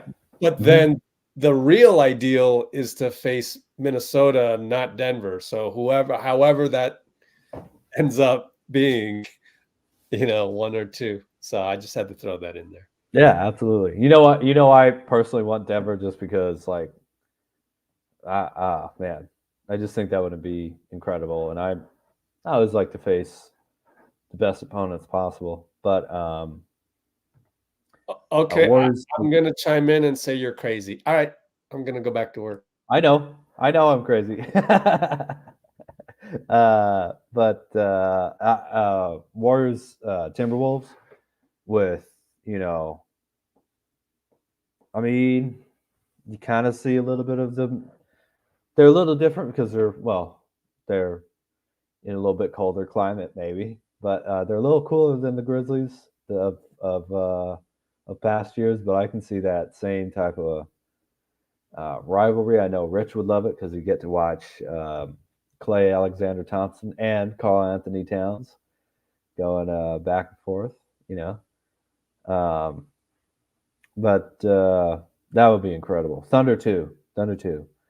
Or I guess if the 7th seed is somewhat in play, I'm looking up. We're 11 games behind the Timberwolves right now, who are tied with the Nuggets, both at 55 and 24.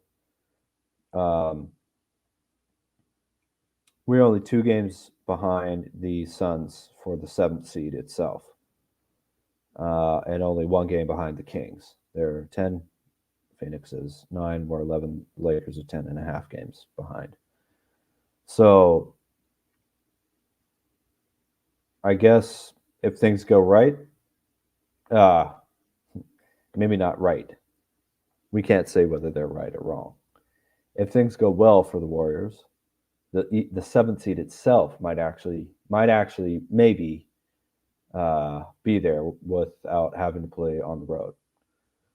I don't really care, like Steph said. Because a lot of this is also having other teams lose, which is not in your control. I just want to see the Warriors play well for the next 3 games of the regular season. There are only 3 left. Oh my God, crazy. But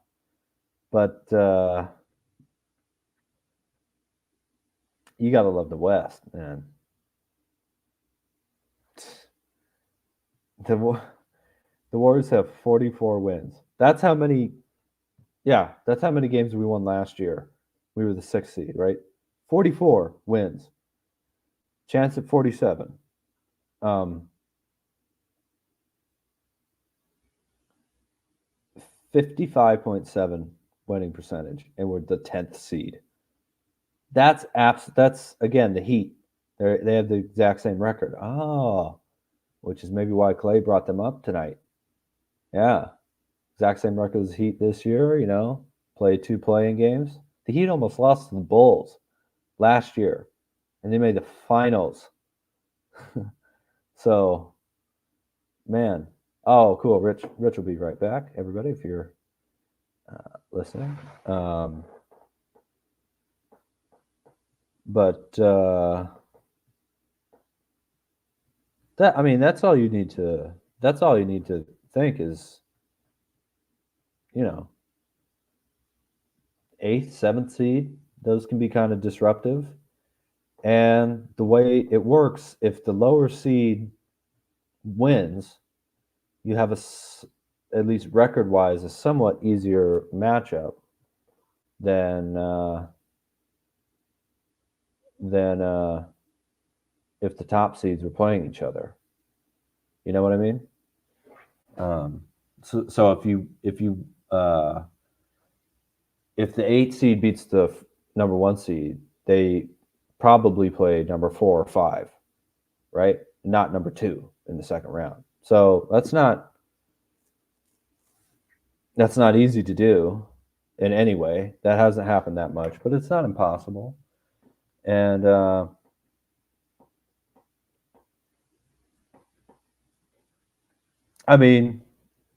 really want the Warriors to get a 7-game series. That's my real hope. Just get us into the playoffs, see what happens. But no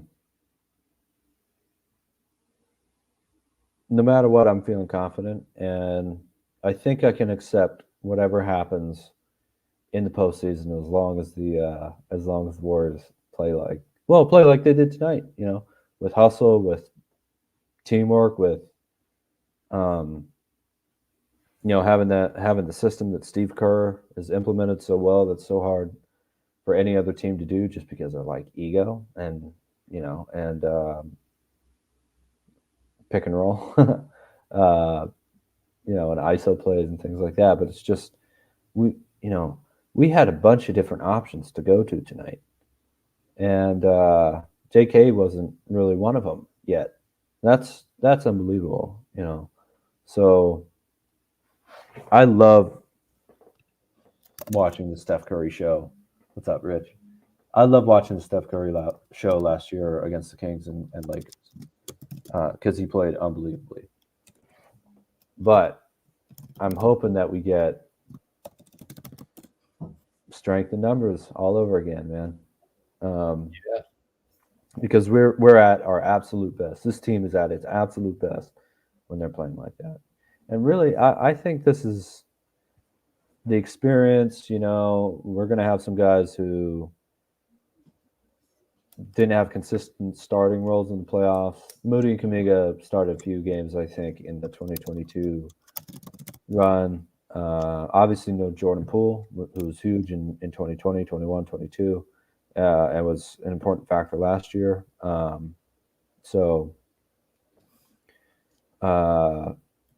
We'll see what happens with Moody. I'm hoping that Dario Saric can have just one big game out of the blue, as a stretch big who has that great connection with CP3. We haven't seen him in a long time, but he's still around. He's still a good player, I think. So it's gonna have to be group effort if we're going to win any kind of series. great as Steph is, that's the real advantage the Warriors have in this league right now.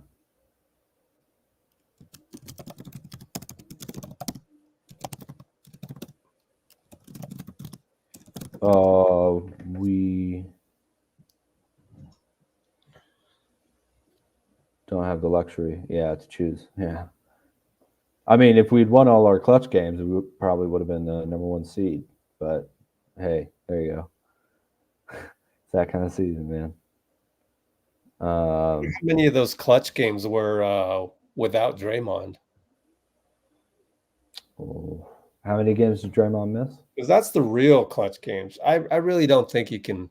He missed. We were 12 and 18. Oh, so 30. And then he missed another. Didn't he miss one more recently? And then he had his back. Yeah, it was a Ray Acosta, him yelling at him one. So 31. Oh, that one, right. Thank you. Yeah. Yeah. So, I mean, it's not necessarily correlated, but they're just 13 and 19. 45 to 31. That's 14. Let's call it around 14 or so.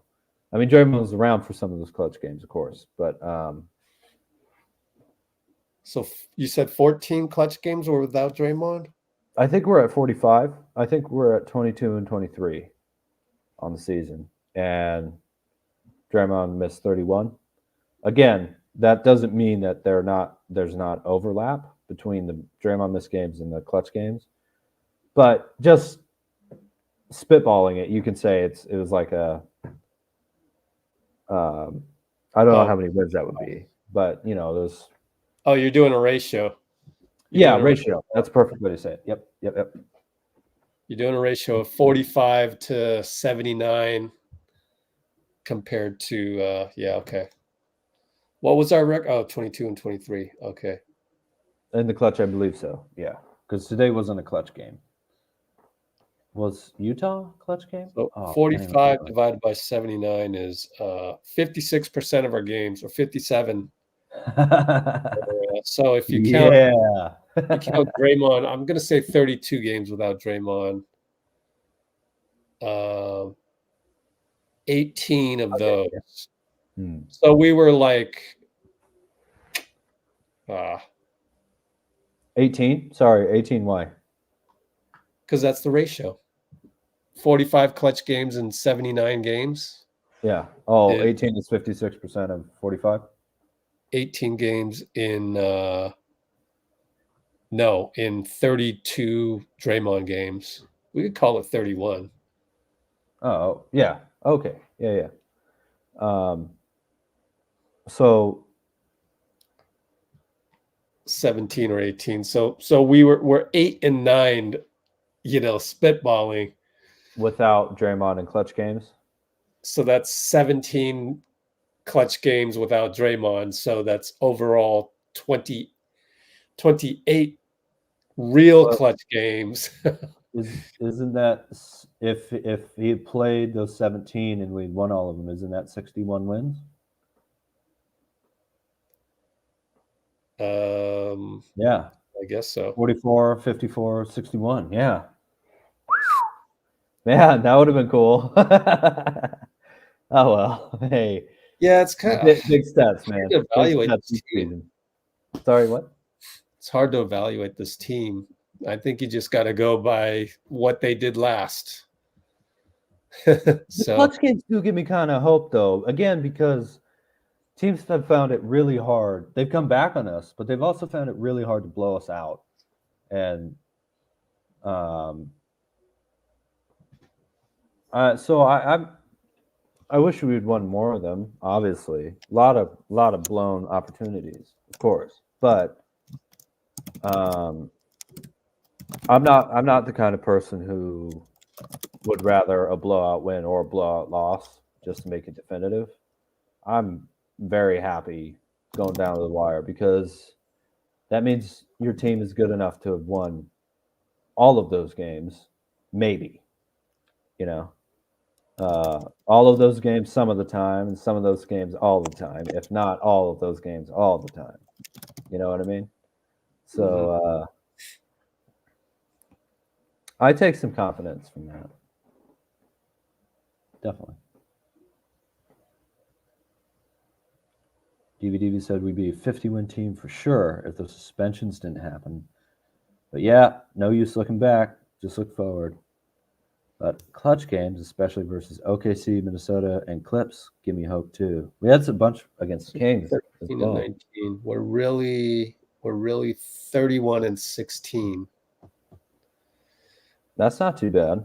31-16 what, is 67%? So close to it? 65, 66%. Times 82, 54 games. Percentage-wise. Or you could just say 15 games over, which is more generous. Where would that put us? That'd put us 5th or 6th. Probably better. So, interestingly, 54 games is 28 losses, which is the number of games you can play max in the playoffs without the play-in.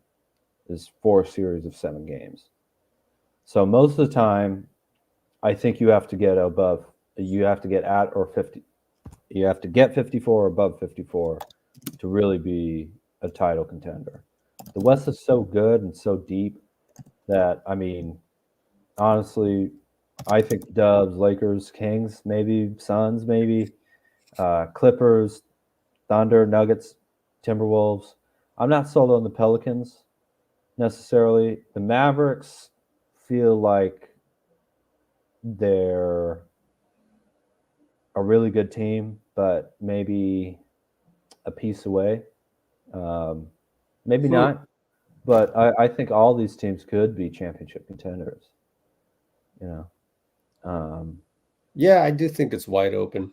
But generally around 54 wins is the limit I'd set most of the time for that reason, for the 28 games. Oh, yeah, if we win 19 more games, we're the champs. Only 19? Hey, honestly, if we win only 16 more games, we could be the champs. Well, 18, actually. Yeah. Right, 16 wins in 3 regular season games, right, DVDV? I think that's what you were saying. Yeah. It's not impossible. It really isn't. In this day and age, just nice, hot shooting month. You know what's crazy is that we talk JK's about coming out party. Talk about how the NBA's changed, and it's like there's so much scoring now. You got, somebody scored 70, somebody scored 60, like not too long after that. And if we what if we made a run, right? And then people would go, oh yeah, that was the year where things were crazy, right? It's gonna be crazy no matter what. It's already crazy. It already is, absolutely. So we're right there to add to that craziness. Mm-hmm. Absolutely. On the other hand, things are crazy. So something crazy is bound to happen. And this team has put in a lot of work, and a lot of sacrifice this year. So I'm going into the postseason not afraid of anything. Not afraid of anything other than injury, which I don't want, of course. Yeah. Other than players not being healthy, or suspensions or anything bad like that. Just talking about normal basketball stuff. I'd be rooting for the team no matter what. I was rooting for this team in 2020. That was the first year that I started following every single game the team played, and I had a good time. So I just love the Dubs. But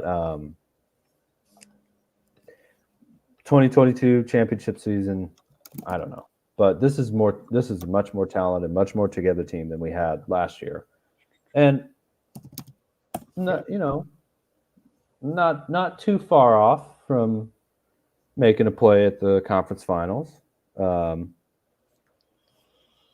weren't beating the Nuggets, but Game 1, Jordan Poole hits that shot last year against the Lakers. Game 4, Lonnie Walker the fourth. Doesn't become Lonnie Walker the fourth quarter. And who knows, man? So if this team is better than that, and I honestly, I wouldn't give last year's team hardly a chance against this year's team if they played each other in the playoffs. Really, I think we would kick their ass. Seriously. I would love to see how Draymond responds to last year's Draymond in the playoffs too. That'd be a lot of fun. But way more help around Steph. I think Steph hasn't had to feel like he has to do the 25 shots in a game and have to pick it up from the very beginning of the first quarter to the whole. He's been able to do that thing where that strength in numbers thing where Steph will take 2 shots, 3 shots in the first quarter, just get everybody going and kind of ease into the game, and that's always a good sign to me. And I've been seeing that a lot more even than going back to that game where Steph had 60 against the Hawks and we lost. I feel like the less reliant this team is on Steph, the better Steph will play and the better everybody else will play. And I'm feeling good about the playmakers, the scorers, the big man, the guards that we have, and I just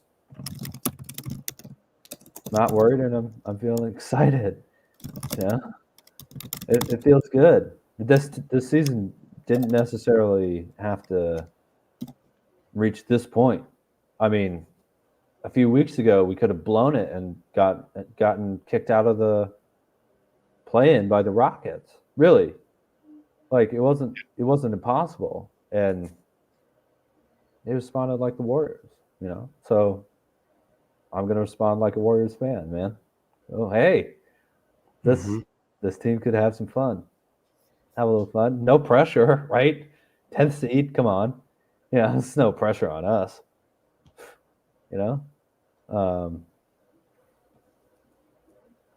We'll be record-wise underdogs probably most of the time. You think the Heat used that to their advantage in any of their series? Oh yeah. Like well, they won the first round, but this is a play-in team. Well, they won the second round, but we won't go down 0-3. Oh, it's the NBA Finals. We'll sweep. No, we lost the game. Yeah, so absolutely. And the Heat, man, they're tougher than us. Last year's Heat are tougher than this team this year. They just are. But they weren't as talented. They weren't, man. They had 3 guys who they relied on to score the ball. And they decided not to bring Tyler Hero back in the finals until game 5, something like that, wasn't it? This team is adding JK, where we didn't have him last year. BP, I can see him being DiVincenzo level. The option to bring Klay off the bench and the kind of clear mind that he seems to have gotten, just doing what it takes. Draymond, with the therapy, with the obviously, having had good discussions and everything like that with the NBA, regardless of the refs, it seems like he's doing what it takes, to fulfill his obligations as the heart and soul of the team and play. As Klay was reminding him, like, hey, we need you to play, bro. Not just because like you're good, but because we can't be ourselves without you. And I think he's really grown a lot in that. And we're just not as reliant on Steph. Yeah. That changeup analogy that they kept using, that like we didn't even the catcher didn't even signal anything else. We didn't even try a changeup, So I'm happy about that. And I feel great about this team as a group of guys who are going to play as one for all the mistakes. And maybe a little bit healthier Wiggins. That might be a Oh, little man. bit. That might He be a was little so bit good. concerning for other teams. He was You so know, good tonight, man. TJD. We didn't have anybody like that on the team last year, did we? We still have Looney, dude. We have GP2 and CP3 and Moody, and again Charge and. Okay. So just, what you just meant, the thought just ran through my head is that Hmm. you know the whole 2 timeline thing, and Yes, like I've heard of it. you expect that to happen, like something happened in the off season, and you're like melding the timelines, this and that. But really, what happened was due to just a confluence of things. Thanks, Draymond, for getting suspended. That kind of accelerated. And like, I mean, Steve deserves credit. He's the guy that melded the 2 timelines. He's got 2 rookies in the rotation. Oh no, you're totally wrong, Rich. Steve can't develop young players. Looney and Poole and Kuminga and Moody and BP and TJD. Those don't count. They would have been good on their own. I wonder if there's any like new people that come on board and it's the first time they've heard your sarcasm. Yeah, Think, slash "What?" S. Exactly. Oh, they'd be like, "Yo, he's right, bro." Kurt, I love it. I what know, does he right? know? Jordan, Duncan, I love it when you do that because like it really is just so ridiculous what people think. Sadly, my dad's one of them, but I'll work on that. It's not. I don't really. It's not Steve. It's not Steve that causes that. I had to try and teach somebody in the comments today. It's my dad's addiction to looking for something wrong and exploiting that. You look for something wrong and you blow it up. You fix the thing that you blew up, you put it back, and like a robot, like Commander Data, Lieutenant Commander Data, it's fixed. But there's other aspects going on in human life that never has really he's never has he really been aware of that. You do a certain thing this way, it's worked for these reasons. It's worked. But you don't need to apply that for everything. It did you well to get you out of poverty in Taiwan and start the family that I'm a part of here. Successful family. We're on our feet. We have shelter. We have food, transportation, that kind of thing. But you can get out of that mindset, though, right? You can lay down the sword now, bro. Like, there's no need to utilize that and hack Steve Kerr. He's the things he's doing behind closed doors. Like, just understand it. If you woke up every morning and you went to go observe Steve every day, you wouldn't say that. You wouldn't say the things. You go, wait till. And then the other thing is the Draymond Mark Cuban podcast. One of the things we learned, Draymond asked him, how do you deal with changing GMs? Because you really haven't changed a lot of GMs. You went from Donnie Walsh to Nico Harrison. And Mark Cuban said, Draymond, it's hard to replace guys. So if you're gonna replace a guy, there better be somebody better out there. And when I went along, I just couldn't find anybody better. He was the right guy anyways. And that's why Mark Cuban is stuck with only so many GMs. Because it's not what are you gonna do? So your solution is fire Steve Kerr, then what? Yeah. Hey, if you can hire Red Auerbach, man, go for it. You just completely take the human side out of it. Like, okay.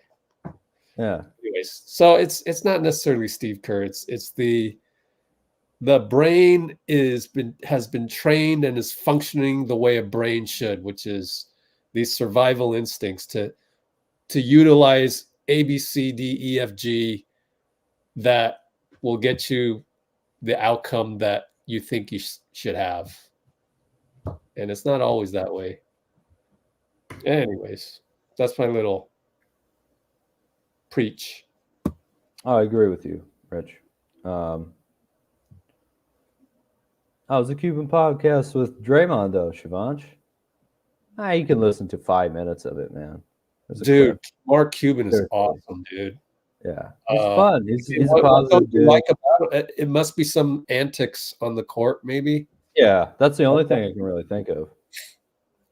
Right? He is. Maybe Shark He's Tank, I don't know, genius. but he's very practical. Multiple times he told Draymond that, I'm not an expert at that. So, I do this. I know I do this. I can't do it's that. just words. You don't So know how real that really is. But he seems like one of the most down-to-earth billionaires I've ever listened to, which is pretty cool. I don't know if people should have that much money, but he used it to invest in like a basketball team, and not. I don't know. I can't speak to Mark Cuban's financial background, but he actually seems pretty cool. Yeah. He did it for the love of the game, and then and then he took a lot of hits. He had multiple $100,000 fines with David Stern, and he was the black sheep. Now he's Donahue. That was from that finals. They're trying to build the Venetian in Dallas. They're trying to build. You mentioned on the podcast. A casino resort based on basketball. And so that's why he sold the team, because he couldn't do that. And he said that, it's a pretty nice perk to let somebody else do it and get paid for that. He sold it to real estate developers. The guy that created the stand. So they could do that. Yeah. But anyways, that's just wow. I had no idea. I had no idea that was the goal. And that's like, oh, that makes sense. Dang. And I think it might work. Dallas is prime for that, I think. You like Dallas a lot? I do. I've never been. I've been to the airport. Oh, hello. She wants to say hi. Hey, No. Bubbles. Bubbles is celebrating the win. Yeah. Well, you want to stay here and go behind the computer. Yeah. Real estate. What were we talking about? Trying to think. How did I bring up Mark Cuban? Because it's the Draymond podcast, I think. Yeah, Draymond podcast, but can't remember.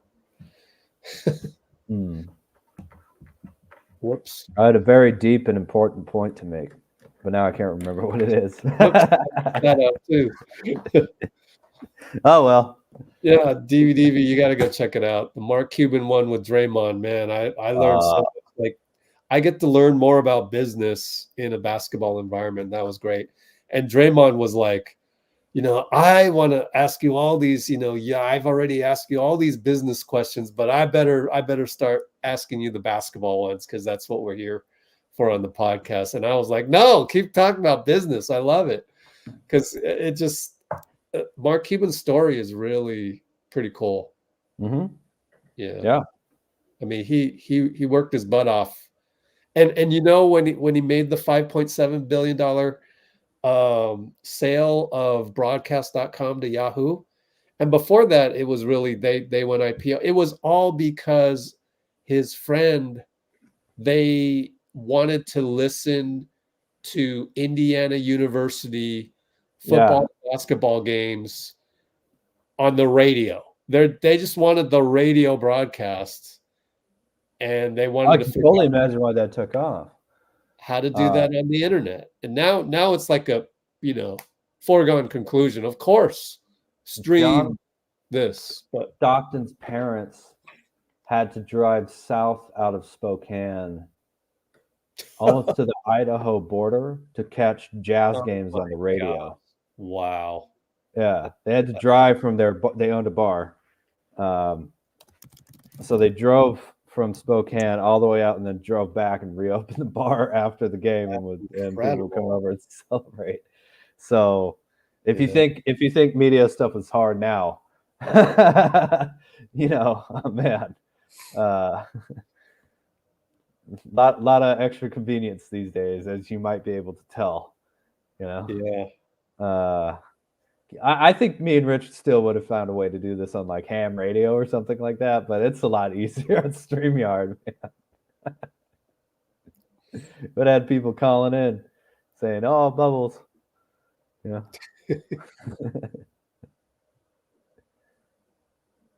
Oh, the Deck Times is saying the addition of Gafford and Washington in the Dallas roster was a great move. Mavs are harder to beat now. Yeah, absolutely. They got him. Mark Cuban said that was all Nico. He gave all the credit to Nico Harrison, the GM. Nico Harrison. Yep, not Mannion. Yeah. Yeah, they traded what, Grant Williams and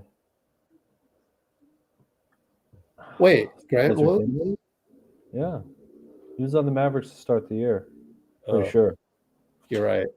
To Charlotte. Yep. Yeah. So you said Grant Williams and who? Wasn't Spencer Dinwiddie who got waived and then he signed with the Lakers? I think so. Because both of them.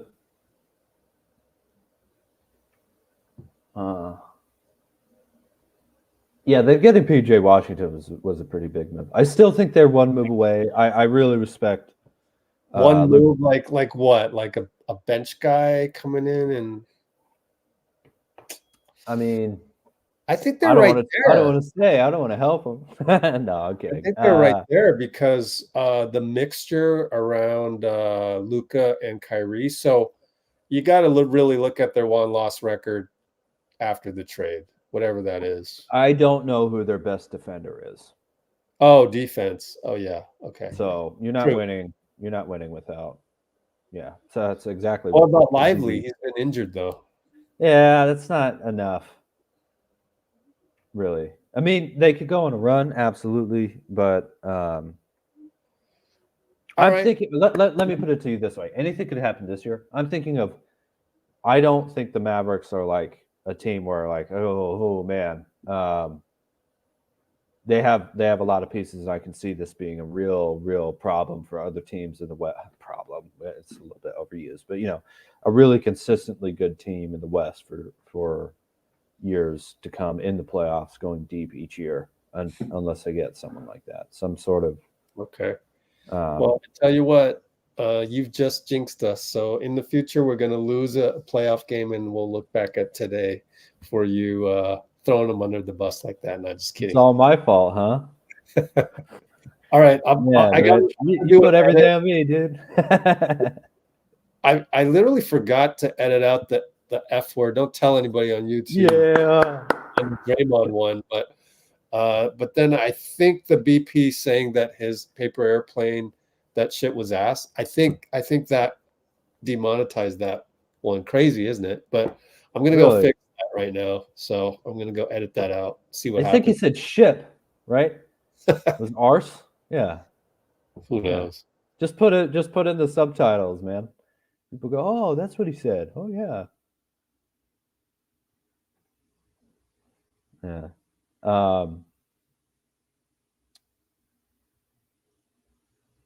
Warriors were eyeing Lively. I didn't hear too much about that, but I think definitely they were in discussions. He's coming from Detroit. Is that right?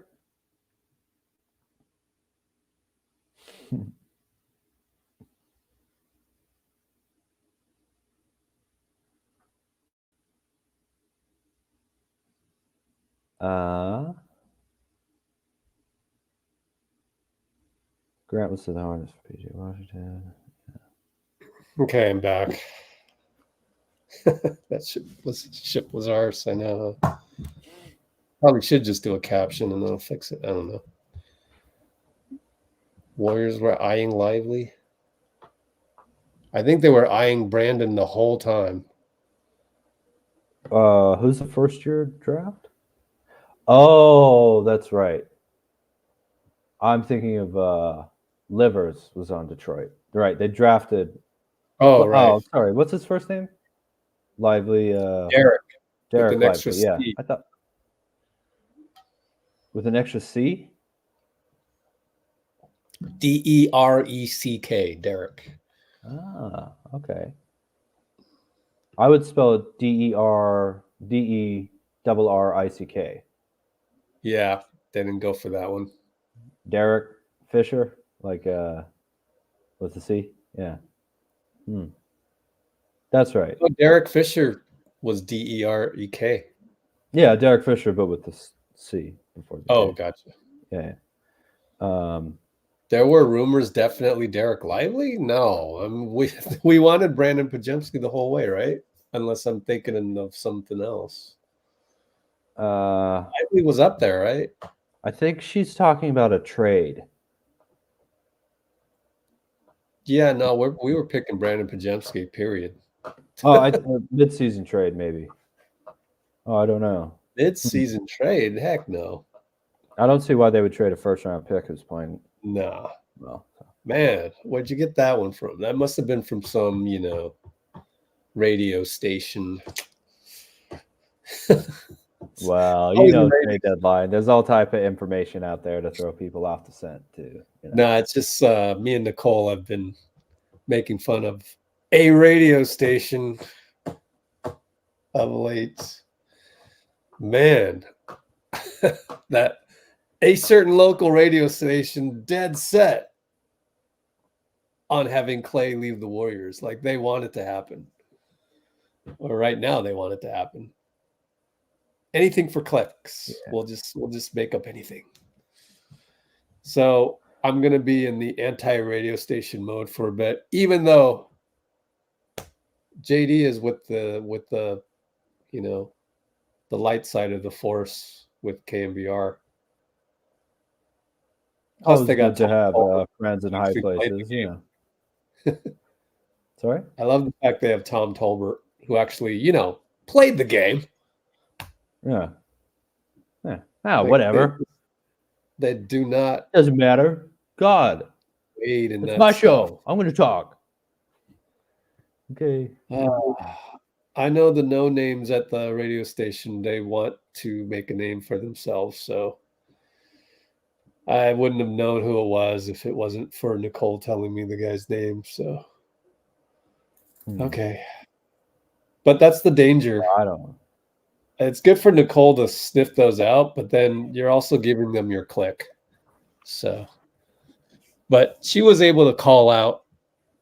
There was like a live chat, and she called them out in the live chat and turned the current conversation of live radio. Good job, Nicole. She's asleep right now, but wow. Oh, she did that to them? Everybody, yeah, she did that today. They were going down the path of, oh, Klay's not staying or whatever. Something to that effect. Why? Yeah, for the clicks. Because they don't know. No, dude, no. We're going into the playoff run. You don't need clicks. Exactly. Just talk about what's happening. This exactly. isn't June. July. How about this one? Warriors beating the Lakers could lead to a wild ride. I mean, isn't the excitement of possibly getting the 7th seed when we've been in 10th and 11th place all year? Isn't that? How come that's not a narrative? I don't get it. It's literally distinctly possible. Like, we have to beat New Orleans, but then everything else, the standings tell the story. Like, they're supposed to beat Sacramento. They're supposed to beat LA. And Phoenix is supposed to beat Sacramento. That's all we need to happen. That's literally it. And we're in. We're the 8th seed. If that happens, Pelicans have to take care of business by beating teams they're ahead of. And same thing with Phoenix. One time on Sacramento. Of course, Sacramento has to lose to Pelican, and they had to lose tonight, which they did to OKC in OKC. Tough game, but because they're trying to get the 1 seed, and now just Phoenix has to take care of business. Pelicans have to take care of business. Also against the Lakers. Is it against the Lakers? Yes. And then we got to beat the Pelicans, and boom, we're in 8th. Pretty crazy. I think that's way more fun.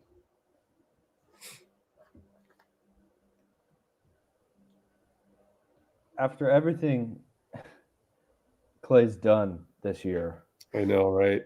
After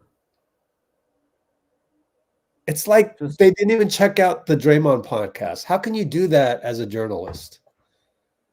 I mean, how could you say it was live that? what today? So it was the day after the podcast, right? It was live today. Yeah. Yep. I I mean, might have been yesterday, I guess. I could ask Nicole, but okay, fine. I know, right? It's just like what?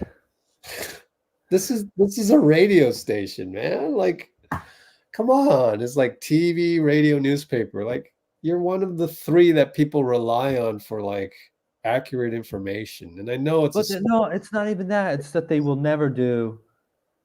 Do you really think the Warriors can win a championship this year? Oh yeah, absolutely. This team's great. I really believe in them against all odds. No, that's stupid. You're stupid. I know, right? Klay's been saying he wants to resign with the Warriors all year. Now he's leaving. Well, oh, actually, that's drama. Oh gosh, I know. We're in the playoff chase. I mean, I don't know. I didn't listen. I don't know these guys. I don't have that radio station around here easily. Maybe on my computer I can get it, but so I don't know anything about what you're talking about really, other than what you're telling me. But it seems to be replicated all over the place. I don't even want to know. How's that fun? Get the Why are summary. you watching? Yeah. Whatever, man. Whatever, man. But it was great because Nicole, I mean, she gave me the summary of what happened, and she basically called them out right on the, and so there was one of the guys sided with her. So there was, so they had that. Hey. See, all they needed was a chance for someone else to give them the confidence, amazingly, even though they're supposed to be leading the conversation, to be positive about a team that's playing well. Yeah. We're over 5 hours, Rich, by the way. Oh, wow.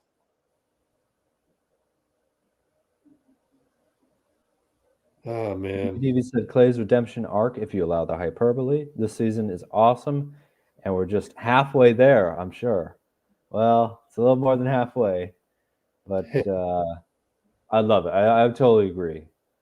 I mean, there's been a lot of things that change and a lot of things that happen, as we've been mentioning all podcasts.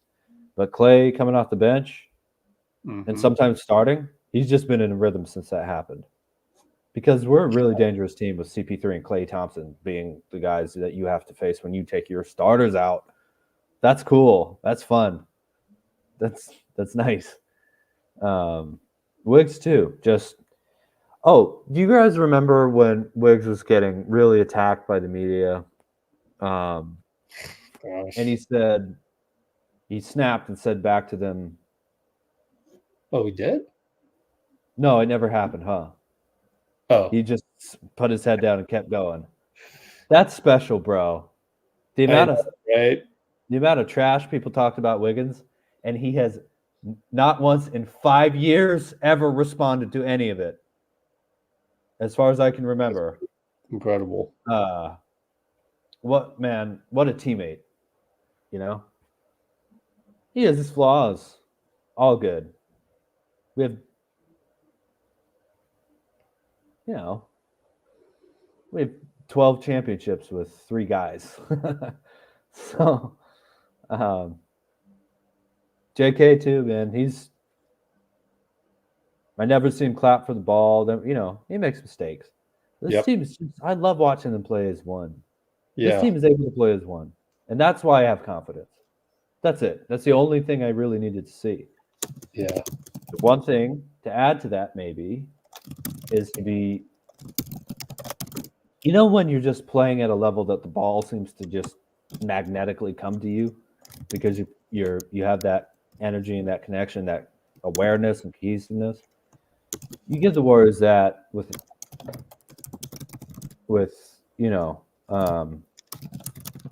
health and healthy opponents. Hopefully, I am a little worried about playing an injured opponent, actually. I mean, I hope the stakes are high enough where that wouldn't matter in the postseason. Right. But I can't see this team folding. I think they'll play hard and play together till the very end. Excuse me. Mm-hmm. DVD said if we win the chip, she's dubbing it the redemption chip. I like that. Very cool. Wiggins also has redemption arc, she said too. MDJ straight up made a playoff team, Siobhan says. Yeah. I like it. What's that? He said that Mike Dunleavy Jr. straight up made a playoff team. Siobhan did. Mm-hmm. He also said this season might be where CP3 goes out of his way to put super extra effort to change the narrative from CPO to CP1. Okay. How about CP wins? I didn't even know that was a thing. Cool. Yeah, people say that, I guess. You know why he was always meant to be named CP, though? Why? He's a coach player. Ooh. Man, yeah. Deanism. Player. I'm kidding. Yeah, I agree, Amy. Oh, good night, Term. Have a good one. We'll be back on Thursday against who is it again? Portland, I believe. Oh, okay. I hope I'm right. I gotta type something in right now, though. Here, let me look it up. 5, 4, 3. Yep, against the Trailblazers on the 11th, which is tomorrow here. That's Thursday. Ooh. Is that right? 14th. Oh, no. 12th, 14th, I have work. Oh, man. That's too bad. But Trailblazers, I'm looking for JK that game. I think that's the kind of team where I'd like to see them give him the ball, let him set the tone for everybody else. And play make, too. JK's a pretty good passer, man. I've been liking that. He moves the ball willingly, and he's got pretty good vision. Good athleticism, obviously, to get around defenders. Yeah, I agree, Arbill. I hope Giannis is okay tomorrow, too. I hope so.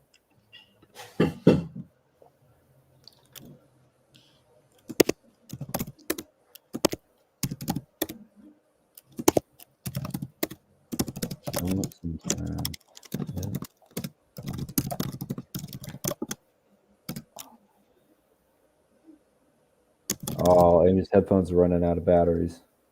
She didn't notice till now.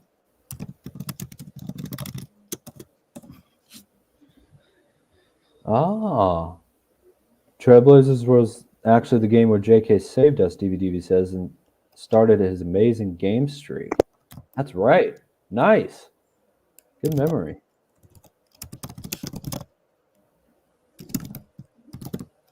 Siobhan said they found out today that TJD is listed as 6'8".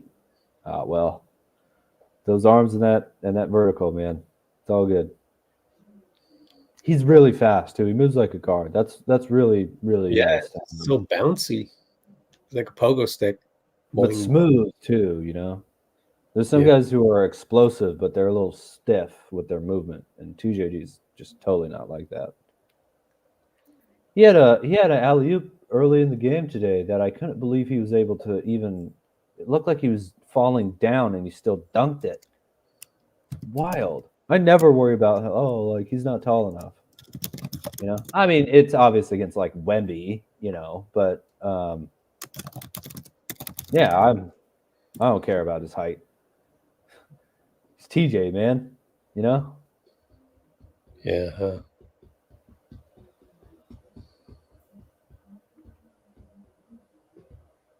Yep. To get him, man, get him to a point where now he's starting. It's just like, wow. On a dynastic team. I mean, a dynastic core. Yeah, he's got the respect of those guys. Seems like how did we get there? That's amazing. Mm-hmm. I still think we got Moody into unlock too, honestly. Oh, yeah, for sure. Amazing, dude. Yeah. Even a little BP as a point guard, a little bit more point guard from Brandon, a little bit more trusting him to run plays. That could be really, really interesting too. 1, 2, 3, 4, 5, 6, 7, 8, 9. Oh, Siobhan's called TJD a tank. Yeah, I love it. Oh, he's the same age too.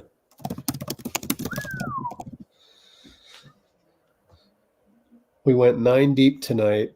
Yeah, the whole Moody thing. What? The whole Moody thing. We went Moody, 9 deep. Lakers went 3, 4, 5, 6, 7, 8.5. Gabe Vincent. Yeah. Oh, thanks, Siobhan. So,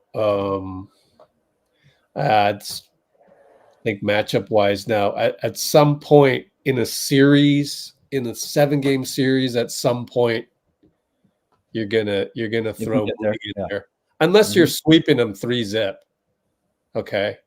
Well, at then some point you'll find out when and where to put Moody. Well, especially against the Lakers, I think that I see Moody kind of as a guy whose main thing is being a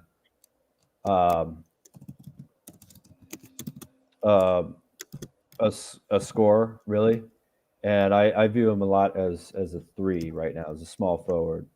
And I think against the Lakers size, it was probably a good idea to.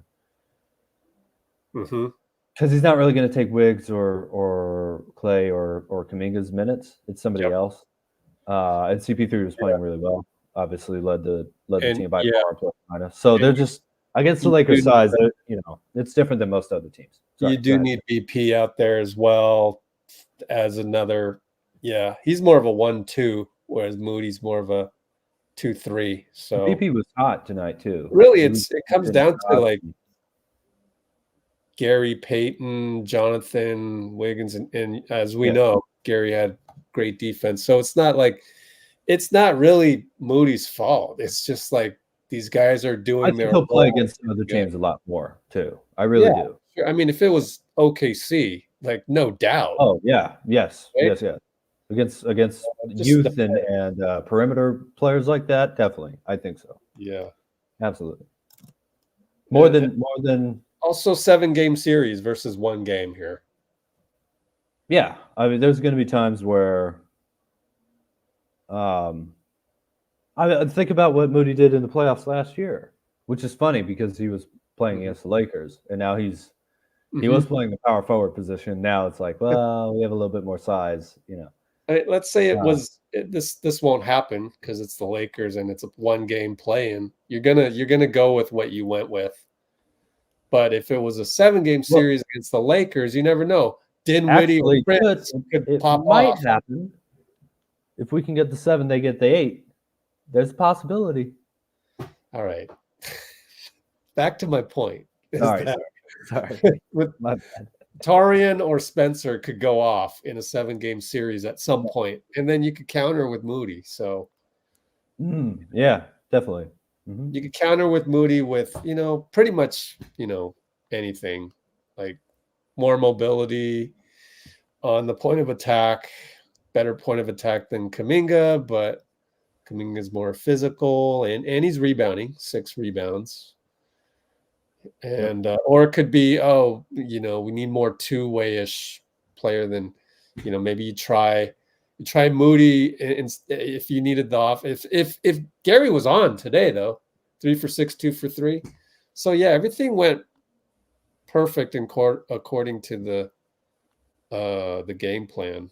But in a 7-game series, at some point, the game plan is gonna go a little off course, unless you're up 3-0.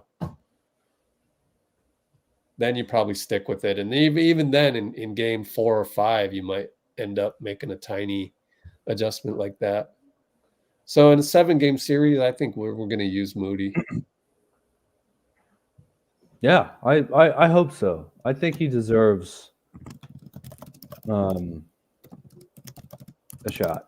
Just, I mean, when I listen to this guy talk or hear his quotes, like he told Steve Kerr, "Oh my gosh, I know. Smooth seas never made a good sailor," or something like that. Yep. Like, hey man, Gee. some people are just wise beyond their, not just beyond their years, but beyond their experience. You know. And Steve on the podium goes, oh, "Gosh, he's wiser than me." I mean, it's joking, but like no, that's just. There's some people who just have that personality type. Yeah. And the way that Moses really picks up these quotes and keeps it in his mind, like, you know, we've heard quotes along the way, but to really glom onto that and go, oh wait, I could really use this. That's like an ancient wisdom that he shared. It wasn't like something he experienced, you know. I'm sure he's not sailing a lot. And it just, you can tell he's looking for that stuff.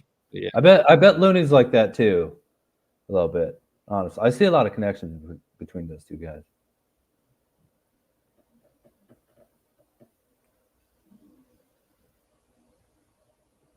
All right. You want to losing a series? Oh, get out of here. You're talking about the Jazz versus Clippers in the bubble? Please. Splash Cousins. Sorry, it was Jazz versus Nuggets, wasn't it? Yeah. Splash. You said it. You said Reggie should have called it Splash Nephew, right? My bad. That was after the Reggie was calling Draymond. I thought he was talking about BP for some reason, maybe because BP walked by or something. But BP is Splash Nephew and Draymond is Splash Cousin. But then Draymond told Reggie, "Nah, I don't want that." Yeah. I don't want that pressure. That's probably a good move. KD's got to be something Splash, whatever. I know he's not on the team, but I mean, he was definitely the third Splash brother.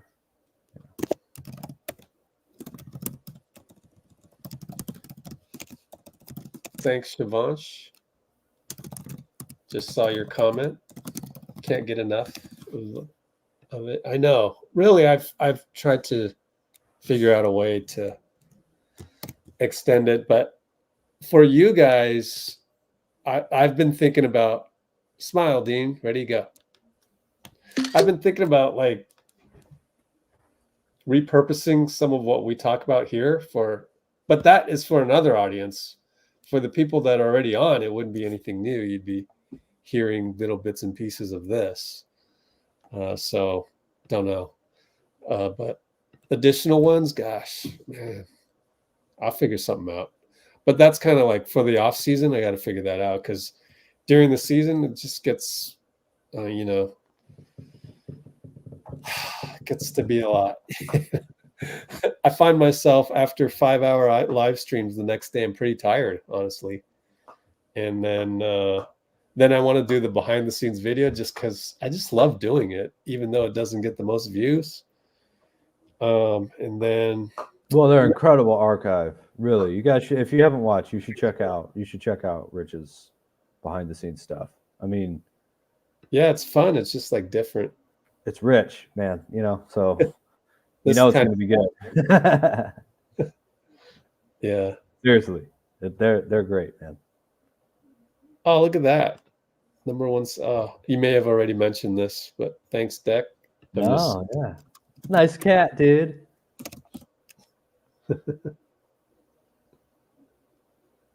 Oh, awesome, man. The baby race. That's right. Oh, my gosh. I love baby races. Jeez. Man, really kick the boys' ass. That is a reason to go to San Antonio and watch a game, although these days, I mean, you better go soon before they get good, because when they get good, oh my gosh, Be careful. By the way, speaking of which, Oh yeah. the Wemby Nike logo. Oh, awesome! You know, it has Let me check it out. the alien icon. Yeah, I mean the alien emoji. My bad. Yeah, I mean it's pretty obvious that they were going to go that route, but that's a nice logo though. Doesn't really have his name or anything in it as far as I can Top tell. 5 guess. Good question, Dean. I got to think about that. Oh, I'm confused. What's the baby race? Okay, let me send you the San Antonio link. You're in for a treat, DVDV. So good. Let's just play it. We can come back to any of these. Oh, no doubt, Rich is gonna play it. Any excuse, huh? Oh yeah. How can you not love babies? There it is. Right here. Here we are. Boom. Most guys get serious eyeballs. I would like to do more timestamps, but it's so time consuming that I don't really have time for that. You think it'd be pretty quick, you know? Nah, you know, I got to build it into the workflow. It is kind of something I got to do, but the moment you get behind, oh man, that's when the pressure starts, and then you start skipping things. Here you go, DV. Baby races. That's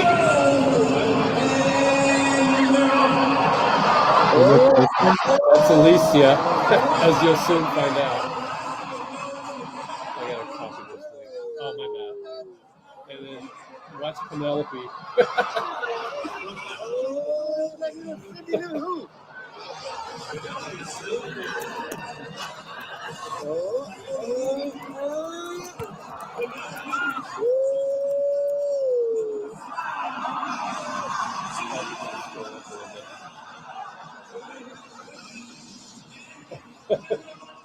So Penelope came back and won it.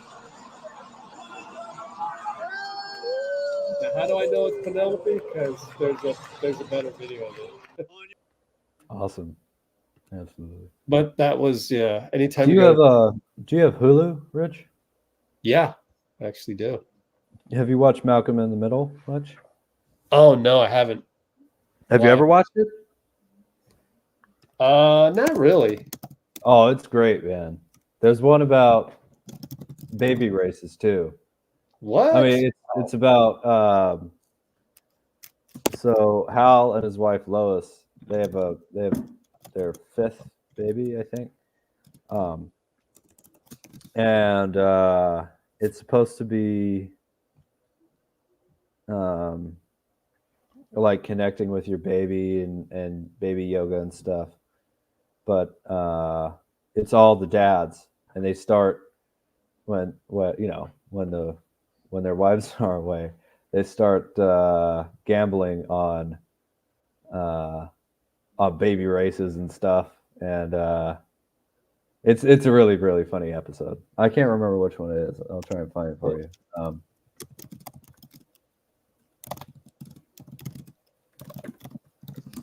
Brian Martinez, congratulations. Good to have you. Cannon's Authority.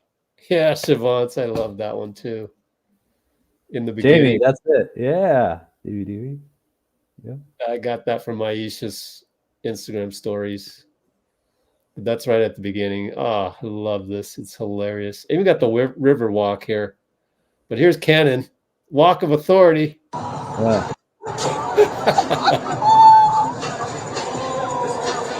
Even Aisha's having a ball. It looks very tropical in that outfit. Ooh, it's pretty cool. Look at Wemby just not even a dunk. It's a put in.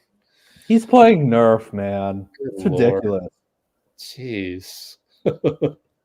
Like, he's gonna be a problem. how high would the rim have to be for it to even make it feel like he was LeBron James height? I really think about that, man. That's insane. That's insane. Yeah. Season 5, episode 6. Oh, thank you, DVD. You should check that out, Rich. I'm telling you, Malcolm in the Middle is great. Really. And it's got baby racing. And it's got, did you watch Breaking Bad? No, but that is on the list of, someday for sure. Bryan Cranston's the same guy.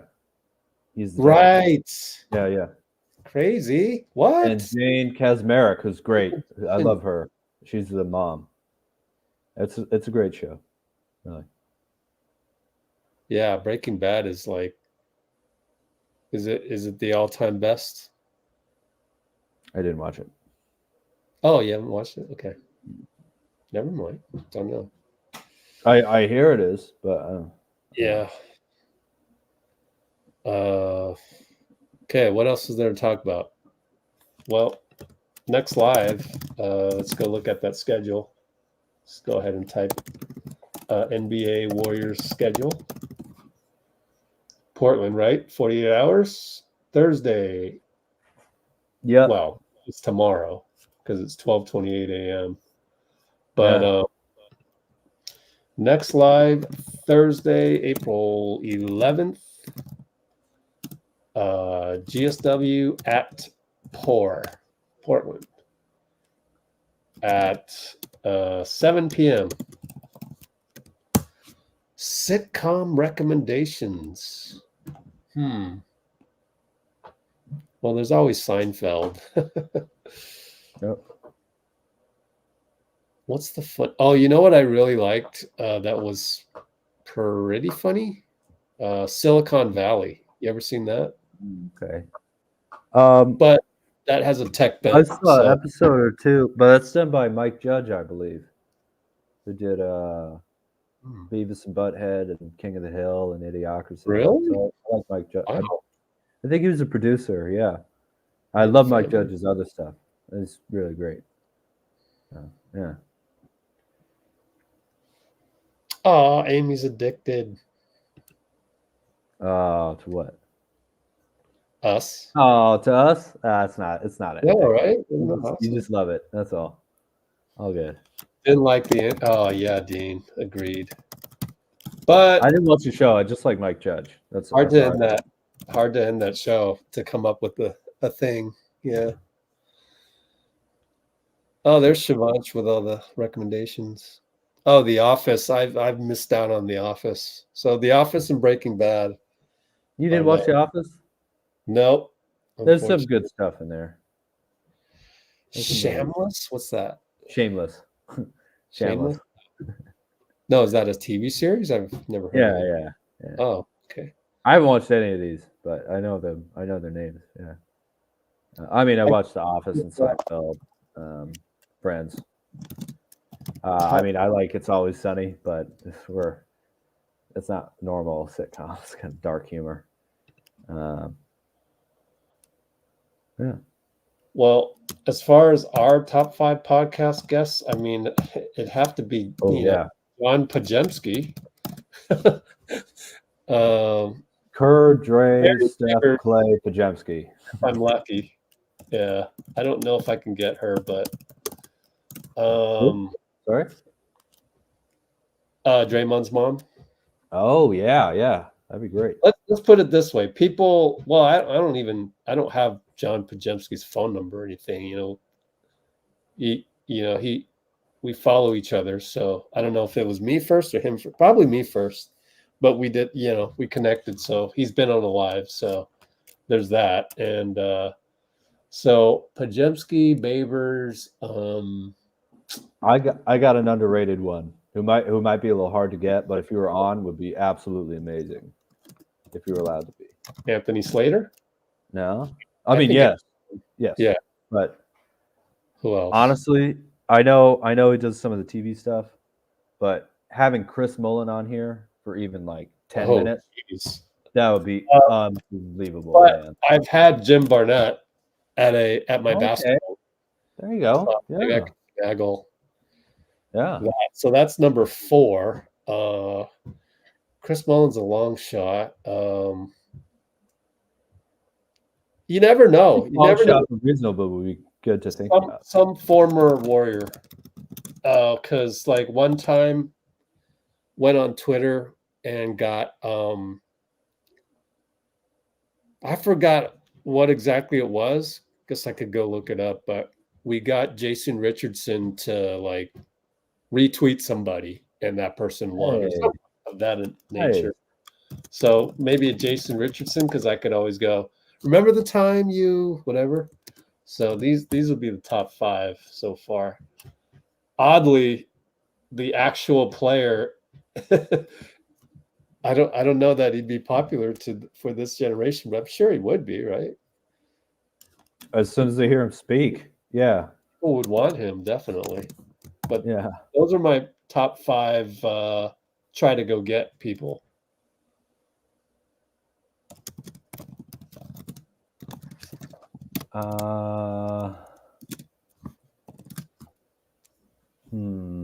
Arrested Development. Arbel likes Jason Richardson. Yeah. Yeah, it's cool. Yeah, I had a couple slam dunk contests. Yeah.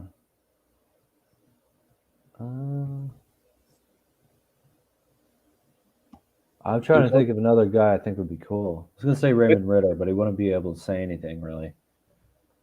That's kind of his job.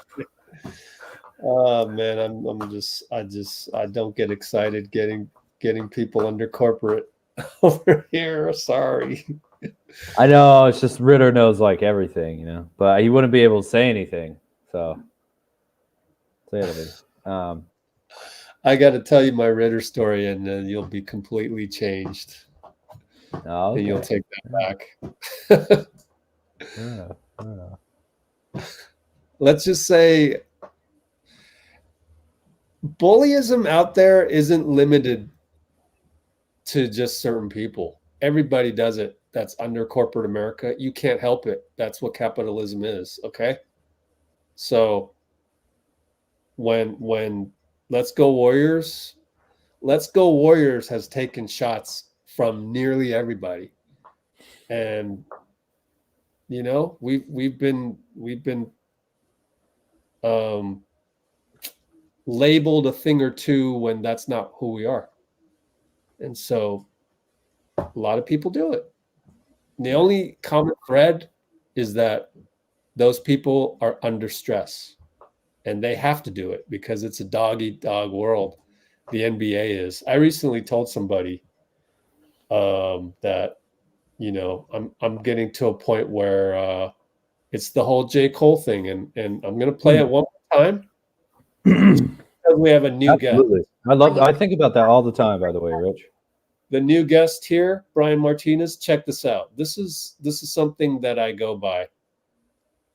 And sit down with somebody for 2 minutes and just exchange a few words and know where that person is vibrationally. If they talk about other people, gossiping, hating, like, all right, this might not go that far. I remember one time I had a moment in the studio where J. Cole was there and I was just having a bad day and I started just talking trash. I was talking to my other friend Teron and Cole came in the room and within 2 minutes he heard what we was talking about and he got up and left. And I just remember being like, damn, what we say? Why did he do that? Yeah. But then I realized we wasn't on the same frequency. He not on that. Complaining, that kind of conversation does not circulate in higher level rooms. He didn't judge me. He didn't say nothing bad.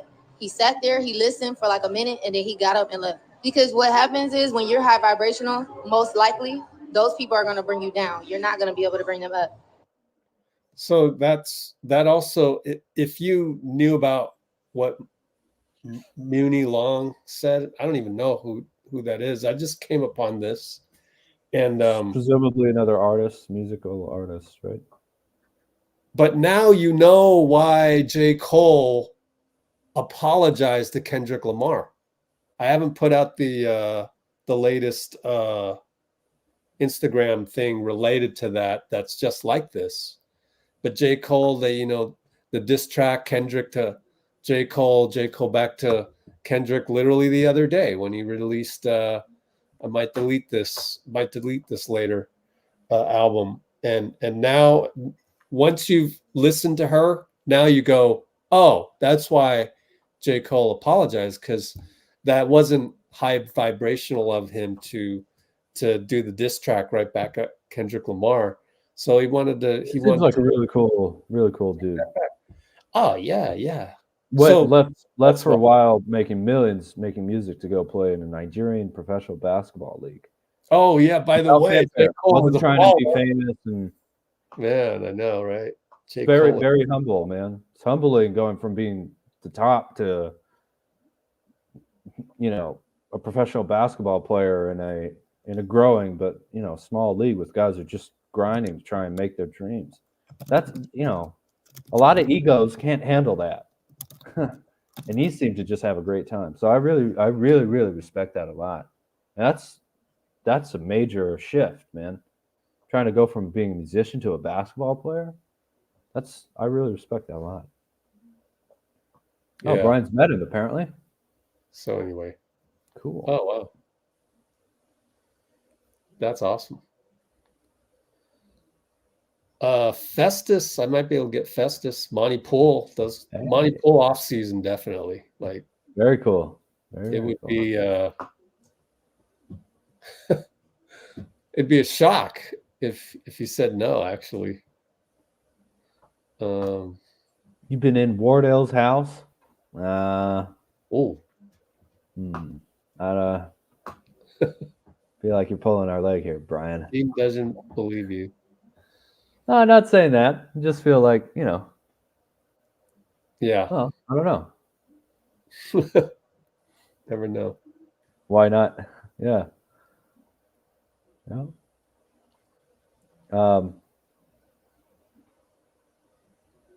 What were you saying, Rich? Yeah, so people that work for the Warriors or in the NBA, I don't really want him as a guest.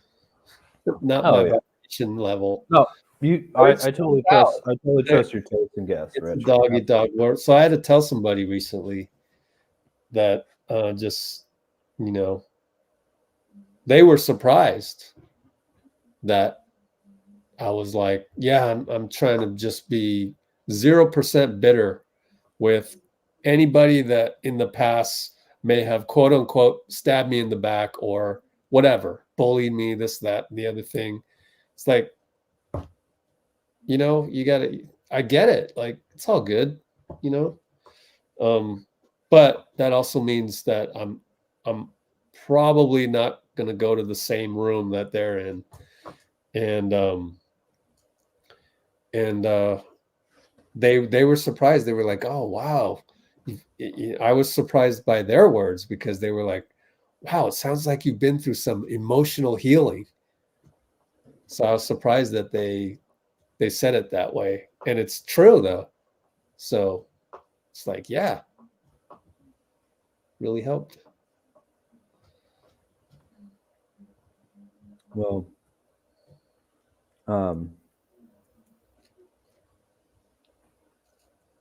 there's something about the way you approach things, Rich, where it's just obvious that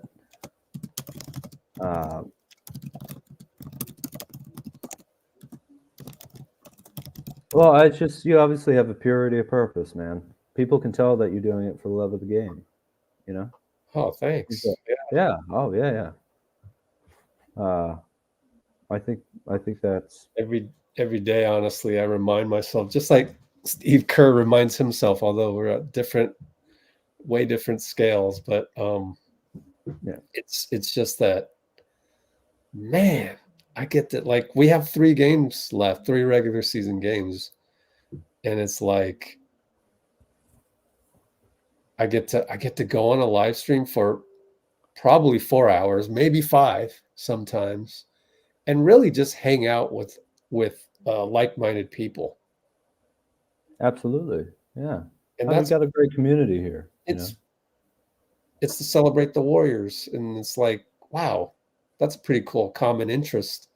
And then the time spent in between, I'm uploading interviews, I'm transcribing Warriors interviews, I'm relating what they say to things in life. I'm spending much less time being outraged at the outrage, because that'll pull you in the wrong direction. So it feels good to not have to rely really on Twitter. So shout out to Arbel and Nicole for like keeping me updated, because like they'll literally tell me when, oh, Slater said this or that. And it's like, yeah, because I ain't checking that. I'm not doing the refresh thing on that for a good reason. And I definitely, well, I mean, I could just do that, but then you have to get in that mode, and then you might accidentally go down the rabbit hole. Yeah. Yeah. But yeah. No, dude. I mean, you're talking about Arbel and Nicole. Like,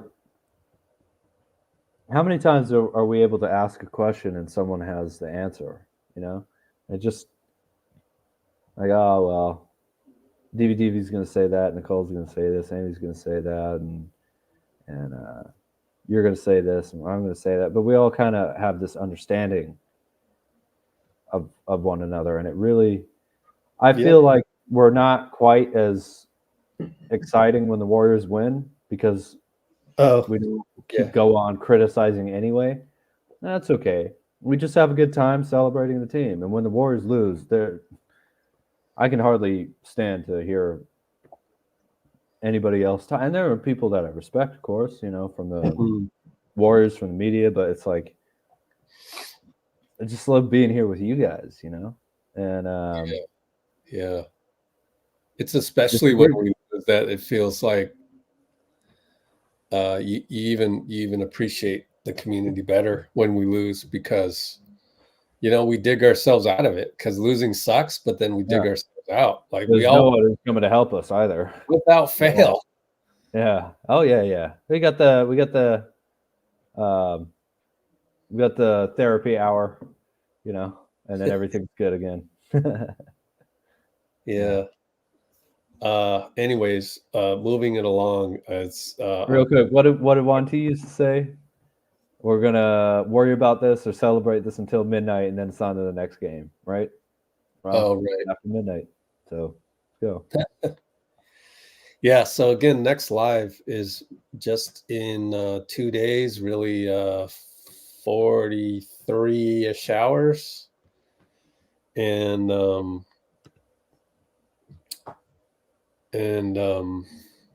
yeah, let's do just us. Unless you got any other things you want to say.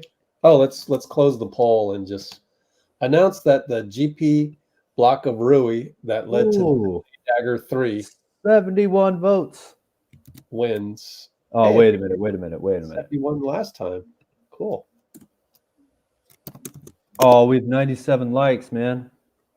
Oh, okay. We need 3 more likes before we get out of here. Please. It's free. 3 more likes, please. Well, since we're waiting for 3 more likes, I am going to use this time to airdrop an Eclipse related thing. Oh, okay. Yeah. Check this out. Did you see any of it? Rich? I just saw my friend's Instagram post, or 2 of them from here, and it was like a little bit of the sun was covered by the moon. So yeah, it was like 20% out here in California. Oh, pretty neat. It wasn't full. Yeah. So with that, let's file open.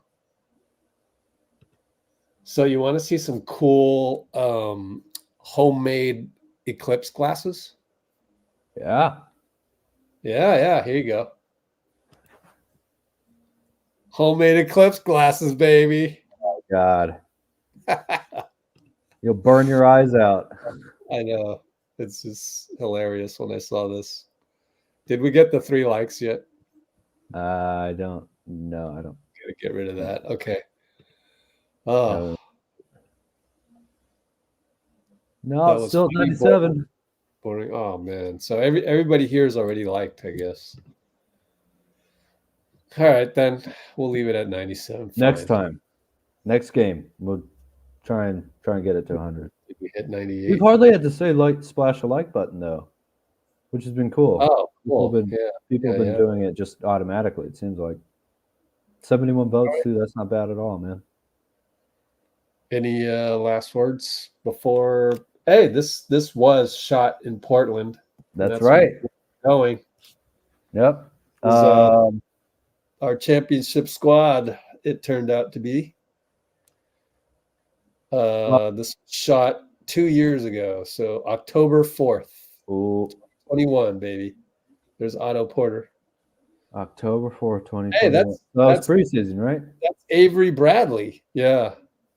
Oh, DVD said it's 98 now. That's not too bad. Cool. Right. Yeah, real quick. April 8th was the 30th anniversary of Kurt Cobain's death. And I just want to say I miss having that guy around. And, you know, life's hard, but I'm glad each moment that we get to spend together. And secondly, that Klay Draymond podcast, you guys have to listen to it. It'll just make you feel the way that you want to feel. Thinking about, if you're a Warriors fan, it's one of the best things that's happened all year for sure, if not longer than that. So feeling good. How often is it that you listen to a podcast and you've literally known both of their voices for more than a decade? 12 seasons together now. 12. I just found it so That's longer than Magic and Kareem. It was just so like, you totally felt like it was just so like heartwarming just hearing their voices. Because it's like, oh my gosh, I know these two guys for so long. Well, it's total trust too. Trust with each other, you know? Yeah. And those Draymond interviews, they're not generally over an hour long. Yeah. 45 minutes, something like that. But they really just, a view inside the locker room and between two family members, two old family members too, at this point. Yeah. But two golden ones, man. Just awesome. And thank you, DB. Oh, we're at 99 likes. RIP. Yeah. Kuko. Yeah. All right, let's see if we can get to 100 while I do this. Oh, cool. No. Refresh. Yep, 99. I'm seeing it too. 100? All right. Okay. Let's see. One more refresh. Whatever. It says 99, but who cares? Let's do. DVD was saying it's 100 though. So. Oops, I went a little too quickly. Just us. Just us. Yeah. Brate. And Brate right here. Quick refresh. See if we get 100 there. No, mine says 99, but who cares? I'll trust it's 100. Yeah, all we right. trust you. We trust you guys. Take care, everybody. See you Thursday, 7 o'clock. Absolutely.